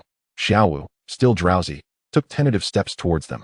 Upon noticing Huajin wielding a blade, she gasped. She intends to kill you. She wants to kill you. As she rushed forward to seize the weapon, a hand intervened. Qin Yan's, her eyes bloodshot and menacing. What's wrong? Xiaowu uttered, a tremor of fear creeping into her voice, as she suddenly realized the source of the sanguine scent emanated from this very scene. No, she shrieked in horror. Vita and Bailan, locked in their own struggle, halted abruptly at the sound of her terrified cry. Bailan, well acquainted with the princess's voice, shouted fiercely and dashed toward the south screen temple. Vita shook his head, having just attempted to restrain her, now finding himself propelled into the fray. Despite his thoughts, he quickened his pace toward that direction. The plump duo had also arrived at a side entrance, ready to make their entrance. In the hall, Kula, upon hearing of the royal ceremony for Lanta taking place in the ceremonial hall, contemplated summoning Vita and the two plump ones back. However, events unfolded too abruptly, and even Bailan had charged in, compelling her to follow suit. The queen, fraught with anxiety over the princess, clutched her hair and pursued after them. Upon reaching the doorway, she discovered everyone gathered there, including Bailan, who had entered first, and the subsequently arriving Vita and Kula, all transfixed by the scene within. What is going on? She mused, peering inside, unable to suppress a gasp. Qin Yan supported Huajin's waist with her left hand, who was half slumped over, her eyes vacant and lifeless. Meanwhile, Qin Yan's right hand tightly grasped the shocked Xiaowu, her mouth pressed against the pale skin of Xiaowu's neck, drawing forth a trickle of blood that flowed down her muscular chest. Eyes closed, a chaotic red stain marred the center of Qin Yan's brow, giving him an otherworldly appearance. The royal ceremony of Lantu. The queen, bewildered, rushed forward, but as she advanced halfway, an overwhelming stench of blood assaulted her senses, paralyzing her in place. She willed herself to move forward, yet her body remained frozen, just like the others. The world around her fell silent, leaving the queen to hear only the relentless, rhythmic sound, perfectly synchronized with the pulse of Qin Yan's throat. The royal ceremony of Lantu had not been interrupted before, however. Those who had once disrupted it were no longer present. Were they all destined to perish? The breath of Xiaowu grew increasingly faint, her body trembling as a sign of being nearly drained, while Qin Yan showed no intention of halting. All eyes were fixed upon Qin Yan, including the two portly figures who had just emerged from the adjacent hall. Qin Yan furrowed his brow, seemingly feeling the weight of their collective gaze intensifying. He gradually ceased his sucking, gently opened his eyelids, revealing a gaze as piercing as a drop of crimson, fierce and sharp. What a sure as eye! The pupils of those present involuntarily contracted and spun. As Qin Yan turned to face them, the bloodthirsty aura diminished considerably, and the sense of stagnation finally dissipated, allowing them to move their bodies once more. Yet, paralyzed by fear of Qin Yan, none dared to act. The king, under the auspices of the Lantu, the true sovereign. The crowd remained motionless, watching Qin Yan as he pulled two unconscious women into his embrace, sitting heavily upon the couch. Despite the silence, they could still hear a sound reminiscent of hellish hissing. The king, who reigns atop the mountain with a sword, a slayer of life and death. Bai Lin was the first to break the impasse, her eyes shimmering with the same crimson glow, impervious to the bloodthirsty aura. Release the princess, she bellowed, channeling her dual elements into her right hand, reaching out toward Qin Yan. He merely lifted his head slightly, a look of bewilderment gracing his features. As Bai Lin was about to grasp him, he flicked his finger gently, and the air between them seemed to explode instantaneously, akin to a tempest. Qin Yan's hair merely fluttered, while Bai Lin was hurled back to the doorway, eliciting gasps of astonishment from the onlookers. Numerous burns marred her body, resembling decay and rust, with many areas having been sliced open. Two types of wounds? No, Bai Lin felt a chaotic discomfort throughout her body. This was certainly not something a mere couple of elemental injuries could inflict. Moreover, even with her armored form, her resilience was no less than that of an ordinary individual. Yet she had still sustained these lacerations. The chaotic elemental forces unleashed without regard for rules. Was this the power of the Lantu king? Qin Yan cast a gaze toward the crowd, a subtle hostility emerging, reminiscent of a lion disturbed at its meal. This junior brother seems rather formidable, Vita remarked, scratching his bald head in distress. It appears we need to collaborate. Bai Lin understood he was addressing her, but the recent trick he played left her feeling somewhat uneasy. I will count to 3. On 3, we charge together, prioritizing the rescue of the princess on the left. She thought to herself that the lacerations didn't appear too deep, perhaps indicating that Qin Yan's power was not yet overwhelming. It was a gamble she had to take. Qin Yan held the two women tightly in his embrace, allowing his hands to move slightly. With his palms directed toward them, his expression unchanging. An invisible barrier formed in the air. The chaotic elemental energy ignited and erupted around them, infused with corrosive and slicing properties. Vita was at a disadvantage, unlike Bai Lin. He lacked full body armor, and the energy could not be detected by the third sense. He barely managed to shield himself from the rampant torrents of corrosion and slicing with his metallic arm, sustaining several severe injuries in the process. One strike, and he was forced to retreat. He forced a wry smile as he looked at the equally disheveled Bai Lin, saying, "It seems we must concede defeat. I fear my creation is no match for my junior disciple." Bai Lin bit her lip, the pain coursing through her body, instilling a sense of fear towards the hand that Qin Yan extended. How did she accomplish this? It baffled her. She considered herself one of the stronger beings among the extraordinary, yet this chaotic elemental eruption was something she had never encountered before. Kula stared in astonishment at Qin Yan, noticing a vivid crimson cross-shaped pattern on her left palm. The others glanced at Kula, questioning what was amiss. Ignoring them, Kula slowly approached Qin Yan, murmuring to herself, reminiscent of her narrative at the prison gate. According to her own words, this was a recounting of memories, yet it resembled someone's furious roar. My mission is to usher in the divine, yet the one who has arrived is you. You have forcibly altered this singular mission of summoning. To what extent do you intend to go? Vita and Bai Lin attempted to intervene, but the queen halted them. No need, as the key priestess. Perhaps I can calm that man down, she declared, though her expression was one of palpable displeasure. The hefty figure glanced at the somewhat sullen queen and asked with a goofy grin, "What is our master mumbling about? She is always so cryptic." "She is a vessel of recorded memories, said to be the legacy of the key priestess. I do not comprehend it," she replied bitterly. At this moment, Qin Yan was utterly oblivious to the chaos unfolding around him. He felt awake, or so he believed, for his world was distinctly clear yet strangely surreal. What is wrong? Am I blind? Why has the world suddenly turned so dark? Since being inexplicably lured by a red, the world had transformed into a realm of shadows. Hey, who turned off the lights? He observed two glowing strands nearby, motionless, fluorescent threads. Soon, a multitude of these threads appeared, varying in size and thickness. Then, a wave of headache struck, and the world morphed into a kaleidoscope of colors, a myriad of vibrant paths or passages, akin to a fantastical dream. Am I asleep? He pondered. Just as he was engulfed in confusion, a delicate silhouette descended from above. Kula, enduring the scent of blood, approached Qin Yan, who did not treat her as he did with Vita and Bai Lin, favoring beauty over friendship. Vita exclaimed in discontent, only to be silenced by a murderous glare nearby. "Oh, so you have a teacher's crush, do you? Quite the Yonghua." Kula focused intently on Qin Yan, extending her index finger towards him much like she had in the prison, her slender finger poised just a meter away, only to be gently brushed aside by Qin Yan. Is that not permissible?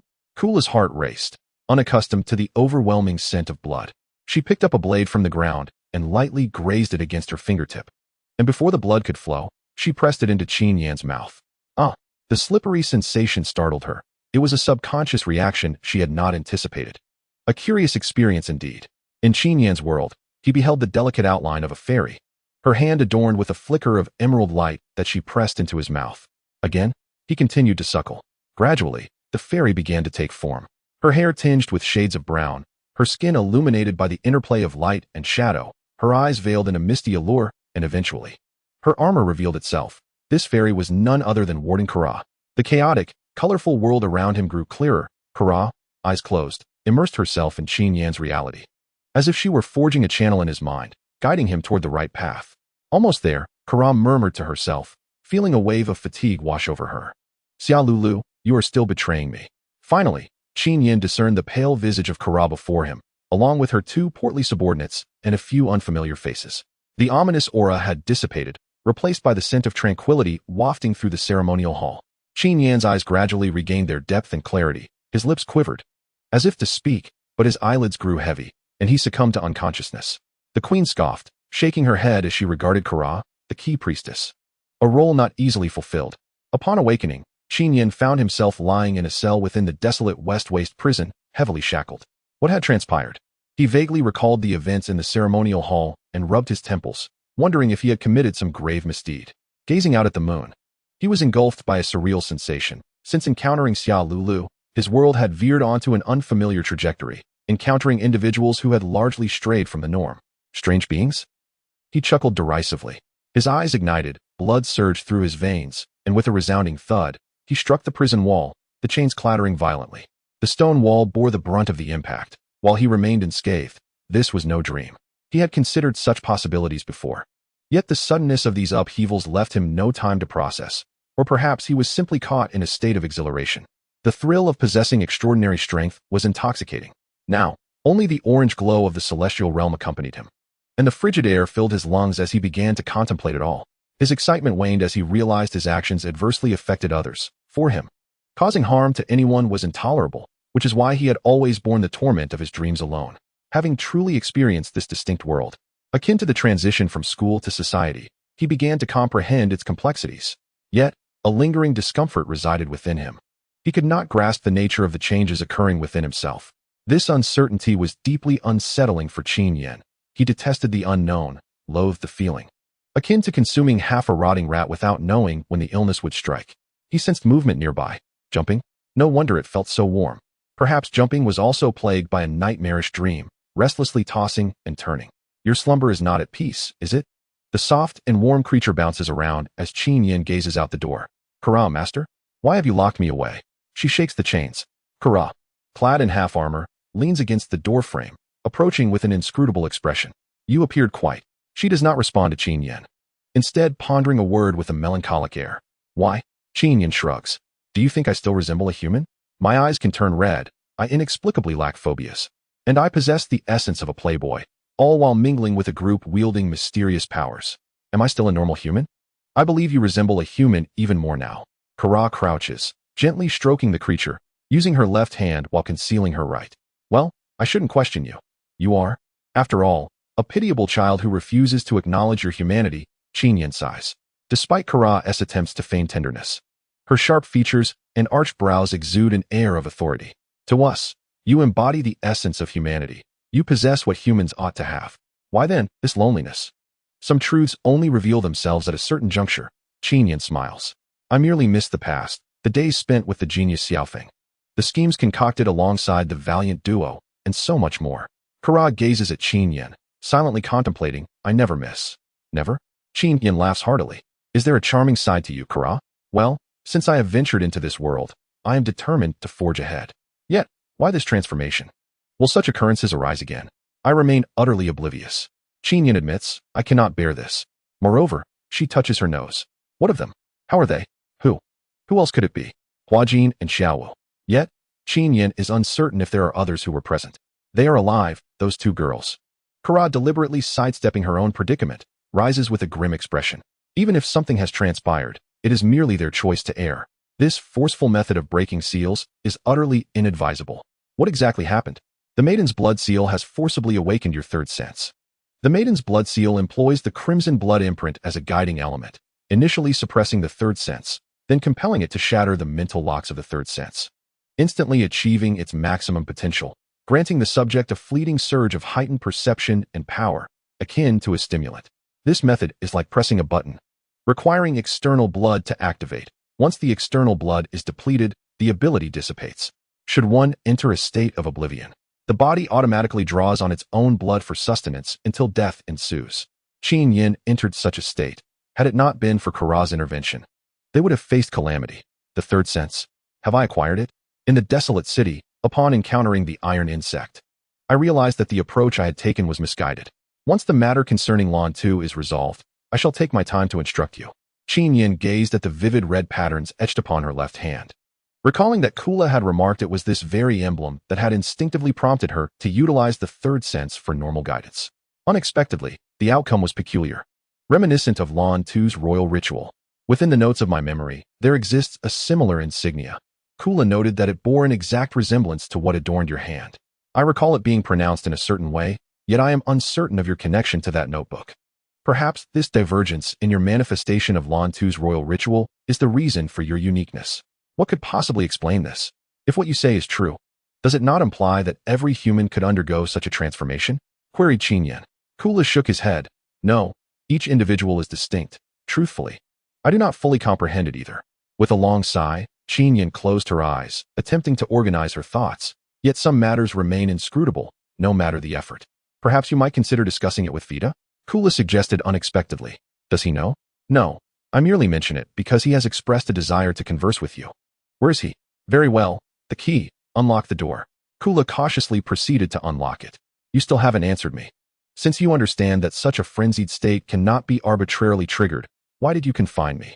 I read it in a book, Kula replied softly. What? Qin Yan did not catch that. Kula urged her to hurry and meet Vita. Do not forget, once you set down Tiao Tiao to leave, Kula added. From this moment forth, seek me every 20 hours. I need to test your third sense. Vita awaited just outside the door. Hey, Junior. Xiao Cheesy. He greeted. A tall figure communicating through a translation device. Who are you? Qin Yan feigned ignorance, captivated by the strange mechanical claw upon his hand, a feature she vaguely remembered. I am none other than the illustrious Vita. He replied nonchalantly. Illustrious?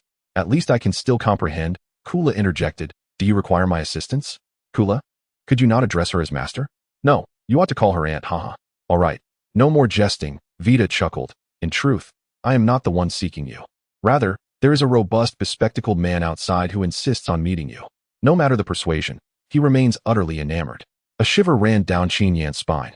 Reflecting on it, a strong, bespectacled man? Was this not a quintessential description of Jitian Kai?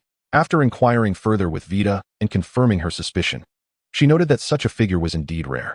Just as she was about to step outside, Vita grasped her arm, lowering the volume of his translation device, and whispered, Hey, I heard that fellow is the highly regarded disciple of the recently arrived Master Jia from the South City.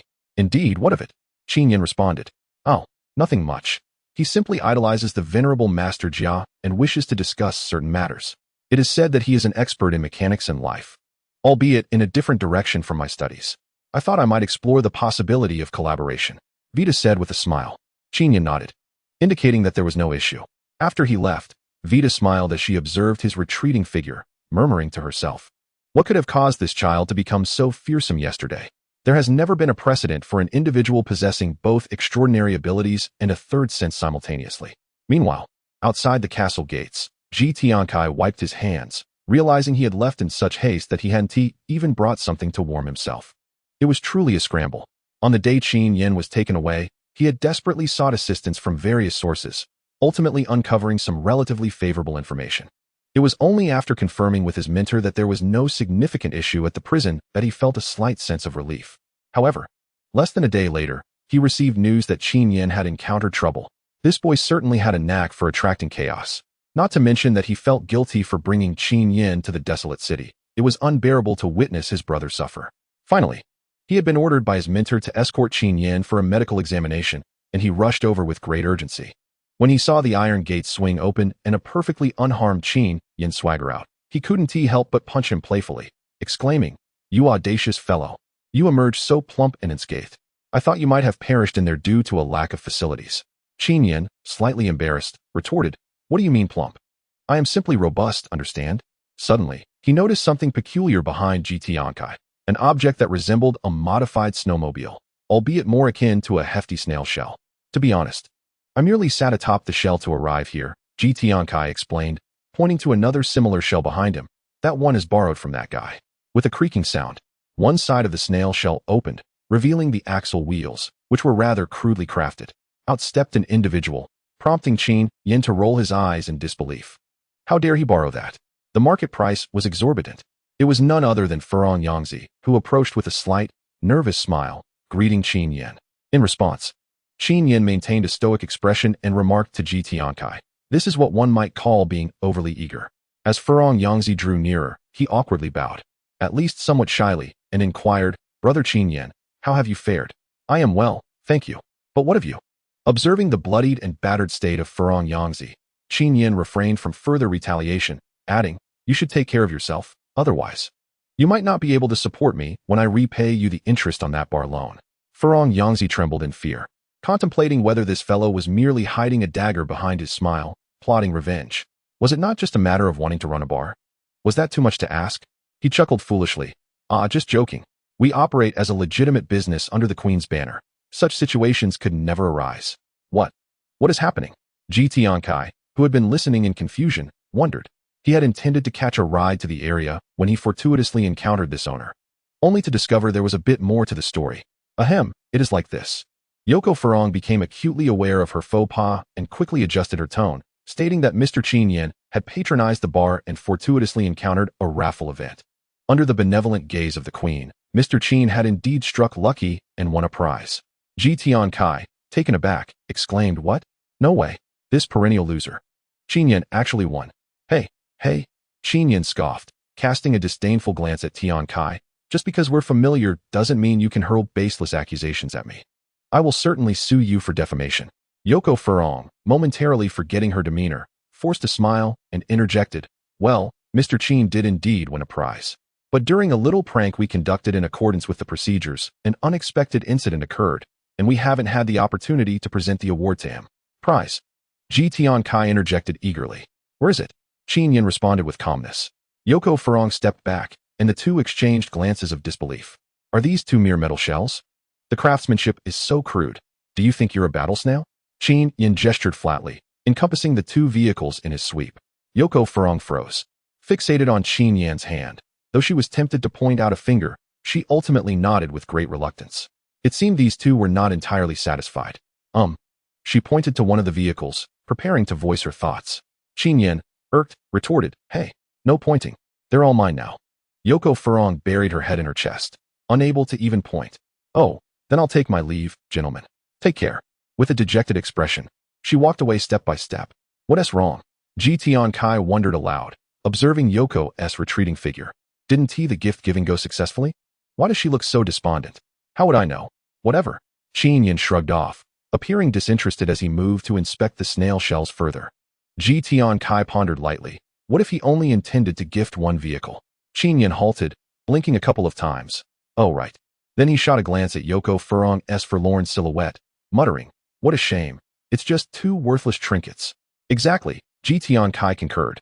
"Did you see how he was earlier? He had already given them away, yet he still pointed, as if wanting one back. Forget him, it works out perfectly, one for each." Qin Yan continued to explore the interior of the snail shell. Had Yoko Furong heard this, she would have likely been driven to madness. She merely wished to showcase the formidable capabilities of the battle snail, but after being deflated by Qin Yan, her enthusiasm had waned. "All I wanted was to run a decent bar. Why does everyone pick on me?"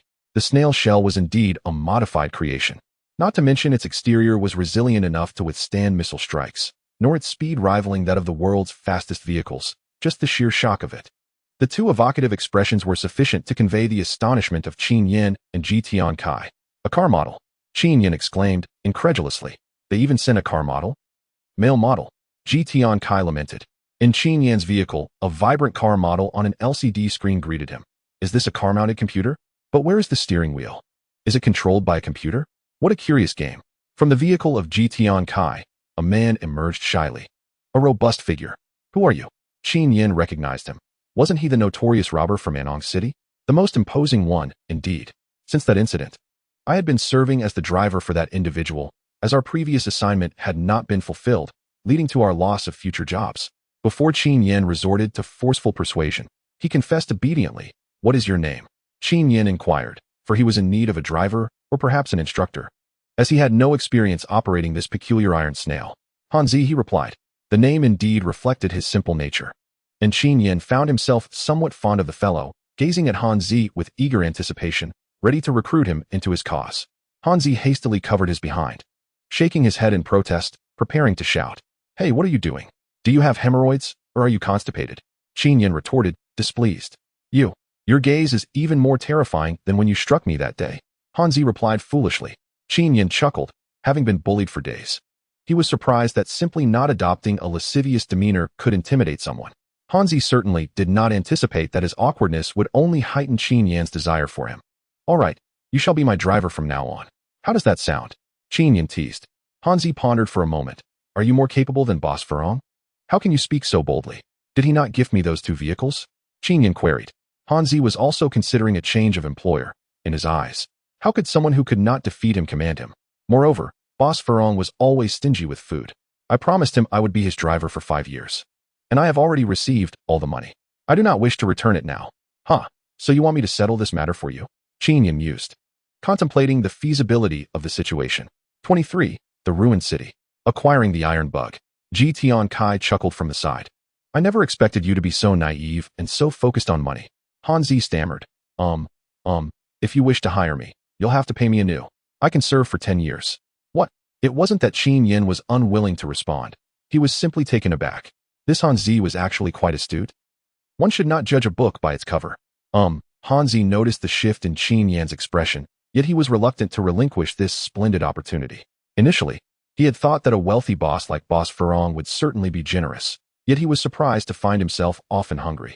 This young man appeared formidable, skilled in combat, and certainly uninterested in such extravagant iron snails, suggesting he was a wealthy individual for whom money was as trivial as dirt.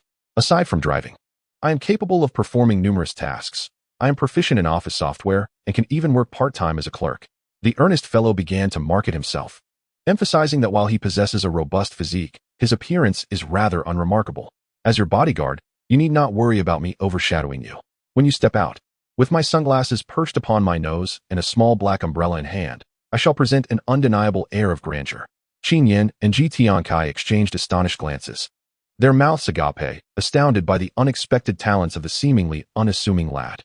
Observing their expressions, he continued, as you can see, my honest exterior is quite deceptive. Of course, I would never dare to deceive you, my esteemed employer. Externally, I will maintain an exceedingly amiable demeanor, especially if you have an inclination towards courting women.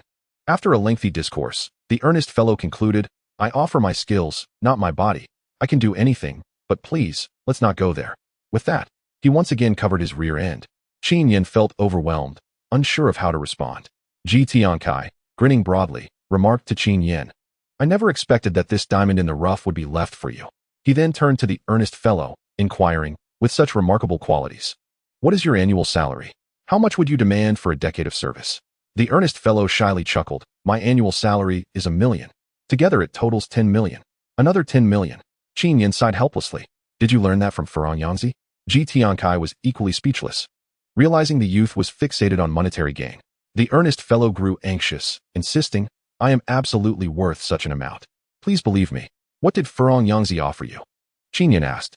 100,000 for 5 years, he replied. So you expect 10 million? Are you jesting with me? Qin Yan retorted, striving to quell her rising anger. The earnest fellow quickly waved his hands. No, it's not about the money. I need more, as that amount is insufficient. Qin Yan scratched her head. What do you need so much money for? The earnest fellow's face flushed with embarrassment. To marry a wife. Ji Tiankai and Qin Yan were left speechless. I heard that in the future, there will be significantly more men than women. If I don't act now, I might miss my chance. The earnest fellow exclaimed excitedly. Qin Yan disdainfully replied, how could there be none? You wouldn't harm the next generation, would you? Huh. The earnest fellow seemed to have never considered this issue. What will happen to the boys of the next generation? You fool, Qin Yan said, once again looking down on him. When there are more girls than boys, then it will be fine. Oh, the earnest fellow appeared to understand, then said, well, I still want a wife. Humanity, so obstinate and unaware at that moment. Kula appeared beside Qin Yan, cradling Tiao Tiao. Qin Yan felt defeated by the earnest fellow. Why did such seemingly simple-minded individuals yearn so fervently for a wife? All right. Qin Yan greeted Kula briefly before turning to the earnest fellow. I will take it upon myself to find you a wife, sweetness guaranteed, or you need not pay. After all, there are plenty of others in need of partners. Taking on one more is no trouble. No, the earnest fellow declined. I have my ideal girl. I want no one but her, his eyes sparkling with fervor. Qin Yan recalled a melodramatic scenario. Did she really demand 10 million before agreeing to marry you? Hanzi shook his head vigorously, expressing disbelief. Such a woman was beneath his regard. He had an inclination to procure an exotic cod as a gift for her. Exotic cod? What on earth is that? Although cod is expensive, it certainly doesn't warrant 10 million. Qin Yan glanced at Ji Tiankai, who also shook his head in ignorance. Exotic cod. Kula interjected while gently patting Tiao Tiao, is a large, rare species of cod found in the depths of the Arctic Ocean. To date, only a handful have been captured, and they fetch nearly 10 million at auction. Ji Tiankai observed the girl dressed for the Arctic as if she were attending a Hawaiian event, then glanced at Qin Yan. whose unkempt appearance suggested she hadn't washed her face in days. He appeared to grasp the situation. While Qin Yan was astonished by the value of the exotic cod and cast him an incredulous look, Kula subtly leaned towards her and remarked, "There's a smaller creature even more valuable than the exotic cod. What is it? Behold, Tiao Tiao, the Arctic white snow rabbit, valued at 20 million. A 20 million Arctic white snow rabbit. This little creature I rescued?" Qin Yan frantically searched her person. "What are you doing?" Kula inquired. "I was just cuddling it while I slept to see if any rabbit fur stuck to me. That must be worth at least several thousand, right?" "If you're not joking," Qin Yan believed Kula would not jest about such matters. Kula, with a calm demeanor, explained that Tiao Tiao's worth lies in its ability to reproduce more of its kind. Due to Kula's stammering Mandarin, it took Qin Yan a while to comprehend the staggering news. The research center for the Arctic white snow rabbit, established by the Iron Eye hunters, had been destroyed, and the already scarce female rabbits had been captured en masse. Both the stock and the research data were obliterated, and no alternative methods for breeding the snow rabbits had been developed. Cloning? Without a surrogate, such an endeavor is merely a jest in the face of contemporary technology. The incident was indeed suspicious. The destruction occurred when the female rabbits, dispersed across various breeding farms, were gathered for inspection. This must have been orchestrated by the adversaries of the Iron Eye hunters. But who would be audacious enough to challenge such a formidable organization of superhumans? Hanzi gazed at Tiao Tiao with a glimmer of envy, his hand instinctively reaching out to touch it. "What are you doing?" Qin Yan exclaimed. Though he himself was curious about the sensation of holding 20 million, even if he had already embraced it without knowing its worth. Hanzi chuckled foolishly and asked, "When do I begin my work, boss? Aren't you afraid of trouble from Furon Yoshiko?" Qin Yan replied with a disdainful smile. In his current state of folly, Hanzi reminded her, "Boss, have you forgotten my profession? I am a mercenary. Causing trouble is our specialty. By the way, would you like me to introduce you to some flashy subordinates? Are you still peddling?" Qin Yan quipped before reaching out to stroke Tiao Tiao. "Fine. You first teach Dr. G. Yes, that's him, how to operate this iron snail." As for him, she affectionately caressed Tiao Tiao, unaware that the little creature shook its ears and burrowed deeper into Kula's chest. The elusive Qin Yan sighed, pondering the peculiar nature of this lace-edged rabbit. In a world where all female creatures have lost their reproductive abilities, you stand as the ruler, much like the bees and ants. Should we not refer to it as the fierce snow rabbit queen? Or perhaps the fierce snow rabbit king? Qin Yan inquired of Kula. Kula, in a whimsical manner, teased it out, gazing at Qin Yan with a look of confusion. Truly, as a rabbit that feasts on carrots, it is indeed unique. However, how did you escape the fate of being slaughtered? Considering the significance of female rabbits, it is likely that this fellow, Tiao Tiao, was mistakenly captured. Logically, Suna should not have known its gender. Wait a moment, Qin Yan exclaimed, alarmed. What if the iron-eyed hunter discovers Tiao Tiao is with us? Hanzi turned back and remarked, "Perfect, we could sell it for several million. Get lost." This retort did not originate from Qin Yan. He chuckled inwardly, bemused that Kula had beaten him to it. Such a softly uttered "get lost" prompted Hanzi to obediently return to instructing Tian Kai. Well, the only ones aware of this matter, aside from the two hefty individuals, are the four of us, with Hanzi being the least reliable. "Hanzi, if even a whisper of this reaches the outside, I shall silence you," Qin Yan threatened. Hanzi pretended not to hear, continuing to enlighten Tian Kai on the nuances of the iron snail. "Isn't this an anomalous cod fishing vessel?" Kula observed, examining the iron snail. She approached to inspect the cockpit, which could accommodate a maximum of 2 individuals, and even then, it felt a bit cramped. She confirmed that this was indeed the terrestrial motorcycle transformed from the main structure of an anomalous cod fishing vessel, designed for deep-sea exploration and capture. It boasted exceptional durability and pressure resistance. Rumor has it that this was a product developed under the guidance of Master Jia's rival, Vita's predecessor. Such a creation is exorbitantly pricey. The adjacent gas jet acceleration system alone demands an investment nearing $1 million, not to mention the intelligent computer and external components. To claim it costs $10 million is already a discounted price. This is a product from over a decade ago, Kula noted. Yet it should still function for several more decades. Over a decade ago? I was unaware of this, Qin Yan expressed with astonishment. Though he understood that countless inventions only became recognized and utilized decades after their inception. Kula approached the screen displaying the vehicle model, silent as she pressed several keys. The model vanished, replaced by the image of a small rabbit, which greeted Qin Yan. Qin Yan smiled wryly. This computer is indeed intelligent. After a brief period of play, Tian Kai finally grasped the art of driving, and it dawned on him to address the matter at hand. He wished to invite Qin Yan to the research facility in the South City. Thus, Qin Yan instructed Kula to return and informed the two chubby ones to maintain the confidentiality of Tiao Tiao's gender, while he accompanied Tian Kai and Han Zi in a vehicle towards South City. Han Zi, it's high time you shed some pounds. Qin Yan sneered, squeezed into the side. Laughter from Tian Kai echoed through the call from another vehicle. Tian Kai, perhaps I should learn from you instead. This fellow is rather foolish. I even question whether his words are merely gathered from the internet. Qin Yan, learning at a sluggish pace, thus vented his frustrations throughout the journey. Han Zi has officially joined the team, although his salary has been significantly reduced to a mere $1 million per year, a rather ludicrous proposition. In an effort to secure a lifelong contract, Qin Yan sold the elusive, agreeing to a salary of 100,000, locked in for a century, ensuring ample provisions. Upon hearing the term, Han Zi's eyes gleamed with greed, and he eagerly accepted the terms, trading a mere promise for a versatile bodyguard. Qin Yan deemed this transaction worthwhile. During their journey, Qin Yan inquired about Wang Qing, to which Tian Kai responded that he had been keeping an eye out, but had not encountered anyone. Moreover, only Master Jia and Su Na were involved in the experiment. He had other tasks to attend to. Su Na. You know Su Na, Han Zi exclaimed, his excitement causing him to nearly lose control of the vehicle.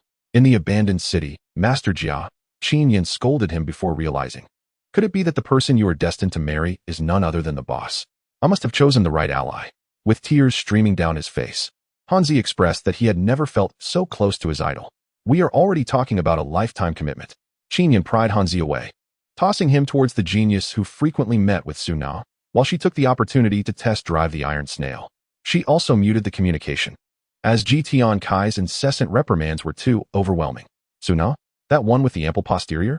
She seems to be associated with the iron-eyed hunter and is often seen with a scruffy man. This could prove troublesome. Should she calmly inform Han Zi that there exists a disparity between dreams and reality? Qin Yan felt a twinge of concern for Han Zi, as she was now considered his lifelong superior, silently supporting him, promising to discuss matters further once they secured the. As Qin Yan grew accustomed to the iron snail, she gradually increased her speed, occasionally engaging the turbo, racing swiftly until they arrived at the entrance of Master Jia's research institute. Guards at the entrance halted their two iron snails, refusing entry. While Tian Kai argued the point, Qin Yan heard a commotion from within that was growing louder. What is that noise? She inquired. The guard glanced anxiously inside, then turned back to say, a madman has been causing a ruckus for quite some time, and they are currently dealing with it. That's why we can't let you in. A madman? Where did he come from? Qin Yan wondered aloud, perplexed by the presence of such a figure. Who knows? The guard replied wearily. Not long ago, a breeding research institute was shut down, and we have been suffering the consequences. Overtime, more overtime. You should refrain from entering for now. This situation might be more complicated than it appears. Tian Kai frowned, stating, what could possibly be complicated? This is my mentor's research institute. I am unaware of any madman being brought in just now. Oh dear, young doctor. Please do not put me in a difficult position. If Master Jia has not informed you, how could I possibly have the authority to speak? The guard concluded his remarks and returned to his post. Before Tian Kai could ponder the implications, Qin Yan patted his shoulder and gestured for him to look inside the institute. They saw a group of individuals chasing a figure clad entirely in black. The person was clearly not running fast, yet those behind him dared not approach. Black Star. Qin Yan recalled the ominous black figure that had once appeared by the banks of Xia Lake, and the creature before him bore a striking resemblance. Its body was marred by various signs of decay, with putrid flesh surrounded by a swirling black mist that lent an eerie quality to its presence.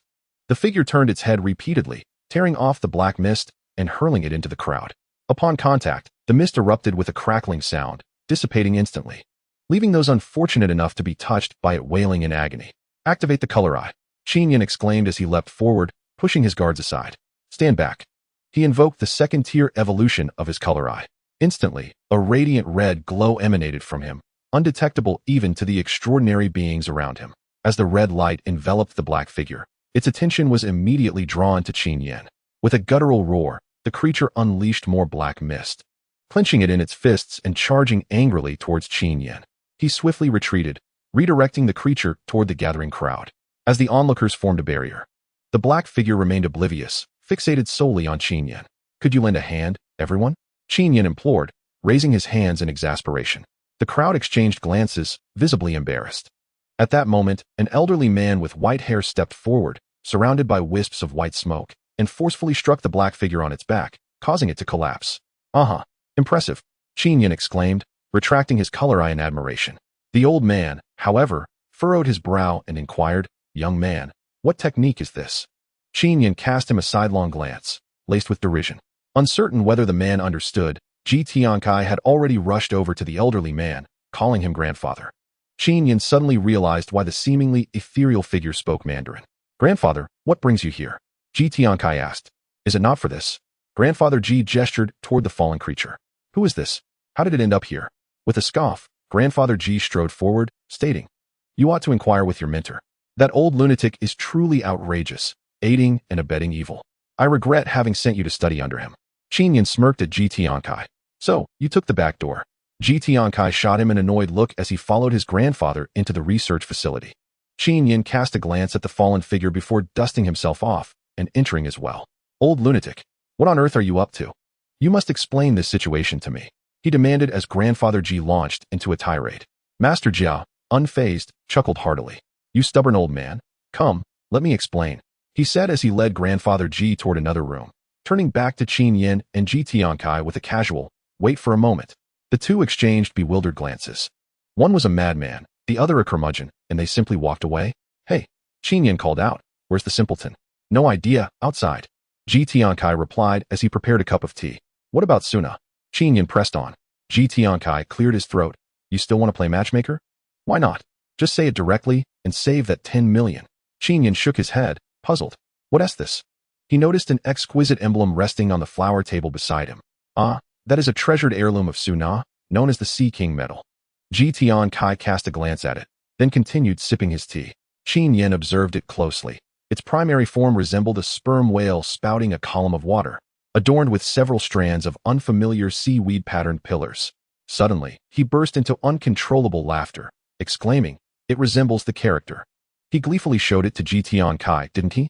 Ji Tiankai joined in the merriment, remarking, "How did I not notice this before?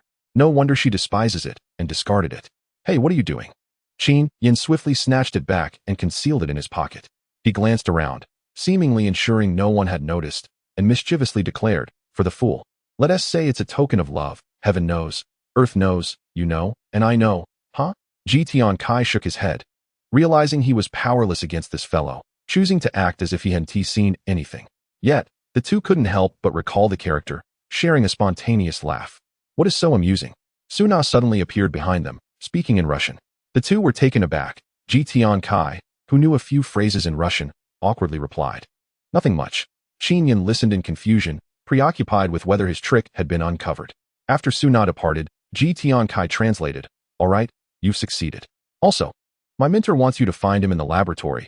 Just go straight ahead, and when you see the frog symbol, you'll arrive. What about you?" "My grandfather is calling me for a meal. Then I shall be on my way." As Qin Yan walked, he fondled the metal, thinking, "It does have a nice texture." He proceeded straight toward the frog symbol, but as he glanced into Master Jia's studio, he was met with a multitude of rabbits, some furry, some not. Yet all possessed a peculiar growth on their legs. Master Jia warmly welcomed Qin Yan inside, his excitement rivaling that of witnessing the rabbits dance. Feeling awkward after his recent misdeed, Qin Yan had no choice but to indulge Master Jia. The master gently placed him upon a soft chair, taking a seat across the table, his eyes brimming with anticipation as he said, "Young man, I know you have many questions, particularly regarding why my attitude differs so greatly from last time. Go ahead, ask, and I shall answer each one." Qin Yan chuckled foolishly, his first question surprisingly being, "Where did all these rabbits come from? Isn't this supposed to feature frogs? Why are there only rabbits here?" Master Jia exclaimed, "What made you ask that?" "Huh, well, don't be so rigid. There are no frogs available in the Arctic for me to find, so the snow rabbits had to suffice. Interestingly, I later discovered that these snow rabbits are far superior to frogs. But what's with the growths on the rabbits' legs? Are they ill?" Qin Yan inquired. "Oh, that was my doing." Master Jia replied with pride, "I placed those growths on them, and now I am devising ways to eliminate them." Qin Yan pondered for a moment, saying, "Master, are you seeking to research methods to combat these growths? However, doesn't modern medicine provide numerous solutions?" "Ah," Master Jia chuckled. "Do you know what has caused these tumors?" Qin Yan shook her head in confusion. Yet, Master Jia continued to maintain an air of mystery, saying, "I initially thought I could find a method of eradication within you. However, It seems that is no longer feasible. Your value is far greater, haha. Qin Yan was left bewildered, still pondering his earlier question. What value do I possess? Master Jia, like a playful magician, returned to his previous inquiry. These tumors on the rabbit's legs are the result of a lymphatic mass created from their other dimensional counterparts. You haven't heard of such a term, have you? It is akin to the weapons employed by those with extraordinary abilities. So, are you intending to suppress these tumors? Qin Yan asked, her surprise evident. Indeed. Master Jia replied with a cryptic smile, I am studying how to inhibit the unique powers of those with extraordinary abilities. A chill ran down Qin Yan's spine. Could this be the secret research Master Jia was conducting? It seemed implausible that the iron-eyed hunter had invited him to explore methods to counteract their own kind. Master Jia, perceiving her thoughts, refrained from divulging the reasons, continuing instead, and you have revealed something new to me. Qin Yan, wide-eyed and silent, listened as Master Jia elaborated, to me. Those with extraordinary abilities are merely individuals who continuously collect elements to transform themselves. Yet you, as I just heard from the obstinate old man, enable others to instigate change. Regardless of whether this change arises from your skills or some innate power, it is worthy of exploration. I believe this could be yet another dawn of humanity's hidden truths. He concluded with palpable excitement. However, in the face of these tumors, I find myself utterly powerless. I have decided to entrust your project to Qin Yan. As you are friends, and he is also researching this domain. The new secrets of humanity. Haha. Qin Yan frowned. You have yet to decipher what humanity's secrets are. And you wish to suppress it? Indeed. Master Jia suddenly glared, his eyes wide with fervor as he exclaimed, there is no time. I must suppress it. I would rather abandon the dream of uncovering the secrets within you than allow it to persist. Why must it be suppressed? Despite her fear of Master Jia's fury, she could not help but inquire. The master shook his head, sneering softly. Why? Do you believe I am mad? It is you with extraordinary abilities who are truly mad. You are the ones who have lost your sanity. Qin Yan, perplexed, replied, if that is the case, why did you come here from the wine channel? How can one control the attraction and repulsion of elements with the mind? I seek to comprehend these phenomena. I yearn for answers. That is why I am here. In truth, I arrived earlier than you might imagine, yet I have been laboring over there, the master lamented, lowering his head in frustration. Here, I can delve into the depths of knowledge. Master Jia circled around the experimental table and the rabbit cages, declaring, I can know everything. Including the real subjects of the experiments, I presume? Qin Yan recalled the dark figure she had seen earlier. The master had always been aligned with the iron-eyed hunter. Yet his endeavors seemed harmful to them. What, then, was his recent purpose for coming? I am acutely aware that they must harbor some conspiracy, and I comprehend my thoughts quite well. However, we are in mutual need of each other at present. This was the final utterance of Master Jia. Yet, Qin Yan pondered why he would proclaim that we, the extraordinary beings, have all gone mad. After all, we were still unfamiliar with one another. It was merely a conversation with an experimental subject. Nonetheless, Qin Yan at least recognized that he still retained some semblance of humanity.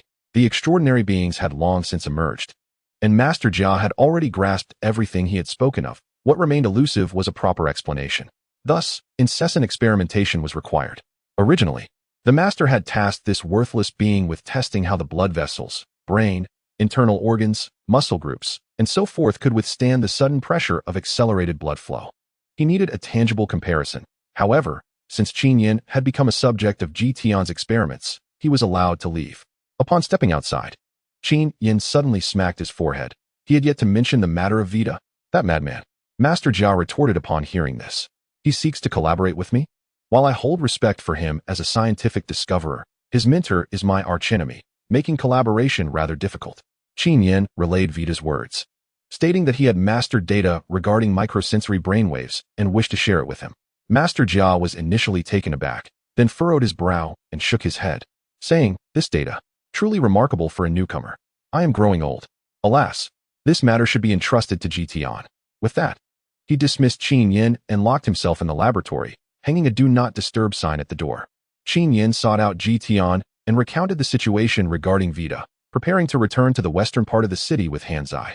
However, Suna brought forth a woman dressed in a style reminiscent of Western antiquity to meet him. Greetings, I am one of the candidates for the Queen's consort, and the Queen has sent me to invite you to the eastern city for further discussion. The Queen? Qin Yan recalled Hua Jin and the matters concerning Xiaowu. Since that day, he had felt quite guilty, even somewhat fearful of himself. Lead the way, but wait a moment. He turned to Suna and, using his limited English, said, this is Hanzai. Could you assist me in escorting him to the western part of the city? He is still unfamiliar with the route. Hanzai, still in the vehicle, immediately perked up at this remark, bracing himself for action. Qin Yan chuckled inwardly, thinking, Hanzai, you professional control freak. Seize the opportunity. The eastern city was a den of iniquity, with bars of all sizes clustered together, all under the dominion of the queen. The queen's most renowned consorts were those currently traveling in Bentleys, each one resembling a celestial beauty. There were 16 consorts in total, 4 royal consorts and 12 candidates. It was unclear why this was the case, but if any one of them were to vanish for any reason, they would be promptly replaced, and their appearance would be no less exquisite. However, these 16 consorts were not the most famous. Their brilliance was overshadowed by one individual, Bailan. The one who received Qin Yan was indeed Bailan. He did not recall her, as he had been in a dazed state when she had attempted to attack and had been repelled. Are you Qin Yan? Bailan inquired, her demeanor seemingly softened. Qin Yan nodded in affirmation. Regardless of his imposing stature, he was merely 17, still bearing the vestiges of youth. Yet, he exuded a certain charisma, a fact that left Bailan contemplating. Unbeknownst to her, this was the lingering effect of Qin Yan's prolonged mental struggles. Qin Yan felt a twinge of apprehension as he glanced at Bailan, who wore a low-cut black suit that accentuated her curves. He turned his gaze toward a traditional Chinese chair and inquired about Hua Jin's condition. Hua Jin is currently recuperating and is not in any significant danger. There is no need for concern, she replied dismissively. And what of Xiao Wu, the princess? How is she faring? Qin Yan later learned from Kula that Xiao Wu was indeed a royal. The mention of her name caused Bailan's expression to darken instantly, while the attendant accompanying Qin Yan lowered her head, adopting a submissive demeanor. Humph, perhaps you should focus on your own affairs, Bailan reprimanded sternly. We have yet to pursue the matter of the personnel exchange concerning Furong Yangzi, but rest assured, due to your status as the 7th in the West City, we have an agreement with Kula. Otherwise, Qin Yan touched his nose, wearing an expression reminiscent of a miscreant, vividly recalling the tumult of emotions he felt when he found 3 unconscious women nearby. Concurrently, he felt a pang of anxiety for Hua Jin, as she had once warned him that dissatisfaction could lead to dire consequences. Bailan's voice resonated loudly, yet swiftly faded into silence, devoid of any echo, her presence imposing. This was due to the thick floral carpets that adorned the floors, walls, and even the ceiling of the room. Fetch that item, she commanded the attendant. Since Qin Yan was not directly observing her, her words did not seem as intimidating, but the attendant, for reasons unknown, felt a surge of fear, her heart racing as she obeyed. Even Qin Yan could sense the attendant's quickening heartbeat. He dared not steal a glance at Bailan, for the allure of her figure was too striking to behold. When the attendant returned, she clutched a card in her hand. This is the cod fishing permit. Bailan adjusted her glasses. Qin Yan glanced at it. Aside from an illustration of a cod, it appeared rather unremarkable. No need to inspect it further. This is the essential key for operating the fishing apparatus, she clarified. Qin Yan looked on, still perplexed about her intentions. I require you to participate in a competition. In the North City, prior to the dawn of the light, an ironworm contest is traditionally held, and with 6 months remaining, you should be able to learn swiftly given your capabilities. The dawn of the light signifies the first rays of sunlight appearing as winter transitions into summer in the Arctic. But what is this ironworm? I am still entirely unskilled. Qin Yan protested. Did not Furong Yangzi recently provide you with 2 machines? Bailan countered. He has already faced our sanctions. His assets now belong to us. If you wish to retain that vehicle, you must win the competition. Is this not blatant exploitation? Qin Yan mused, realizing that Bailan, being Yangzi's superior, operated with a consistent approach. It seemed that the iron snail was referred to as the iron worm in the sea. However, with a few mechanical arms added, it indeed resembled an insect. You cannot possibly resort to such underhanded tactics. Qin Yan gazed at the frost-like countenance of Bailan and declared, I shall not concern myself with your affairs regarding Furong Yangzi. The vehicle belongs to me, hence I shall refrain from participating. The notion of the deep sea struck a chord of trepidation within her, as a mere novice. She had heard tales of the darkness lurking within society and had no desire to become cannon fodder. Not going. Bailan brought forth the matter of his injuries to 3 women and insinuated the uncertain fate of Hua Jin. Qin Yan pinched her thigh sharply and gritted her teeth in agreement. Ultimately, they set their sights on the championship, with the prize being Hua Jin. Why make Hua Jin the gift? Wouldn't I be a better choice? She mused. By the way, by air, you are truly impressive for daring to speak to His Highness Lan Tu in such a manner. Your Highness, he is but a mere child now. Indeed.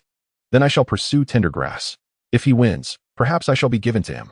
Your Highness, maintain your composure. But can he truly prevail? Under the Queen's reign, Qin Yan commenced her 6-month training in piloting the Iron Worm. Upon hearing of this, the chubby duo regarded her with disdain for an entire month, as the bar patrons consistently looked down upon the Iron Worm enthusiasts. However, this disdain transformed into keen interest when they discovered that Su-na had a penchant for exotic fish. The second month saw them fervently inquiring about their leader's participation in the Iron Worm training. How had they become entangled with Su-na? This was the fault of the simpleton, who, on the day Qin Yan requested Su-na to escort him to the prison fortress, inadvertently introduced her to the chubby duo, who were known for their preference for ample figures. Unbeknownst to them, upon seeing Su-na, their eyes sparkled with desire. Thus, a war ensued among the three. Boss, once you catch the exotic fish, you must give it to me, implored the chubby one. Boss, hand it over to me. I know the warden's whereabouts. The other chimed in. The simpleton pleaded, Boss, you must take responsibility for me. Qin Yan ignored the chubby one, delivering a swift slap to the simpleton, sending him away to cool off, before secretly seeking out the other chubby one. In the interludes of piloting the Iron Worm, he often found solace in confiding with Kula, relishing the exchanges. Initially, Kula was somewhat bashful, seemingly transformed into a more endearing figure after their last encounter. As more than half a month passed, while Kula continued to discuss the third sense and the gifts for His Highness Lan Tu, Qin Yan remained preoccupied in his observations of her, scarcely uttering a word. At last, Kula's patience waned. Her expression remained calm as she delivered a forceful kick to Qin Yan, banishing him from her sight. This left Qin Yan flustered, for he could not behold her any longer. Since arriving in the Arctic, his phobias had diminished. Why was this so? Clad in layers thicker than dumplings, and surrounded mostly by men piloting iron worms, he found himself nostalgic for his school days. Some things are only truly appreciated after they are lost, Qin Yan often pondered. Amidst the snow-laden landscape, how beautifully vibrant Kula was. The Arctic's polar night was illuminated by the interplay of moonlight and snow. After being kicked out once more, Qin Yan sat dejectedly upon the parapet, counting the sights before him. Snow, Arctic willows, leaping figures. 20 million. Yet another dead tree, snow, and iron snails. People? He observed Jitian Kai and Vitas just disembarking from the iron snail, waving in his direction. You two buddies have come to see me? Qin Yan exclaimed as she jumped down, playfully patting both of them. It's only been a little over a month. I heard that during our retreat, you and your master made considerable progress. Vitas chuckled. Have you started calling her aunt yet? Get lost, Qin Yan retorted, wishing she could kick him like Kula. We have a perfectly normal relationship of observation and being observed, kicking and being kicked. Jitian Kai, smiling, produced a small package, saying, You've been learning to drive the iron worm, right? We just happened to bring you a little something. Qin Yan glanced at the package Tian Kai handed her, questioning. What is this? Vitas interjected. It's something good. Go ahead and try it out secretly. With your intellect, you'll surely figure it out. Qin Yan shot them a disdainful look, yet accepted it without hesitation. Do you guys still have time to mess around with this? How is your progress? Of course. When a brother is pursuing a woman, I must lend my support. Pursuing a woman? A question mark appeared above Qin Yan's head. Don't joke around. The whole city knows you challenged the most grueling competition, the extreme light contest, for Huajin. Brave and fearless, you are a model for all married men. Why married? ISNT at the most grueling? Are you mistaken? Surely the warden ISNT getting jealous over this. Ji Tianping remarked nonchalantly. The most grueling, indeed. The extreme light contest is one of the harshest iron worm competitions. The competition begins before the arrival of the summer light, with participating teams submerging in the dark seawater for hours, reaching the deep-sea cod feeding grounds. When the polar night ends and the first rays of sunlight of the polar day emerge, the hunting commences. The final results are based on the ranking of the deep-sea cod caught, and teams that capture the rare cod automatically win and gain the right to resell it. The cruelty of the event lies in the darkness, the turbulent waters during the light phase, and the most terrifying aspect, the threat of traitorous companions. In the first event, the team that succeeded in catching the rare cod was besieged by rogue players, ultimately returning with only 3 iron worms. During the second event, those who learned from the past formed a large team, yet infighting within the group led to the demise of all.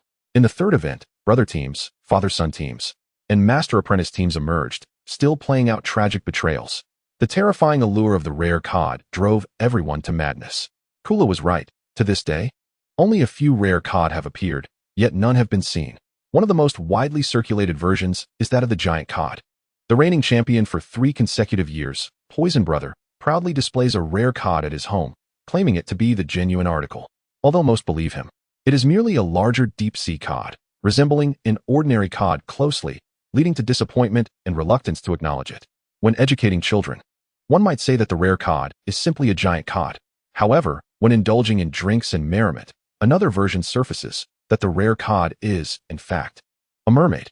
The notorious brother from the north, who once survived the capture of a rare cod, claimed in a drunken stupor that it was a beautiful maiden.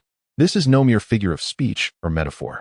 Could a boorish figure like the esteemed Lord Kong ever articulate something poetic? His utterances are limited to crude desires, such as, "What a beauty! I yearn to possess her."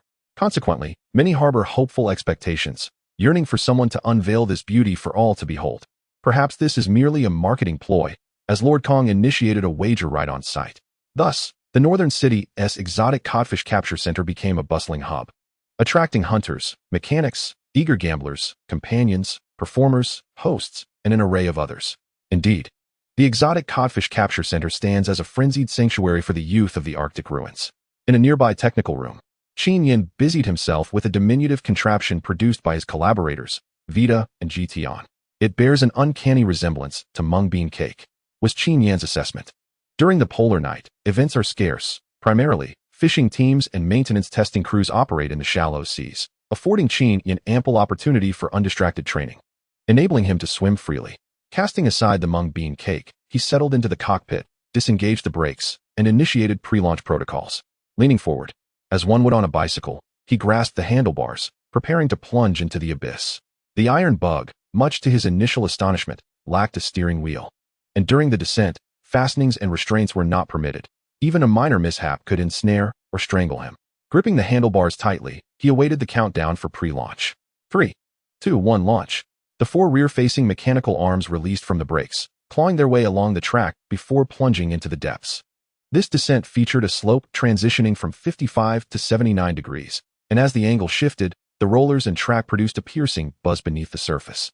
The buzzing ceased with a sharp crack, the sound of the iron bug disengaging from the track. Before Qin Yan lay the pitch-black cliff, illuminated only by the headlights and ability to penetrate the darkness. After nearly a month and a half of training, he had become quite familiar with the process. "Little rabbit, remind me at a depth of 130 meters, he instructed. The intelligent computer in his left ear responded, "Understood. Distance to 130 meters, 3 seconds remaining." Such swiftness. 1 second reminder. Reminder. Gas spray confirmation. Normal startup. Gas spray confirmation. Balance at 13 degrees, normal. Startup confirmed, please verify. Hastily, Qin Yan secured his safety harness and pressed the gas spray button. With a whoosh, a series of bubbles erupted from the nozzles beneath and behind the iron bug, slowing his descent. Gravity returned. Qin Yan exhaled with relief. Despite having been submerged for some time, he still felt slightly queasy. "Little rabbit, engage autopilot." He wondered who had designed this contraption, as music accompanied the ride. Qin Yan relished the exhilarating sensation of speeding through the underwater wasteland. The desert he now traversed was vast, yet it was uncharted territory for him, having never explored it before. With a pleasant mood today, he pondered whether he should venture further. He gazed into the inky blackness and mused aloud. "Little rabbit, report on the weather. Current conditions in this area, 1. 3 nautical miles, water temperature 10 degrees, circulation value normal, water pressure normal, no data ahead in the path of travel. Please retrieve comparative data for surrounding waters." The data retrieval was successful. Qin Yan glanced over the information, pondering for half a minute. "Little bunny, the gas spray, wait a moment." He recalled the mung bean cake that Tian Kai had given him and opened the mixing preparation chamber, casually tossing in 2 pieces. Just seconds after closing the chamber door, a simulated coughing sound emerged, causing the iron bug to slow down, as if it were about to stall. "What is going on?" Qin Yan was about to curse when the gas spray suddenly released a torrent of bubbles, gurgling and accompanied by a more intense force, propelling the iron bug deeper into the desert. What a strange contraption. Is it truly meant for show? Qin Yan felt a sensation as if smoke were rising from beneath him. "Little bunny, please be advised. A cliff has been detected 0.8 nautical miles ahead." Qin Yan stared incredulously at the dark expanse before him. How is this possible? Is this desert so small? Level 2 gas spray, pre-start. "Little bunny, level 2 gas spray activated, awaiting confirmation. Glide mode engaged, air sacs partially inflated, initiating."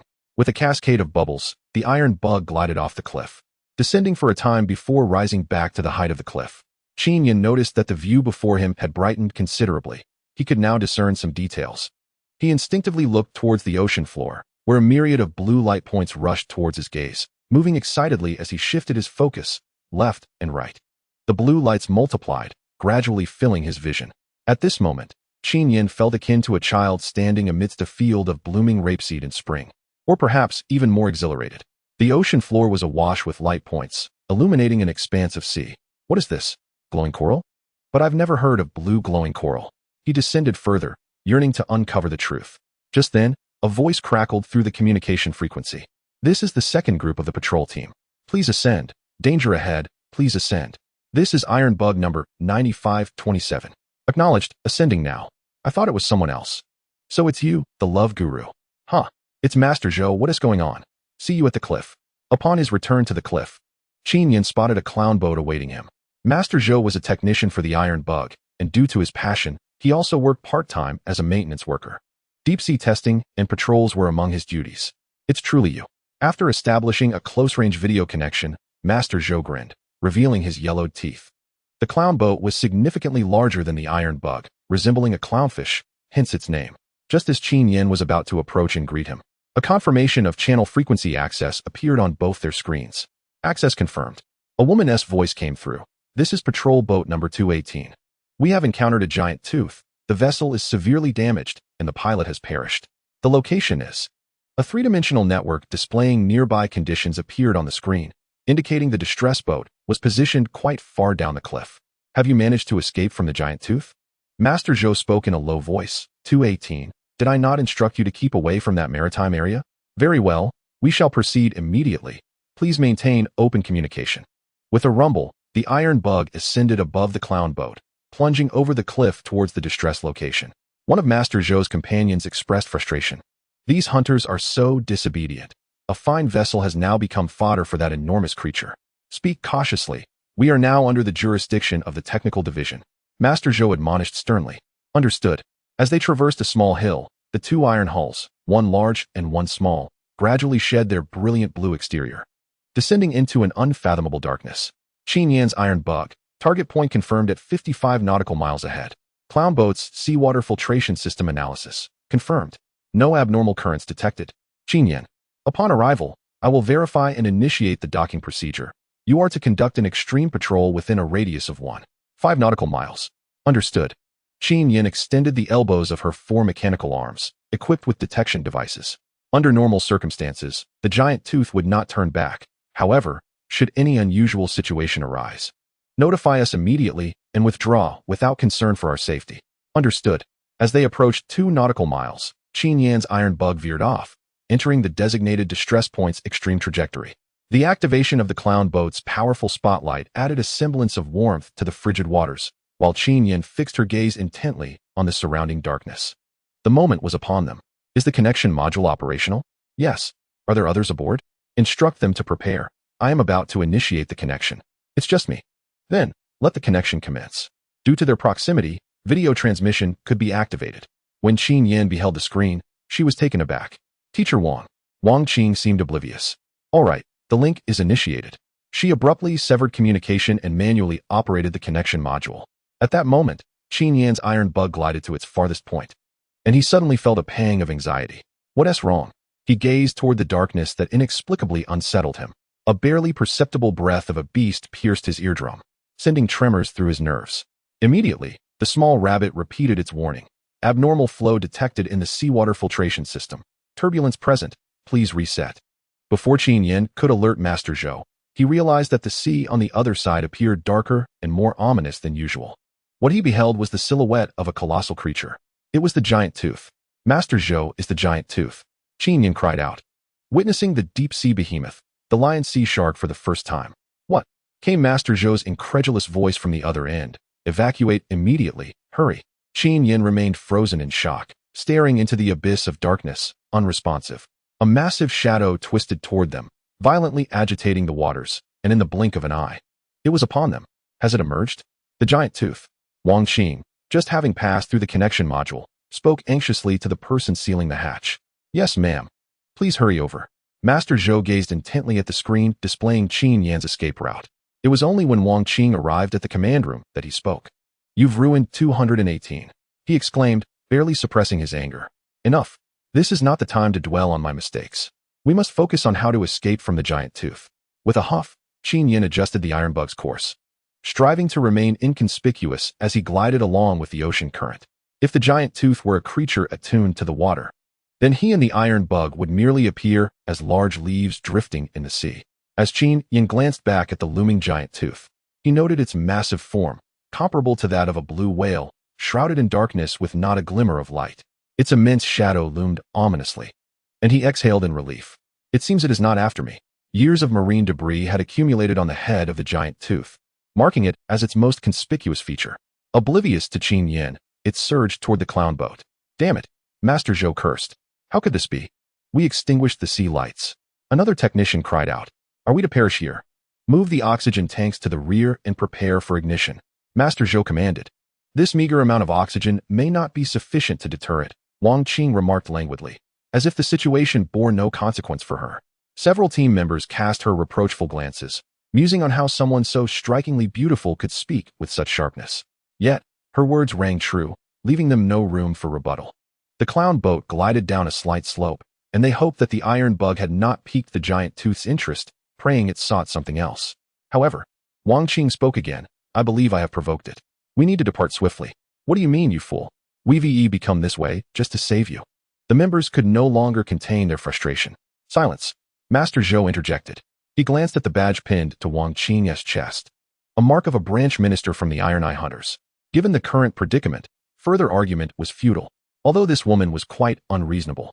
Her observations were indeed relevant and valuable, rendering it unnecessary to clash with someone of ministerial rank. He had encountered a few such figures in his time, all of whom shared this temper. Continue gliding. Let us hope that creature's target is 218. Stay alert.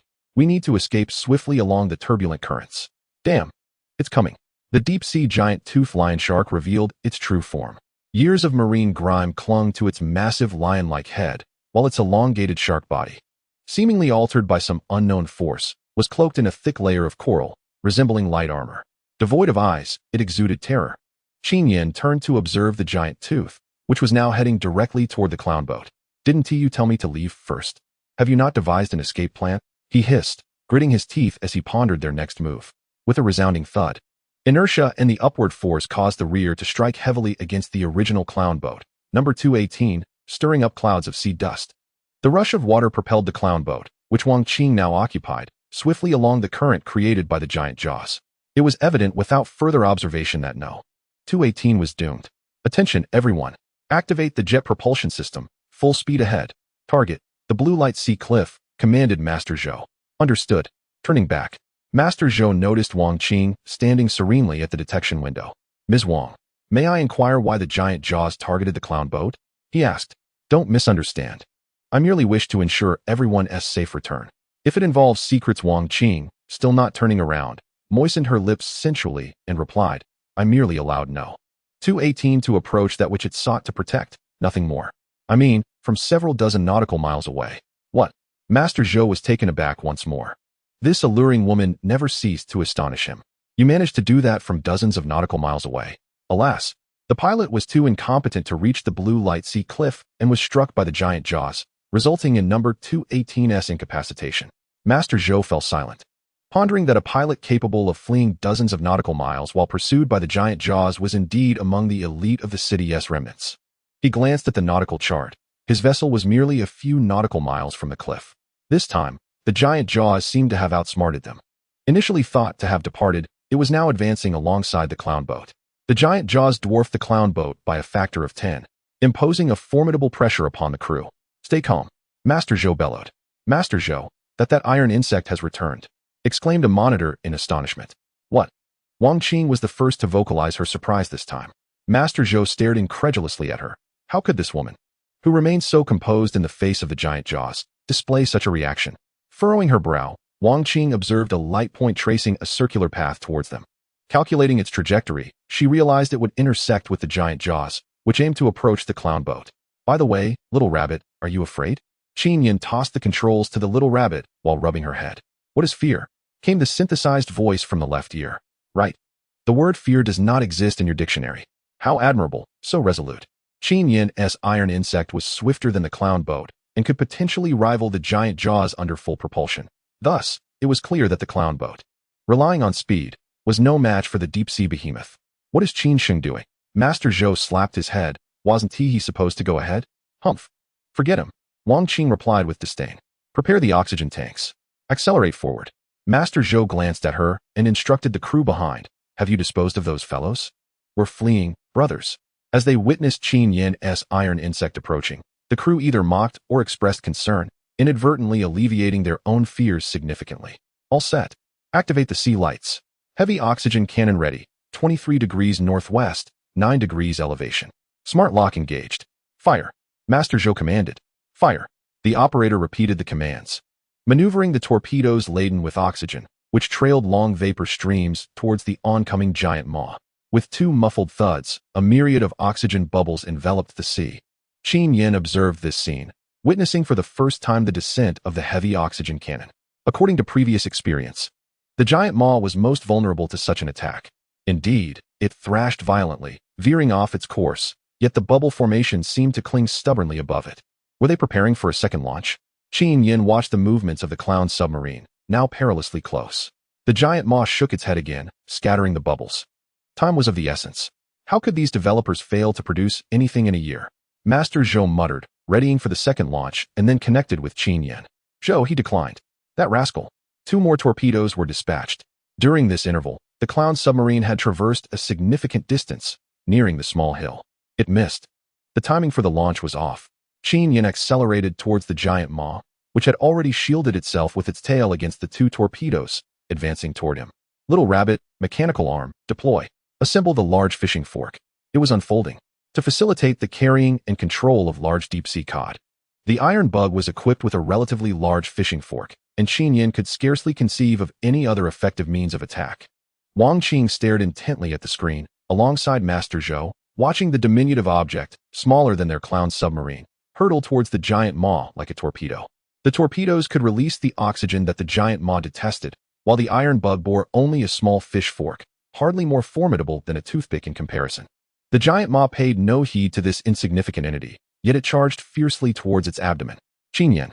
Wang Qing's eyes widened, trembling as she struggled to contain her emotions. Qin Yan indeed felt the impact acutely, the tremendous force disorienting him, his airbag filling the cockpit entirely. Warning, stability compromised. Attention, gas ejection system automatically halted. The iron bug tumbled several times, finally stabilizing. Gas ejection system returning to normal, initiating. He glanced at the giant maw, where only the faintest trace marked its abdomen. It seemed entirely unfazed. Is that fellow courting death? A crew member exclaimed. Do you still have the heart to criticize him? Prepare for another rapid strike. It's coming. The iron bug, like a mantis facing a chariot, stood ready.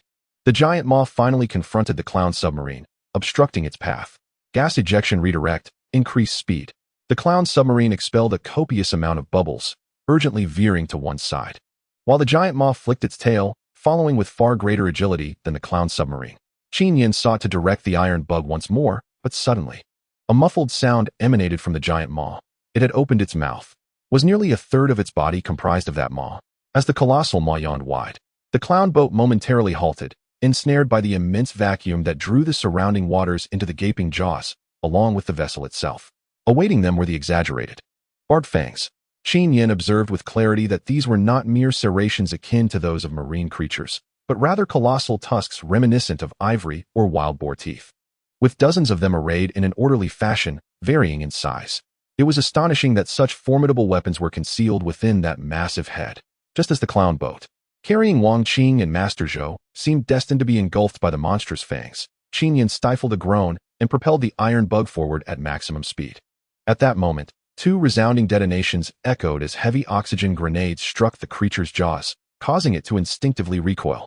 The clown boat, however, was perilously close, and the turbulent waters rendered navigation exceedingly difficult, heightening the risk of collision.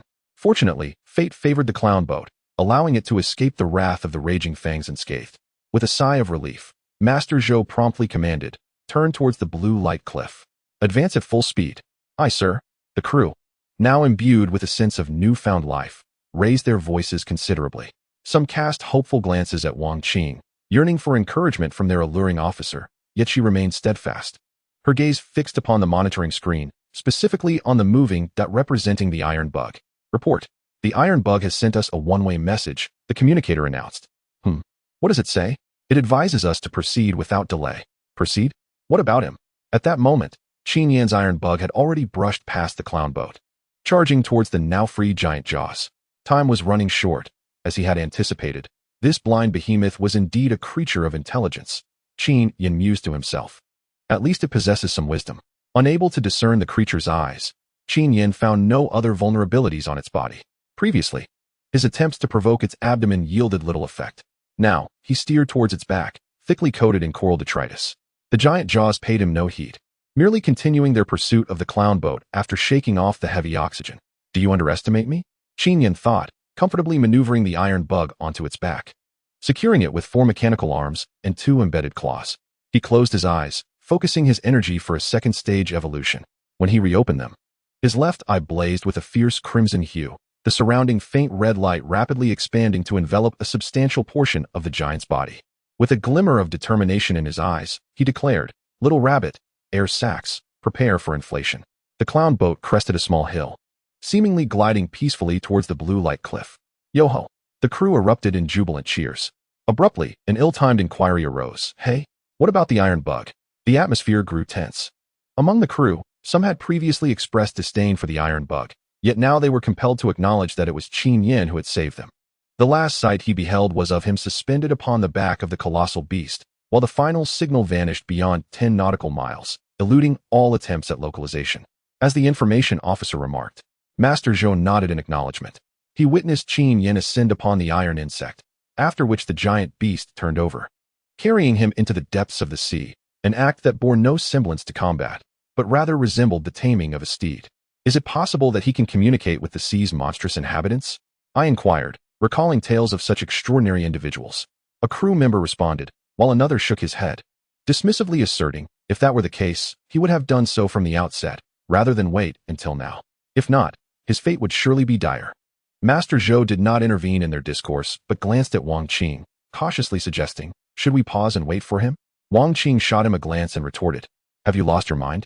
We must press on. Meanwhile, with Qin Yan, the giant beast began to twist and turn incessantly as soon as he enveloped it in crimson light, circling in a chaotic dance. After some time, once he anticipated the safety of the clown boat, he retracted the red glow, releasing the mechanical arm and claw to allow the little rabbit to take over control. He then braced himself against the immense forces at play, and after several tumultuous rolls, the iron insect finally settled, seemingly lodged in some crevice. Upon opening his eyes, he was met with a blinding brightness, revealing an entirely unfamiliar landscape. Surely they must have returned safely. Color vision, disengage. Qin Yan suddenly felt nauseated. Not only was he already susceptible to seasickness, but the relentless twisting of the giant beast had provided him with a full experience of vomiting. Color vision, activate. He exhaled in relief, feeling considerably better. Apparently, color vision possessed this secondary utility. Well, even if it is merely a first-level evolution, it shouldn't have provoked that enormous creature. But where exactly was he? He surveyed his surroundings. Countless fungi sprouted from the black pillars emerging from the seabed, while small orange fish swirled about, and in the distance, peculiar sailfish formed small pods, gliding gracefully. Could this be the deep-sea volcanic belt? He murmured, Little rabbit, can you ascertain our position? I am unable to initiate the program. According to the remote sensing device placed at the point, we are currently situated directly north of the target. As if I needed you to tell me that. Qin Yan sighed, relieved that the propulsion system appeared to be functioning normally. The propulsion system's automatic maintenance will take an hour. Very well. He looked up to find the sky was, astonishingly, black, with the luminous source being the fungi clinging to the black stone pillars. A black dome? Could it be that I am beneath the Arctic ice cap? Qin Yan pondered, before shaking his head and adjusting the air cushion beneath him, finally able to recline comfortably. What am I even thinking? Even if this isn't the Arctic ice cap, there is no sunlight at this time of year. He closed his eyes, reflecting on his recent extraordinary experiences. He had arrived at the ruined city, and according to its temporal reckoning, less than half a day had passed. According to the time at home, it should currently be winter. However, in the Arctic, it is merely night, with daylight expected to arrive during the grand tournament of light. Later, someone even attempted to sell him a watch, claiming it was calibrated to the standard time of the ruined city, resembling an ordinary timepiece. Upon closer inspection, Qin Yan noticed that the hour and minute hands had been replaced with a year hand and a day hand. Once the day hand completes a full rotation, It signifies the passage of a day. When the year hand makes a complete circuit, a year has elapsed. The watch seller vehemently rejected Qin Yan's terminology of year hand and day hand, asserting that in the ruined city, the distinction between a year and a day is profound, especially for someone who is not a regular patron of the ruined city. How many deceptions has humanity wrought upon me? A mere small vessel from this town is capable of plunging into the depths of 1251 fathoms. Qin Yan smacked his lips. Yet, the events unfolding around me are beyond explanation, are they not? He felt a sense of relief and then scoffed at himself.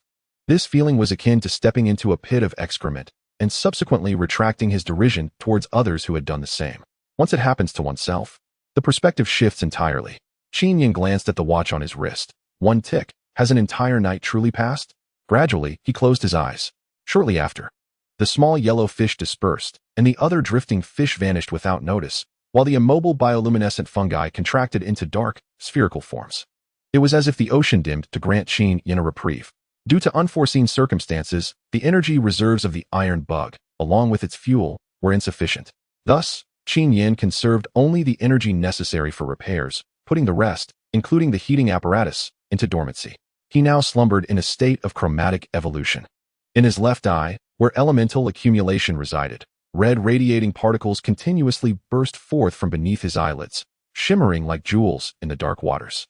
Qin Yan did not sleep well, for the surrounding silence was overwhelming.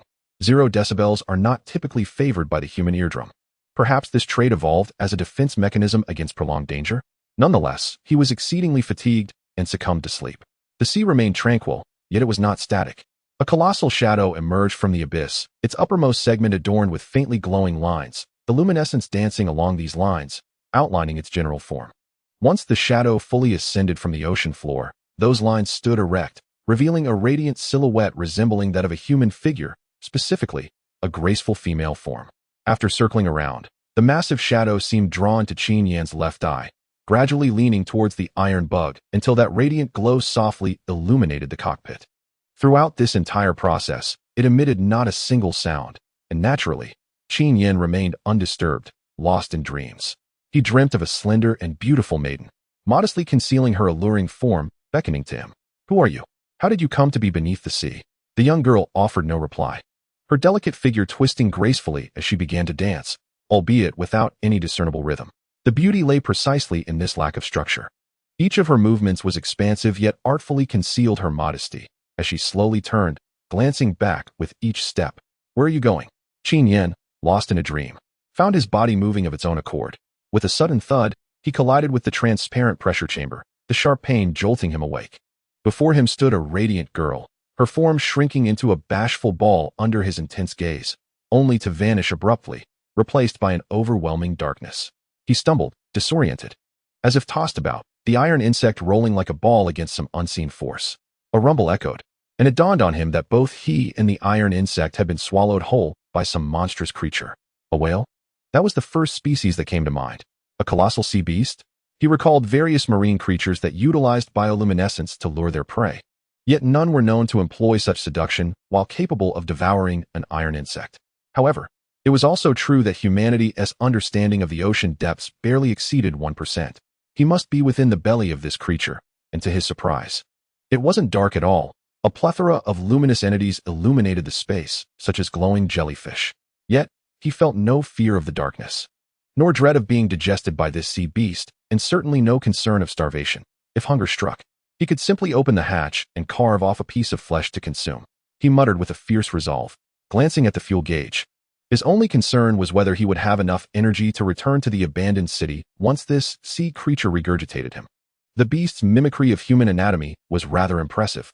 Qin Yan, languishing in the cockpit, found himself idly reminiscing about the enchanting light he had just witnessed. Time seemed to drift. Perhaps half a measure had passed when he finally sensed the creature settling, having previously been in constant motion. A girl's voice, fresh and clear, then reached his ears. "What strange thing have you brought back this time?" "Nothing. I saw it all. You really don't listen." The words resonated distinctly, as if echoing from his mind to his eardrums, rather than the other way around. "All right, hurry and spit it out. If your sister finds out, you're finished." A sudden tremor coursed through him, and before he could grasp the handrail, he was violently expelled from the beast, akin to a missile launch, spinning rapidly into the abyss, accompanied by numerous remnants from its stomach. Thankfully, he was still submerged in water. Qin Yan silently reassured himself. There was an inexplicable glow here. In the moment of his tumultuous rotation, he caught a glimpse of the colossal creature, and it felt as if he were watching an animated film unfold seamlessly before him. Its outline bore a striking resemblance to that of a blue whale, albeit with a notably flattened body. At its head stood a graceful girl, her form shimmering with radiant light, her gaze directed somewhere unknown. Qin Yan merely caught a fleeting glance. Yet he was certain that she was indeed the girl who had just spoken, very real, and not merely a figment conjured by the counterfeit blue whale. Oh, it turned out that the foolish fish had fashioned its shape based on this girl's silhouette. As Qin Yan tumbled violently, his thoughts remained fixated on the matter at hand. Once he finally stabilized, he activated the small rabbit device to correct its position. While inspecting the fuel seal chamber, he muttered to himself, a girl who can speak underwater. Is she one of the extraordinary beings? A new breed of humanity? The small rabbit offered no response. It merely issued a warning. A warning, a large object is approaching. Peering outside, illuminated by an unknown light, he discerned a familiar silhouette, the Leviathan. He refrained from making any moves, for he understood that until he activated his second-tier state, the Leviathan's target would never be him. Have I returned to the original sea territory? Or is this merely a coincidence? Could there be more than one Leviathan? Qin Yan pondered. Small rabbit. Report on the position correction results. Correction impossible. What about the remote sensing device I deployed? With a beep, a nautical chart materialized on the screen, indicating that based on the remote sensing device's location, he was positioned at the edge of the Arctic ice cap in the North Polar region, still far from the desolate city. I fear the fuel may be insufficient. What should I do? Qin Yan tapped his head in frustration. Am I supposed to fish on the Arctic ice cap? Suddenly, he noticed a light, gradually appearing on the nautical chart. What is this? A vessel on the surface? He exclaimed in astonishment. Could it be a research ship from some nation? His excitement surged, and he roused the small rabbit. Activate buoyancy mode. Confirm. Initiate. With a series of bubbling sounds. The air bladder, which had been situated inside, expanded outward, serving as a buoyancy apparatus. The iron bug gradually ascended to the surface, awaiting the vessel's arrival. From the thick steel plating and dense framework visible at the waterline, it was evident that this was an Arctic icebreaker, approximately 200 meters in length. Inside the ship, uniformed crew members busied themselves, while a bespectacled young man hurriedly carried a piece of paper towards the VIP cabin. Hey! A burly man intercepted him. Wait, the boss is resting. The young man, gazing at the muscular figure clad in short sleeves, replied nervously, we encountered a situation and need to report. The burly man snatched the paper from his hands, glancing at it while bellowing, Report? What is that? I've never heard of such a thing. Honestly, you need to consult the boss for such trivial matters? Go on, go, don't disturb the boss's sleep. As the young man attempted to speak, a door creaked open, revealing a man even larger than the burly one, his face marred by scars, which proclaimed his authority. The burly man scolded the young one. See? You've woken the boss. The boss cleared his throat, cast a sidelong glance at the burly man, and addressed the young man. What is the matter? The young man, seizing the paperback from the burly man's grasp, presented it to the boss, saying, We discovered a person ahead who signaled for help. Since the steward is absent, we were uncertain how to proceed. The burly man glared at the young man and shouted, You have no initiative just because he is absent? Did I not instruct you that this operation is confidential? Do not casually engage with external information. However, look at the picture. That is the iron worm of our desolate city. The young man, despite his stutter, remained steadfast and unyielding. The boss nodded thoughtfully and addressed the young man, saying, Well done, bring that person up. I too wish to know how the iron worm has traversed such a distance. As you command. The young man descended. The burly man, dissatisfied, remarked to the boss, Boss, aren't we returning in secrecy? Even the steward remains behind. Why, ouch. Boss, why did you kick me? With a resounding thud, the door was shut, and a voice emerged from within. Get lost. You needn't be here. I told you to stand guard, yet here you are shouting for no reason. Waking me up. The burly man felt a wave of embarrassment and was contemplating an exit when another voice called out. No need for secrecy now. Do as you please. Just stand there quietly and do not speak. Understood. The burly man replied, his voice diminishing in strength. Qin Yan had already boarded the ship before the iron worm. The bespectacled young man, after verifying Qin Yan's identity and belongings, escorted him to the VIP cabin. May I inquire your name? Qin Yan asked him. Maple. Just call me Maple, he replied, adjusting his glasses, a hint of displeasure evident in his tone upon mentioning his name. Qin Yan smiled in response, offering a subtle apology. Perhaps this individual simply disliked discussing his name. Upon arriving at the lounge, Maple's expression softened slightly, and he smiled, saying, "Your room is right here. If you find yourself bored, you may step out onto the terrace to gaze at the stars. We have esteemed guests aboard, so please refrain from wandering elsewhere without permission to avoid unnecessary complications." Qin Yan nodded, acknowledging their assistance. Once Maple departed, he scrutinized the surroundings of the cabin and the icebreaker itself. It was his first time aboard such a large vessel, and he felt an exhilarating thrill.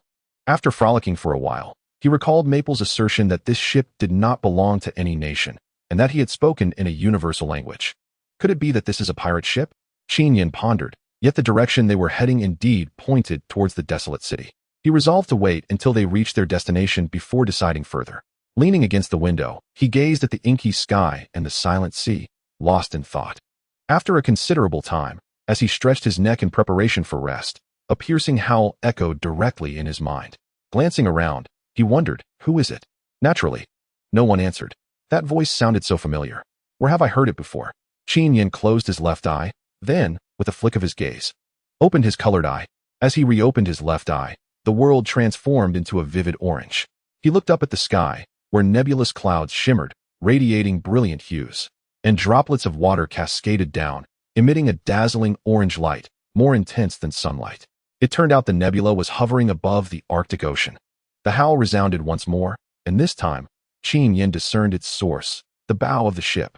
As he was running, he suddenly caught sight of a shadow darting ahead, perhaps having sensed Qin Yan's presence.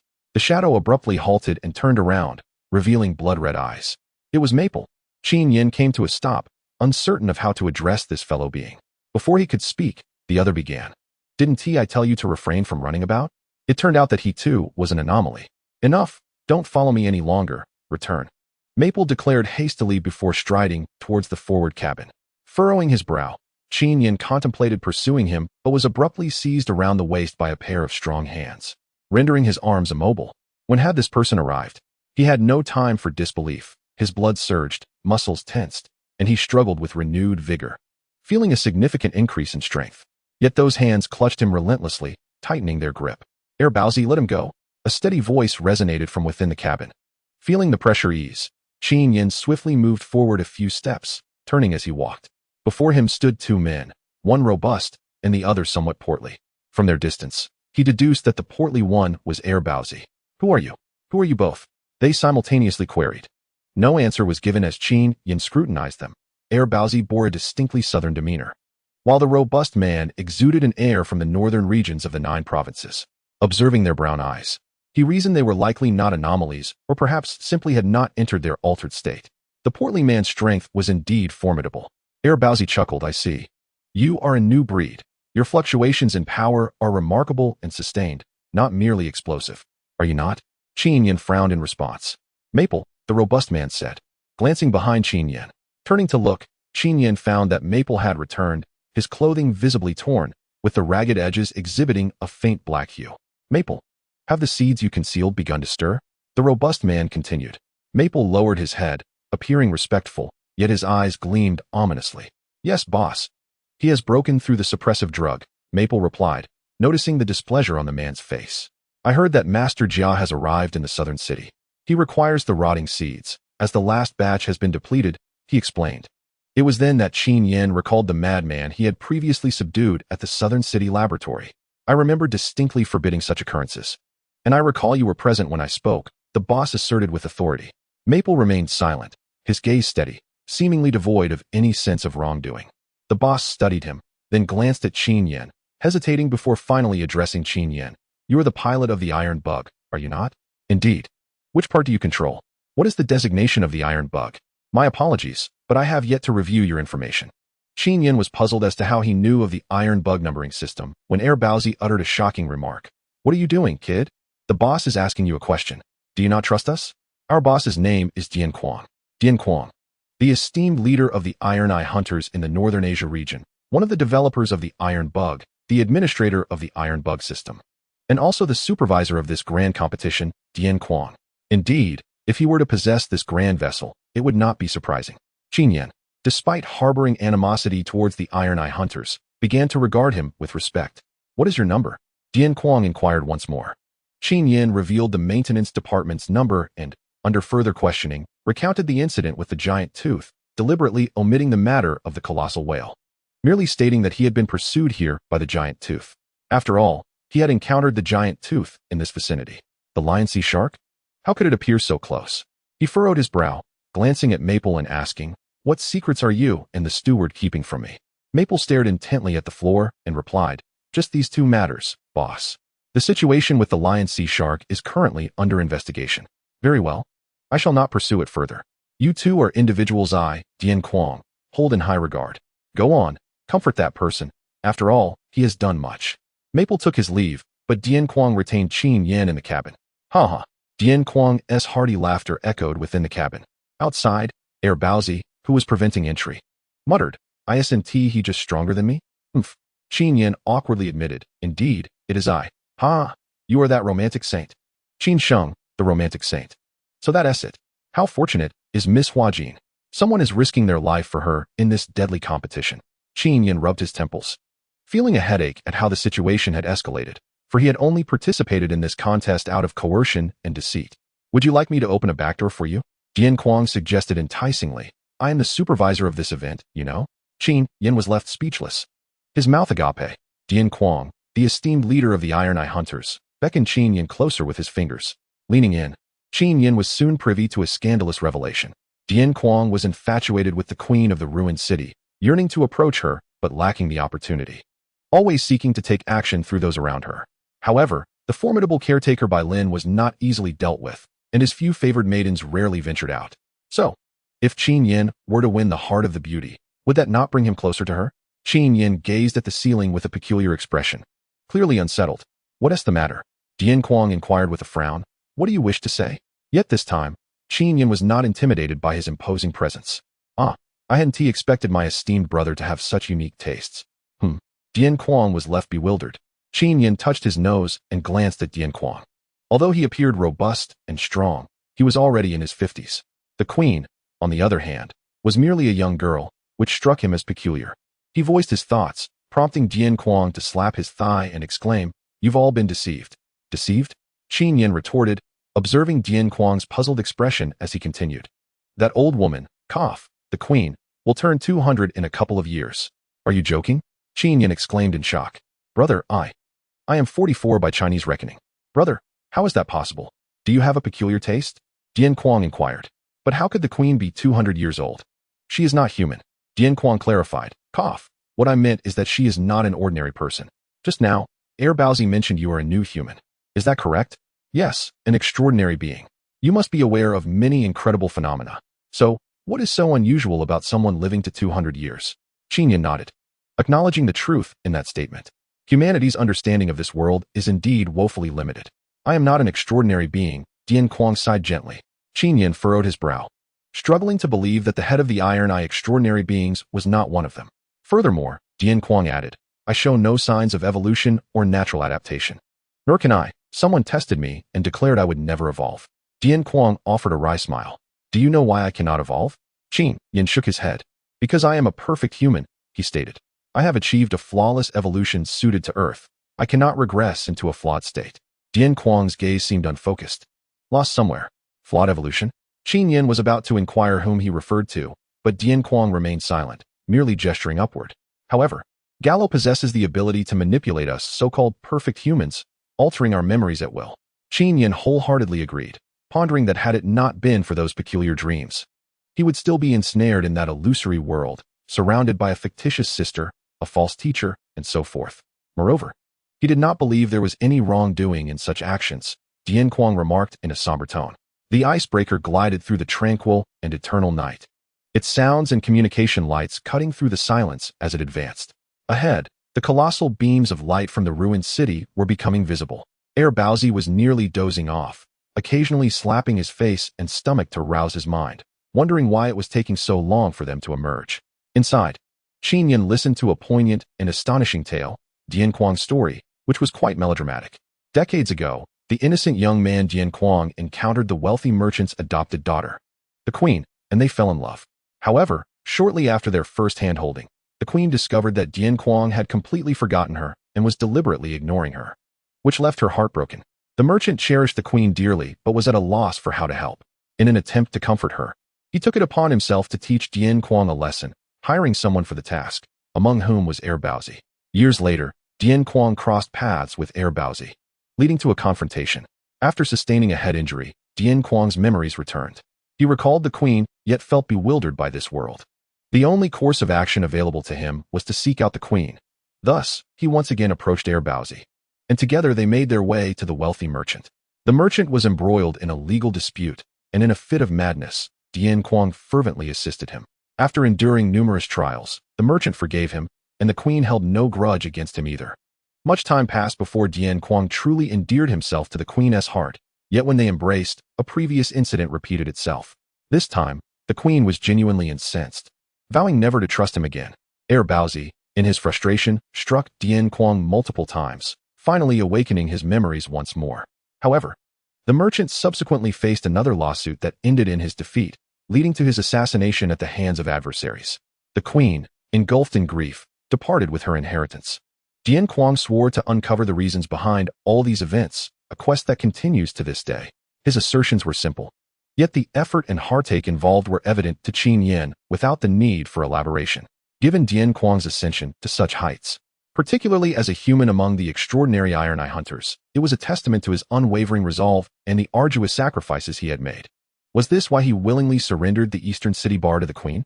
Qin Yan pondered. I cannot fathom how she became this way. Ever since her adoptive father passed away, she has been utterly obsessed with power, Dian Kuang remarked, shaking his head. All these years, despite my assistance, she still refuses to accompany me.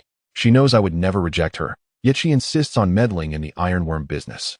The queen wishes to intrude here? Qin Yan questioned, perplexed. Is that possible? This time, she invited you to participate in the Extreme Light Conference, and even throughout the Bait of Huajin. I could see it clearly. He closed his eyes. But do you not still love her? Why does she not wish to follow you, resorting to such means instead? Qin Yan inquired. Given her current standing in the ruined city, she should be aware of the Galoyan Group's affairs. Why does she not forgive you again? She understands that the evolution of the extraordinary involves an awakening of memories, does she not? Therefore, she is fully aware. Yet it is precisely because of this understanding that she remains obstinate. Dian Kuang prepared a cup of hot tea for Qin Yan, sourced from Jiangnan. Qin Yan accepted the tea and took a few sips. Dian Kuang did not elucidate why the queen was unwilling, but instead, he posed a curious question. How would you feel if your beloved intermittently forgot you, or during a kiss, suddenly pushed you away and exclaimed, "Who are you?" Qin Yan stared at him, bewildered. Dian Kuang, with a hint of amusement, placed his arm around Qin Yan's shoulder and asked, "When you are being intimate with your cherished lady, and she suddenly screams, 'Who are you?' and calls the police, what would your reaction be?" Qin Yan's face flushed inexplicably. Although he was not inexperienced, he had only engaged in such activities once, and the topic made him feel somewhat bashful, especially since it was brought up by a robust man. Nonetheless, the scenario that Dian Kuang described was indeed heart-wrenching. That incident in the hospital, when Yang Pei urged him to experiment with that young nurse, was precisely such a case, as that nurse's memory was altered on the spot by Galloway. Indeed, that sensation was far from pleasant. In our country, while watching television, one often encounters tales of love that seem to transcend reality. This bears a striking resemblance. You outsiders are akin to deities, while Gallo embodies the heavens. Should the two wish to entwine, the heavens shall impose their retribution upon mortals. Dian Kuang gazed deeply, as if penetrating the very fabric of this world. She was reluctant to harbor such feelings, thus she remained steadfast in her refusal. Moreover, she likely transcended mere divinity. What might that be? Qin Yan inquired, perplexed. The Queen Mother. Dian chuckled. Brother, you've been watching too much television. Qin Yan nodded, realizing he had come to understand many things previously shrouded in mystery. Perfect beings, flawed evolution, and memories altered at will. Yet, he found himself puzzled as to why Dian Kuang wished to share so much with him. I wish for you to join the Iron Eye Hunters, Dian declared. And why is that? Qin Yan responded, somewhat taken aback, yet reluctant. The tea offered by Brother Beicheng had been sipped by many, and he should have felt honored. Yet he felt nothing at all. Was it perhaps that Dian was too approachable? Dian simply said, if you join now, I will tell you. Are you not afraid I might be a spy for the queen? Qin Yan tentatively probed. Dian erupted into laughter. If you truly were, would my earlier words not be a declaration of affection for the queen? That would be my desire. Regardless of your allegiance, I extend a sincere invitation to you. Qin Yan furrowed his brow. He bore no ill will towards Dian, Yet the notion of the Iron Eye hunters left him unsettled. Dian patted his shoulder gently, continuing. I have reviewed your dossier, the internal records. I am aware of the unpleasantness you have encountered, Black Star and the pursuers, conflicts that arose during your missions. Thus, I apologize on their behalf. Please forgive them. Qin Yan bowed his head in silence, acknowledging the courtesy extended by someone of Brother Beiqing's stature, the commander of an icebreaker. Dian continued, the root of all this, as you know, lies with Gallo. Are you not a companion, or perhaps a subordinate, of Gallo? Qin Yan was perplexed. He had heard Yang Pei speak of replacements, even additional personnel being dispatched. Why do you persist in blaming Gallo? Dian scoffed. We merely sustain this world, not clean up after Gallo. Some individuals simply do not align with our perspectives. That is all. Qin Yan understood, gazing out the window at the sea, which revealed nothing. May I take a moment to reflect? He asked. Dian nodded. It dawned on Qin Yan that the Iron Eye hunters bore no profound ties to Gallo's cloud. He pondered, uncertain of his own resistance, and remained silent for a considerable time. Let us leave it at that for now, brother, Dian said with a smile. As I mentioned earlier, you must first win back Huajin. Create an opportunity for me. Brother, did you not just say the queen? No, even if she does not acknowledge it. I shall strive for it, Dian interrupted, sounding somewhat weary. It seems she has recently become infatuated with a young man, and I fear that in the future. In any case, I must try first. Qin Yan remained silent. Dian chuckled at himself before dismissing Qin Yan. Go rest for a while, and do not forget later. Understood. Qin Yan rose and approached the door, contemplating whether to inquire further. Dian Kuang halted him, stating that if he wished to inquire about anything, it would be best to wait until he joined them. Think it over, and feel free to seek me out at any time. As Qin Yan stepped outside, she beheld Air Baozi, whose eyes were fixed on the door, utterly motionless. Frozen in place? Qin Yan gently tapped with her jujube hand, soft and pliable. What are you doing? Air Baozi bellowed. Oh, nothing. I'll be off now, farewell. With that, Qin Yan slipped away.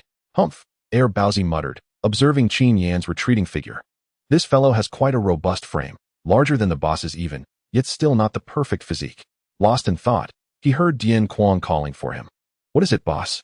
Notify Wang Qing to persuade that young man from earlier as soon as possible. After all, he was once her quarry and they shared a good rapport. Dian Kuang bore no resemblance to the resentful man from moments ago. His brown eyes sparkled with wisdom. Convey to our control team, the Light Brigade, not to put too much pressure on him. That will be all. Understood. After Air Baozi departed, Dian Kuang retrieved a stone from his pocket, gazing at it intently. He murmured, the plan cannot afford delay. But can this young man truly be of use? He placed the stone upon the table and turned his gaze toward the window. A soft light illuminated the seemingly ordinary stone, revealing a peculiar fork-like shape that gradually emerged, each detail mirroring the pattern on Qin Yan's left palm.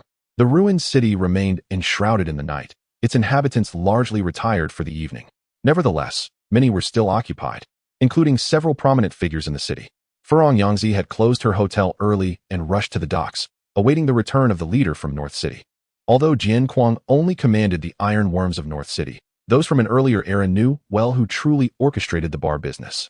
Even if the ownership had transferred to the landlady, the true boss, Dian Kuang, could not be treated without due respect upon his return after a year's absence.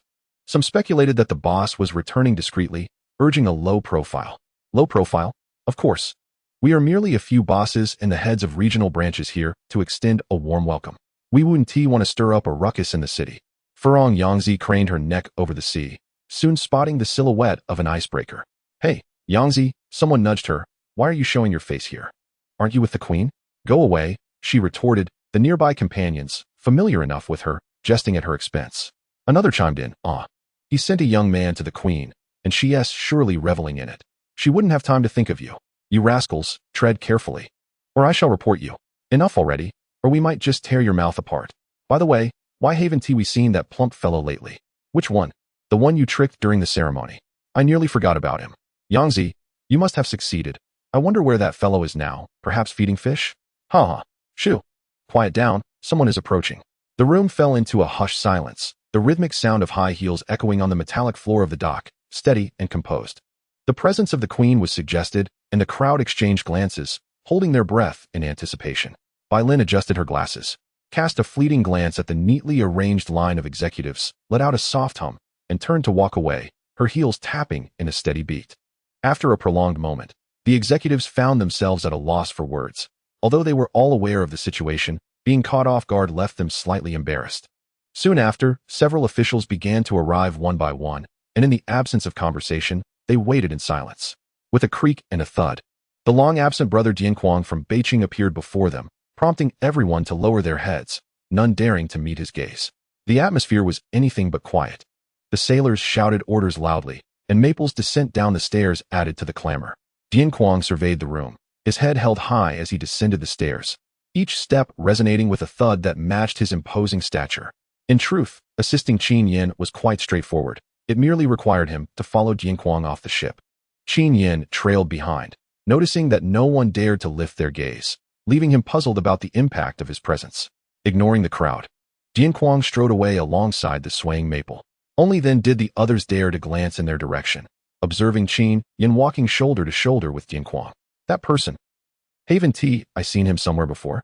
Someone mused, echoing the thoughts of others. He looks so familiar. Another chimed in. Isn't that the young man who participated in the ritual with Yoko? I heard he is set to compete in this year's death match. Indeed. So he is the main contender for the death match this time? It seemed highly likely, as the officials began animated discussions. Yoko Furong was momentarily taken aback, realizing that her impulsive decision to deceive this young man had led to a scolding from the queen. And now she found herself clinging to the favor of the big boss. Could it be that she was truly about to abandon her post? She needed to find an opportunity to ingratiate herself. Jianquang headed straight for the car, leaving Qin Yan to find his own way back. His iron insect was sent to the fuel center for inspection and refueling, forcing him to consider alternative means of return, especially in the frigid northern city, where temperatures plummeted to -70 degrees. Suddenly, a red Lamborghini came to a halt before him, despite the polar climate causing many vehicles to bulk up. This one remained sleek and slender. The window slowly descended, revealing Wang Qing, who flashed a cat-like smile at him. Get in, she beckoned. Qin Yan was momentarily speechless, only finding his voice halfway through the ride. What is going on? Do you have something to ask? Wang Qing replied with an air of nonchalance, though the slight sheen of sweat on her palm betrayed her composure. Qin Yan furrowed his brow, gazing at the road leading to the abandoned West Prison, and inquired, Why did you pretend not to know me at the bottom of the sea? Wang Qing stuck out her tongue. It was a special circumstance back then. Don't take it to heart.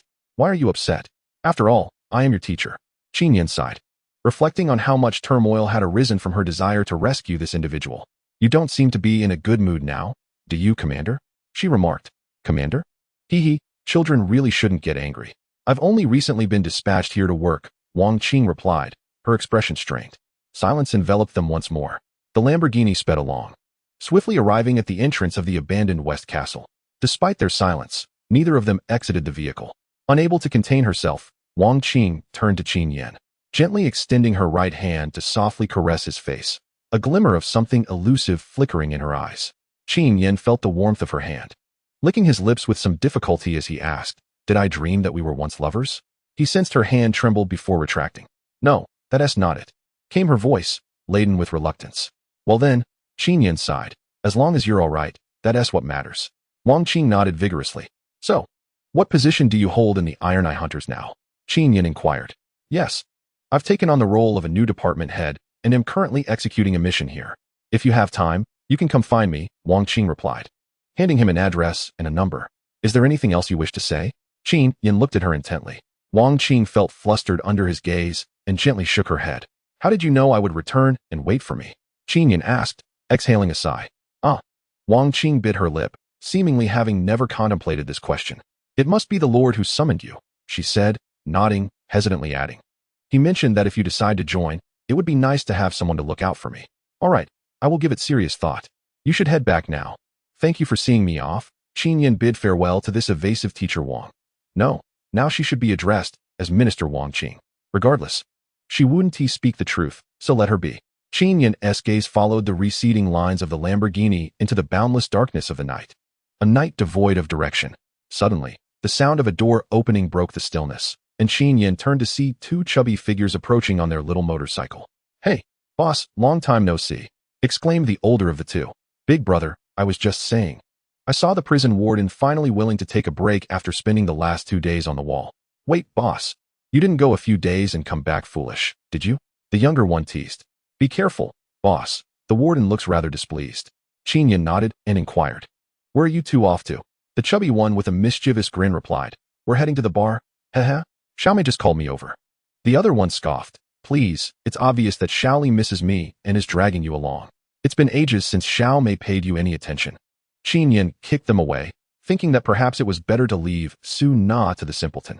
Upon recalling Suna, Qin Yan retrieved the badge, whose name escapes him, that he had originally intended to gift to Hanzai, but ultimately never did. He ventured inside to seek Hanzai, only to find him absent. Instead, a group resembling worshippers remained transfixed, staring at the heavens, each one appearing as lifeless as a zombie, a sight most unsettling. Unable to find solace in sleep, Qin Yan resolved to disturb Kula at the castle. Kula continued to provide him with insights into the realm of the third sense. Yet she seemed to have reverted to her former, frosty demeanor. Qin Yan's progress in mastering the third sense had stagnated, and Kula speculated that this was a consequence of the royal gift bestowed during the Lan Tu event. That forced evolution had plunged Qin Yan deep into the realm of perception, likely resulting in an extended period of isolation.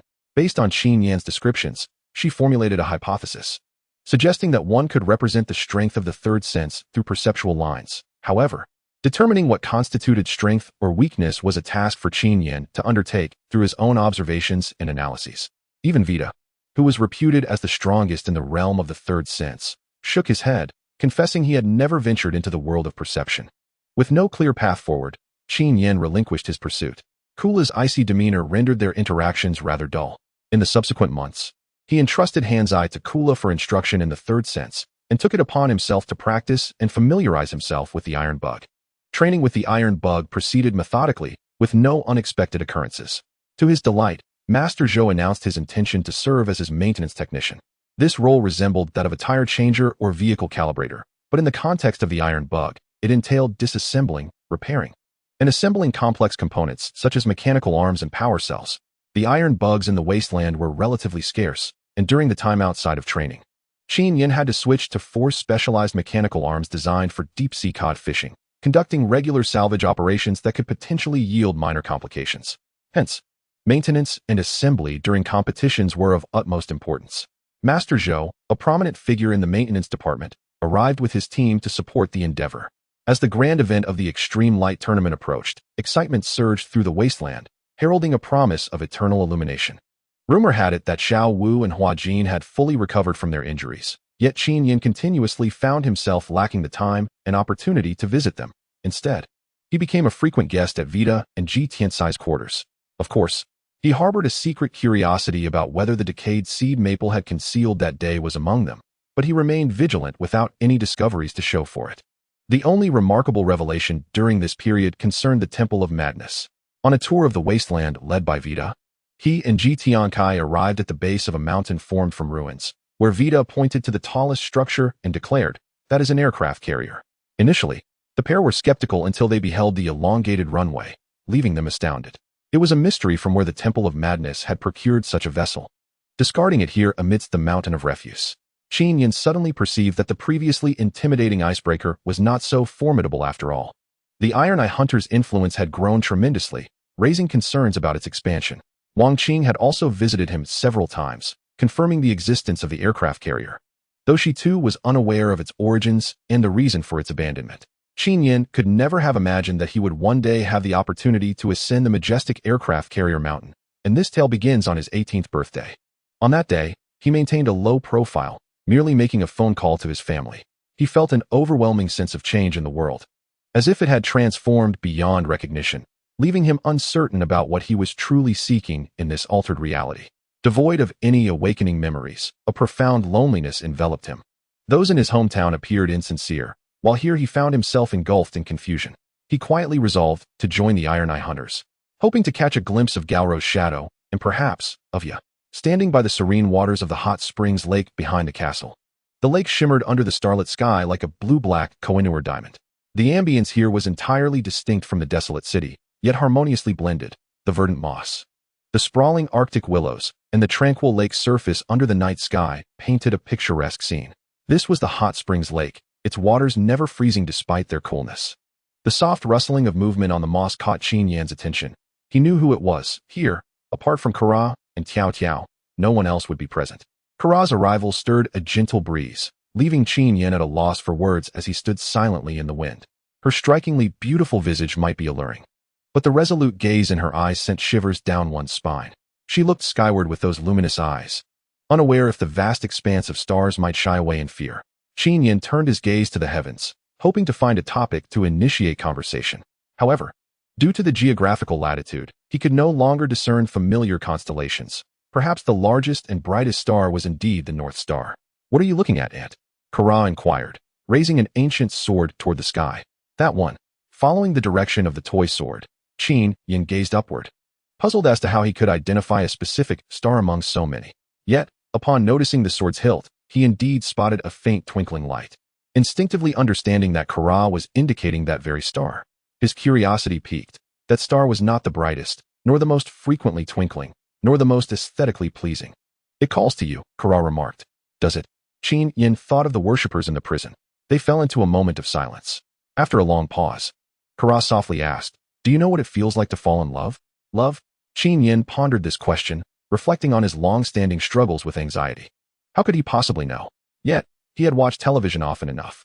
Love it is when you promise to watch a meteor shower together, even if it's recklessly dangerous. As he continued to gaze at that star, something felt amiss. Eventually, his eyes grew weary, and with a blink, he inadvertently caused the star to vanish.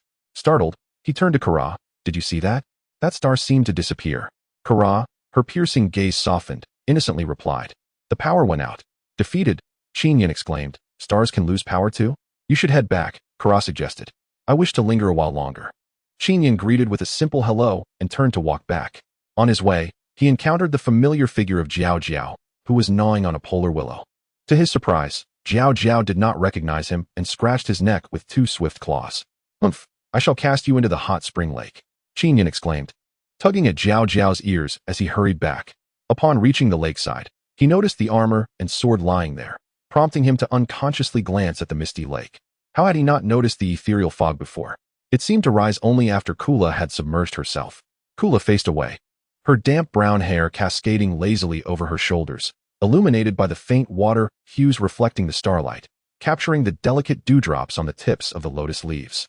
If this were a painting, Qin Yan mused, the Western-style half-armor and the casually lean sword would undoubtedly be the most vivid elements within the artwork. He had always assumed these items were mere personal preferences of Kula. Now, it became apparent that they were integral to her very being. Lost in contemplation, Jiao Jiao seized the opportunity to escape from Qin Yan, bouncing against the sword and armor, producing a sharp sound. 20 minutes later, Qin Yan had climbed to the summit of Aircraft Carrier Mountain, standing at a height of several meters. "Auntie Kula, prison warden, please do not believe in television. Jumping down like this will not transport you to the past. You must remain calm," Qin Yan pleaded. "Hey, what gives you the right to guarantee that?" Kula replied with a playful smile, batting her eyelashes and lifting a leg, implying her assurance. After a heartbeat, a prolonged gasp abruptly ceased. After lying unconscious for 2 days, Qin Yan awoke to find himself in a laboratory surrounded by test tubes and mechanical arms. It turned out he had been revived by a man named Furong Yangzi. The man recounted that around 5 o'clock in the abandoned city, he had been asleep when he vaguely heard the sound of crying from below Aircraft Carrier Mountain, causing his heart to race. Without bothering to dress, he shouted, "Sadako, I'm coming," and rushed out. Upon seeing Qin Yan, he was overjoyed, which led to him dousing Qin Yan with cold water and dragging him into the room. Qin Yan was fortunate, or perhaps his body had been enhanced upon awakening, so he had not perished. When he first regained consciousness, Yangzi, along with a strikingly handsome Russian man, approached him in delight. On seeing the Russian, Qin Yan exclaimed, "Isn't that Vida?" Vida grinned mischievously. "Little junior brother Yanghua, have you once again angered Auntie? What mischief have you committed this time?" Qin Yan, adopting an expression of forgotten past grievances, shook his head. Just as he attempted to rise, he discovered he was unable to move. To his dismay, his once proud beer belly had vanished, replaced by a set of 8 sculpted abs. He looked towards Vida, wondering if he had been transformed by this mad scientist. Where has Ji Tiankai gone? How could this happen? Qin Yan pointed at his chiseled abdomen, intending to voice his confusion, yet he could utter nothing, only producing a faint sound from his throat. "Ah, your laryngeal bone softening is not yet complete. Your vocal cords have yet to fully recover. Additionally, a significant amount of fat in your abdomen has been burned away. I assisted you with surgery. Now, it is merely skin over muscle, so you must refrain from excessive movement." Qin Yan, with a finger poking curiously at the chocolate, wore a perplexed expression. "My beer belly." My dreams of being an official Furong Yangzi wiped the sweat from her brow and said, "All right, All right, it's good that you're fine, Qin Gu. Focus on your recovery. I shall take my leave to rest. After exchanging a few words of apology, she departed. Just as Vita was about to make a sarcastic remark, Ji Tiankai rushed over. Is he awake? He is awake, but unable to speak. Ji Tiankai laughed at Qin Yan. How is it that you emerged unscathed from a mutated sea shark, yet were bested by a little girl? Lucky for you, you're not human, otherwise, you would have perished long ago. Qin Yan merely rolled his eyes, as he could not articulate a response. It's not entirely due to your robust physique. That Furong boss handled the situation quite adeptly. By the way, don't roll your eyes. One thing he did remarkably well was dousing you with cold water. Otherwise, you would be in quite a predicament now, Vita remarked. Qin Yan exhibited a look of confusion. Ji Tiankai interjected, Isn't it better to be cold than hot? Vita nodded and stated to Qin Yan, do you know how to thaw a frozen fish in a manner that preserves its flavor? Well, not exactly. But how to thaw it gently without losing taste. Cold water is far less harmful to you.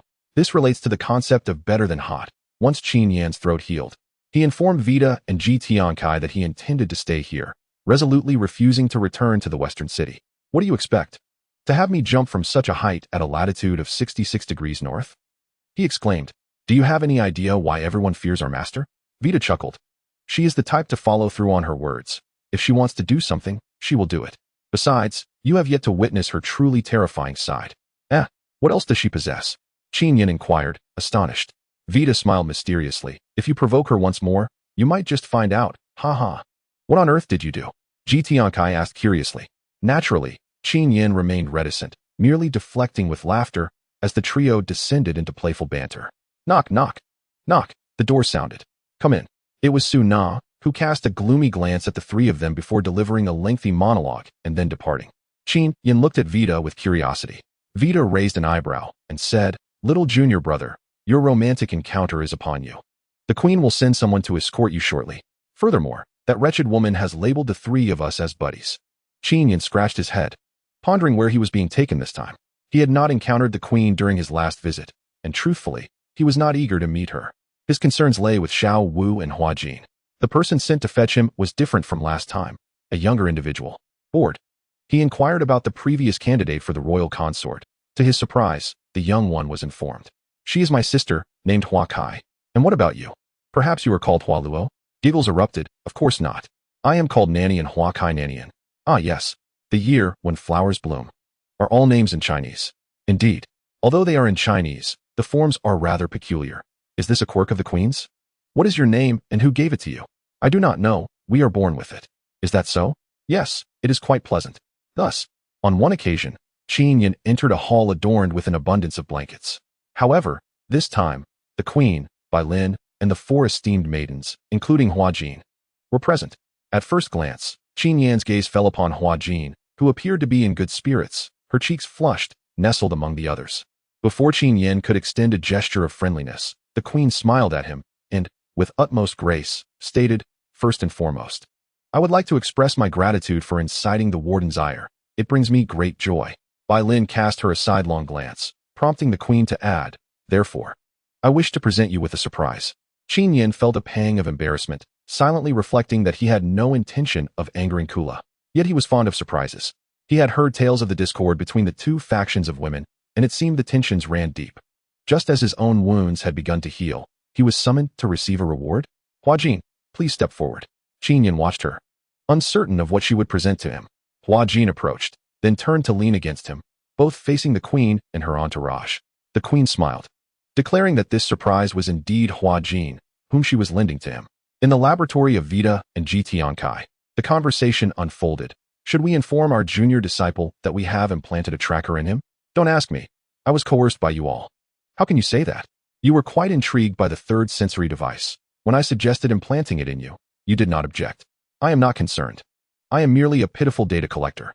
Well then, if our junior disciple becomes upset, we can shift the blame to Master Jia, as it was his technology after all. Haha. Unbeknownst to Qin Yan, who was blissfully unaware of being schemed against, he was currently accompanying Hua Jin as they followed Nian into their seaside residence. Not only had the queen lent Hua Jin to him in advance, but she had also gifted him a set of tire houses near the training ground. Reasoning that there was no return to the wasteland, and it was unthinkable to leave Hua Jin to freeze outside. Of course, the queen had ulterior motives. She required that Hua Jin accompany Qin Yan into the water during the competition. During the contest, it was stipulated that 2 individuals must be placed in an iron insect. And Qin Yan begrudgingly selected the large and clumsy fellow. Now it seemed he was spared that ordeal. He glanced at Hua Jin, who sat beside him. Her demeanor starkly different from her earlier poise in the ceremonial hall, her face now a deep crimson. Back in the hall, she had been ordered to sacrifice herself without hesitation. However, this moment was different. The mere thought of sharing a room with Qin Yan in the evening made her cheeks burn with embarrassment. Was this still the same Hua Jin who had once proclaimed, "In the southern screen, Hua Jin blooms for you"? Qin Yan mused, yet she remained as beautiful as a peach blossom. Yan escorted them to their new abode and politely retreated. Qin Yan and Hua Jin entered as if they were a couple exploring their new home. "What is the matter?" Qin Yan inquired. "You keep looking back." Hua Jin lowered her head apologetically, saying, "I am fine. I simply feel a bit reluctant to part from my sisters. However, I am not unwilling." Qin Yan smiled, and I understood. Hua Jin gazed at him, her eyes shimmering with emotion, hesitating to speak, ultimately shaking her head and joining Qin Yan in surveying their new abode. After bouncing around for several minutes, Qin Yan declared that this was a residence embodying the aesthetic of a desolate city. From the walls and ceiling to the floors and seats, everything was constructed from piled and bound tires. Yet, remarkably, there was no scent of rubber. "Do you like it?" Qin Yan tilted his head and inquired of Hua Jin. She nodded in response, and he simply collapsed onto the floor, having recently undergone surgery. He had barely received 2 days of treatment from the 2 scientists and was beginning to feel overwhelmed. Hua Jin, startled, caught him and escorted him to the bedroom, where she tended to him with great care. Whether by design of the queen or not, Hua Jin possessed not only skills in traditional Chinese medicine, but also a meticulous nature in caring for others, and her cooking was quite commendable. Thus, during the subsequent training days, Qin Yan led a comfortable domestic life, while Hua Jin acted as a devoted wife.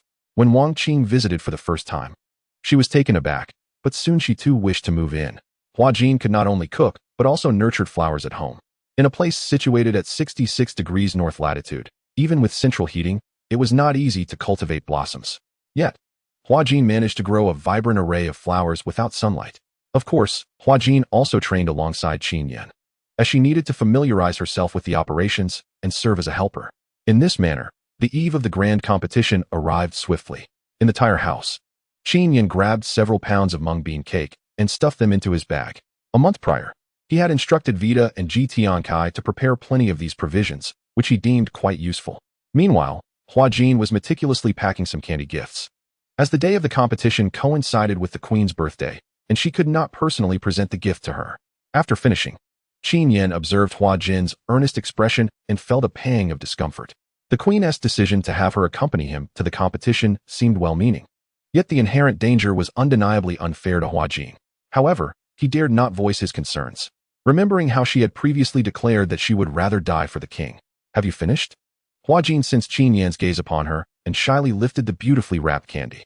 "How does it look? Is it pretty?" "It looks wonderful, but not as wonderful as you," Qin Yan replied with a smile. Hua Jin's face flushed a deep red upon hearing this. After all, she was merely a gift. Her hands instinctively tightened around the package, nearly ruining the carefully wrapped present, prompting a startled gasp as she hurried to smooth it out. Qin Yan scratched his head, unsure of how to respond. Yet he felt a profound sense of joy and comfort in their days spent together. "Eyes open," he said, grasping Hua Jin's hand and gently pressing forward until their faces were mere inches apart. Hua Jin gasped in surprise, unable to retreat, and simply inhaled sharply, lost in his gaze. Suddenly, she recalled the sensation of being bitten by him last time, and her cheeks flushed even more deeply. A wave of searing sensation surged through Qin Yan, leaving him breathless. In order to prevent Hua Jin from blushing further, he resolved to kiss her directly. Hua Jin let out a soft murmur, pulling Qin Yan down onto the bed with her. The flush on her face faded, yet her mind became a blank slate. All the techniques learned in the queen's palace for pleasing others forgotten. All that occupied her thoughts was the tenderness of the moment.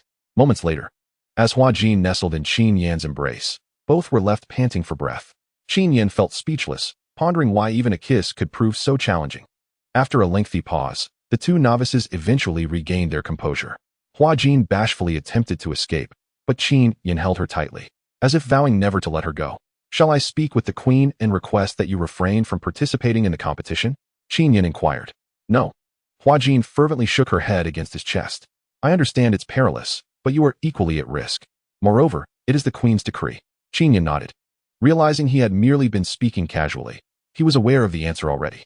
Hua Jin looked up at him and said, If you win, the Queen will permit me to accompany you. Could you also request that Nanian and Huakai be allowed to join us? Why? Is my presence not sufficient? Qin Yan asked, perplexed. Hua Jin shook her head sorrowfully. They are dear friends of mine. I wish for them to share in my happiness. Qin Yan furrowed his brow, wanting to ask if Hua Jin truly felt unhappy under the Queen's rule, yet why did she still comply so readily? Ultimately, he shook his head, refraining from voicing his thoughts. After you bit me at that royal ceremony, it felt as though I had died, only to be brought back by you on the Naiha Bridge. Many things seemed to have changed dramatically. Hua Jin rested her small hand on Qin Yan's chest, slowly recounting the tale of her and the blossoming flowers from that year. Hua Jin spoke solely of their time in the ruined city and the deep bond formed with the blossoming flowers. Recently, they had unexpectedly encountered a long-lost individual who had returned in a state of madness. In truth, many sisters and men had been mysteriously dispatched, never to be seen again. And this person was the sole exception. The Queen's intention seemed to be sending the two blossoming flowers on a mysterious mission. Hua Jin did not wish for them to go. Hence her request was made, not out of betrayal, but rather a subtle hope that her friends would be spared from such a perilous undertaking. However, Qin Yan understood that Hua Jin was beginning to harbor some resistance to the Queen's orders, which he considered a positive sign. Perhaps, gradually, she could break free from the Queen's constraints. He refrained from reminding Hua Jin that even if the blossoming flowers were not sent, the Queen would dispatch other sisters, which would only cause her distress. Qin Yan held her close. She was such an innocent soul. The following day, the thunderous sound of cannon fire erupted, heralding the official commencement of the great competition of the extreme radiance. In the abandoned city, approximately half of the populace congregated beneath the grand screen of the giant bear hall, reveling in the spectacle. The screen flickered with vibrant images as the enthusiastic commentator passionately introduced the various teams and their profiles displayed therein. Among them, Qin Yan emerged as the most noteworthy contender, with the Queen's prize champion, Hua Jin, as the centerpiece of his aspirations for victory. What extraordinary talent does this young man possess to warrant such esteem? Upon discreetly inquiring with the training team, I learned that he is merely a newcomer, a fresh-faced lad who commenced his training just months ago. This revelation led me to question whether he was merely engaging in self-promotion. The crowd, upon hearing this, scoffed dismissively, with a few who had previously coveted Hua Jin vocally cursing, wishing for him to meet misfortune in the depths of the sea. Unexpectedly, the host shifted the narrative, subtly revealing that someone had witnessed him consulting with the esteemed brother Quang, who had expressed admiration for him. Perhaps he had even shared the secrets of the exotic cod. This incited a cacophony of speculation among the audience, with most eagerly anticipating the event, prepared to secure their positions in hopes of glimpsing the extraordinary cod. The giant bear hall, situated by the sea, served as the starting point of the competition, with spectators and the screen on one side, and the contestants' preparation area on the other. Qin Yan turned to observe the raucous crowd, a light chuckle escaping his lips. He recalled the Knife Alliance and Guardian of Smoke he had orchestrated at Anton's school, noting a few instigators in the audience stirring the emotions of others. Such antics only heightened the pressure upon him. He rolled his neck and shook his head, attempting to clear his mind of distractions. Hua Jin emerged from the iron insect, her excitement palpable as she conversed with him. She had just assisted Master Zhou in examining the little rabbit, believing that being of help was the utmost virtue. At that moment, the camera inadvertently shifted to Hua Jin on the big screen, igniting a fervor among the onlookers. Heavens, is that Hua Jin? How did she appear in the North District? They gasped.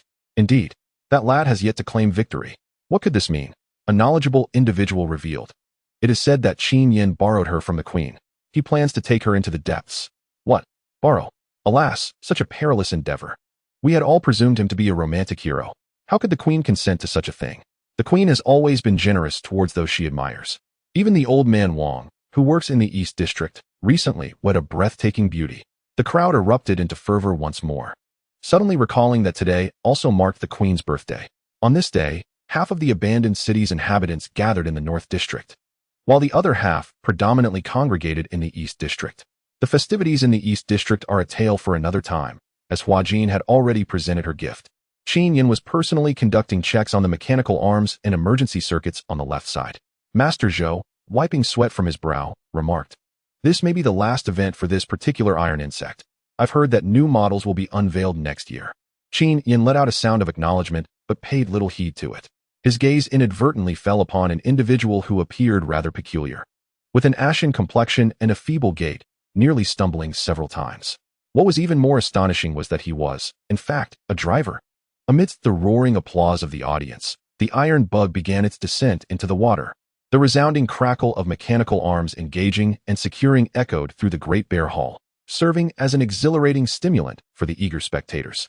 Dozens of iron bugs aligned on the starting platform, forming 2 rows just a few meters apart. Behind each iron bug, a cadre of bug masters busily attended to their tasks. Qin Yan, only now grasping the significance of the term, chuckled inwardly as he recalled his initial ignorance. Attention, everyone. Please take note. Confirmed. Activation time is 5 minutes and 59 seconds from now. Again, confirmed. Release of brakes will occur 5 minutes and 55 seconds from now. Qin Yan and Huajin were already ensconced within the iron bug, and he cast a glance at the screen, trusting that the little rabbit would not err this time. The next wave of descending currents was expected to arrive at 6 minutes and 49 seconds, prompting everyone to prepare in advance. According to the principles of tidal currents, they had devised the most energy-efficient method for navigation, which also applied to general travel. The ocean currents were akin to the winds on land, albeit their influence far surpassed that of the latter. Both Qin Yan and Huajin donned thick protective suits, filling the cockpit entirely, as such precautions were imperative given the high level of danger, especially with 2 individuals involved. Calibration, isolation hatch opening. With a series of mechanical clicks, the massive isolation hatch on the northern hull, facing the sea, began to rise slowly, its heavy sound accompanying the frigid Arctic air. The bug masters, having completed their preparations, began to withdraw one by one. Master Zhou secured the final layer of vacuum protection, patting the iron bug to signal that everything was ready. Qin Yan gave him a thumbs up before turning his attention back to the isolation hatch. This was his first time witnessing the hatch being opened. He had been astounded when Master Zhou had first informed him that the imposing wall was, in fact, a door, as he had described.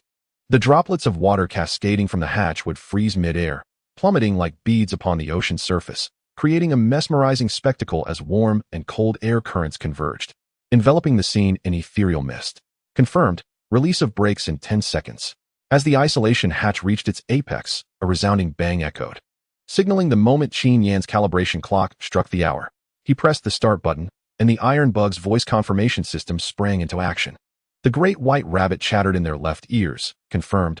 Brakes released, gliding out from the underwater track. The second break point reached, the gas ejection system sputters twice.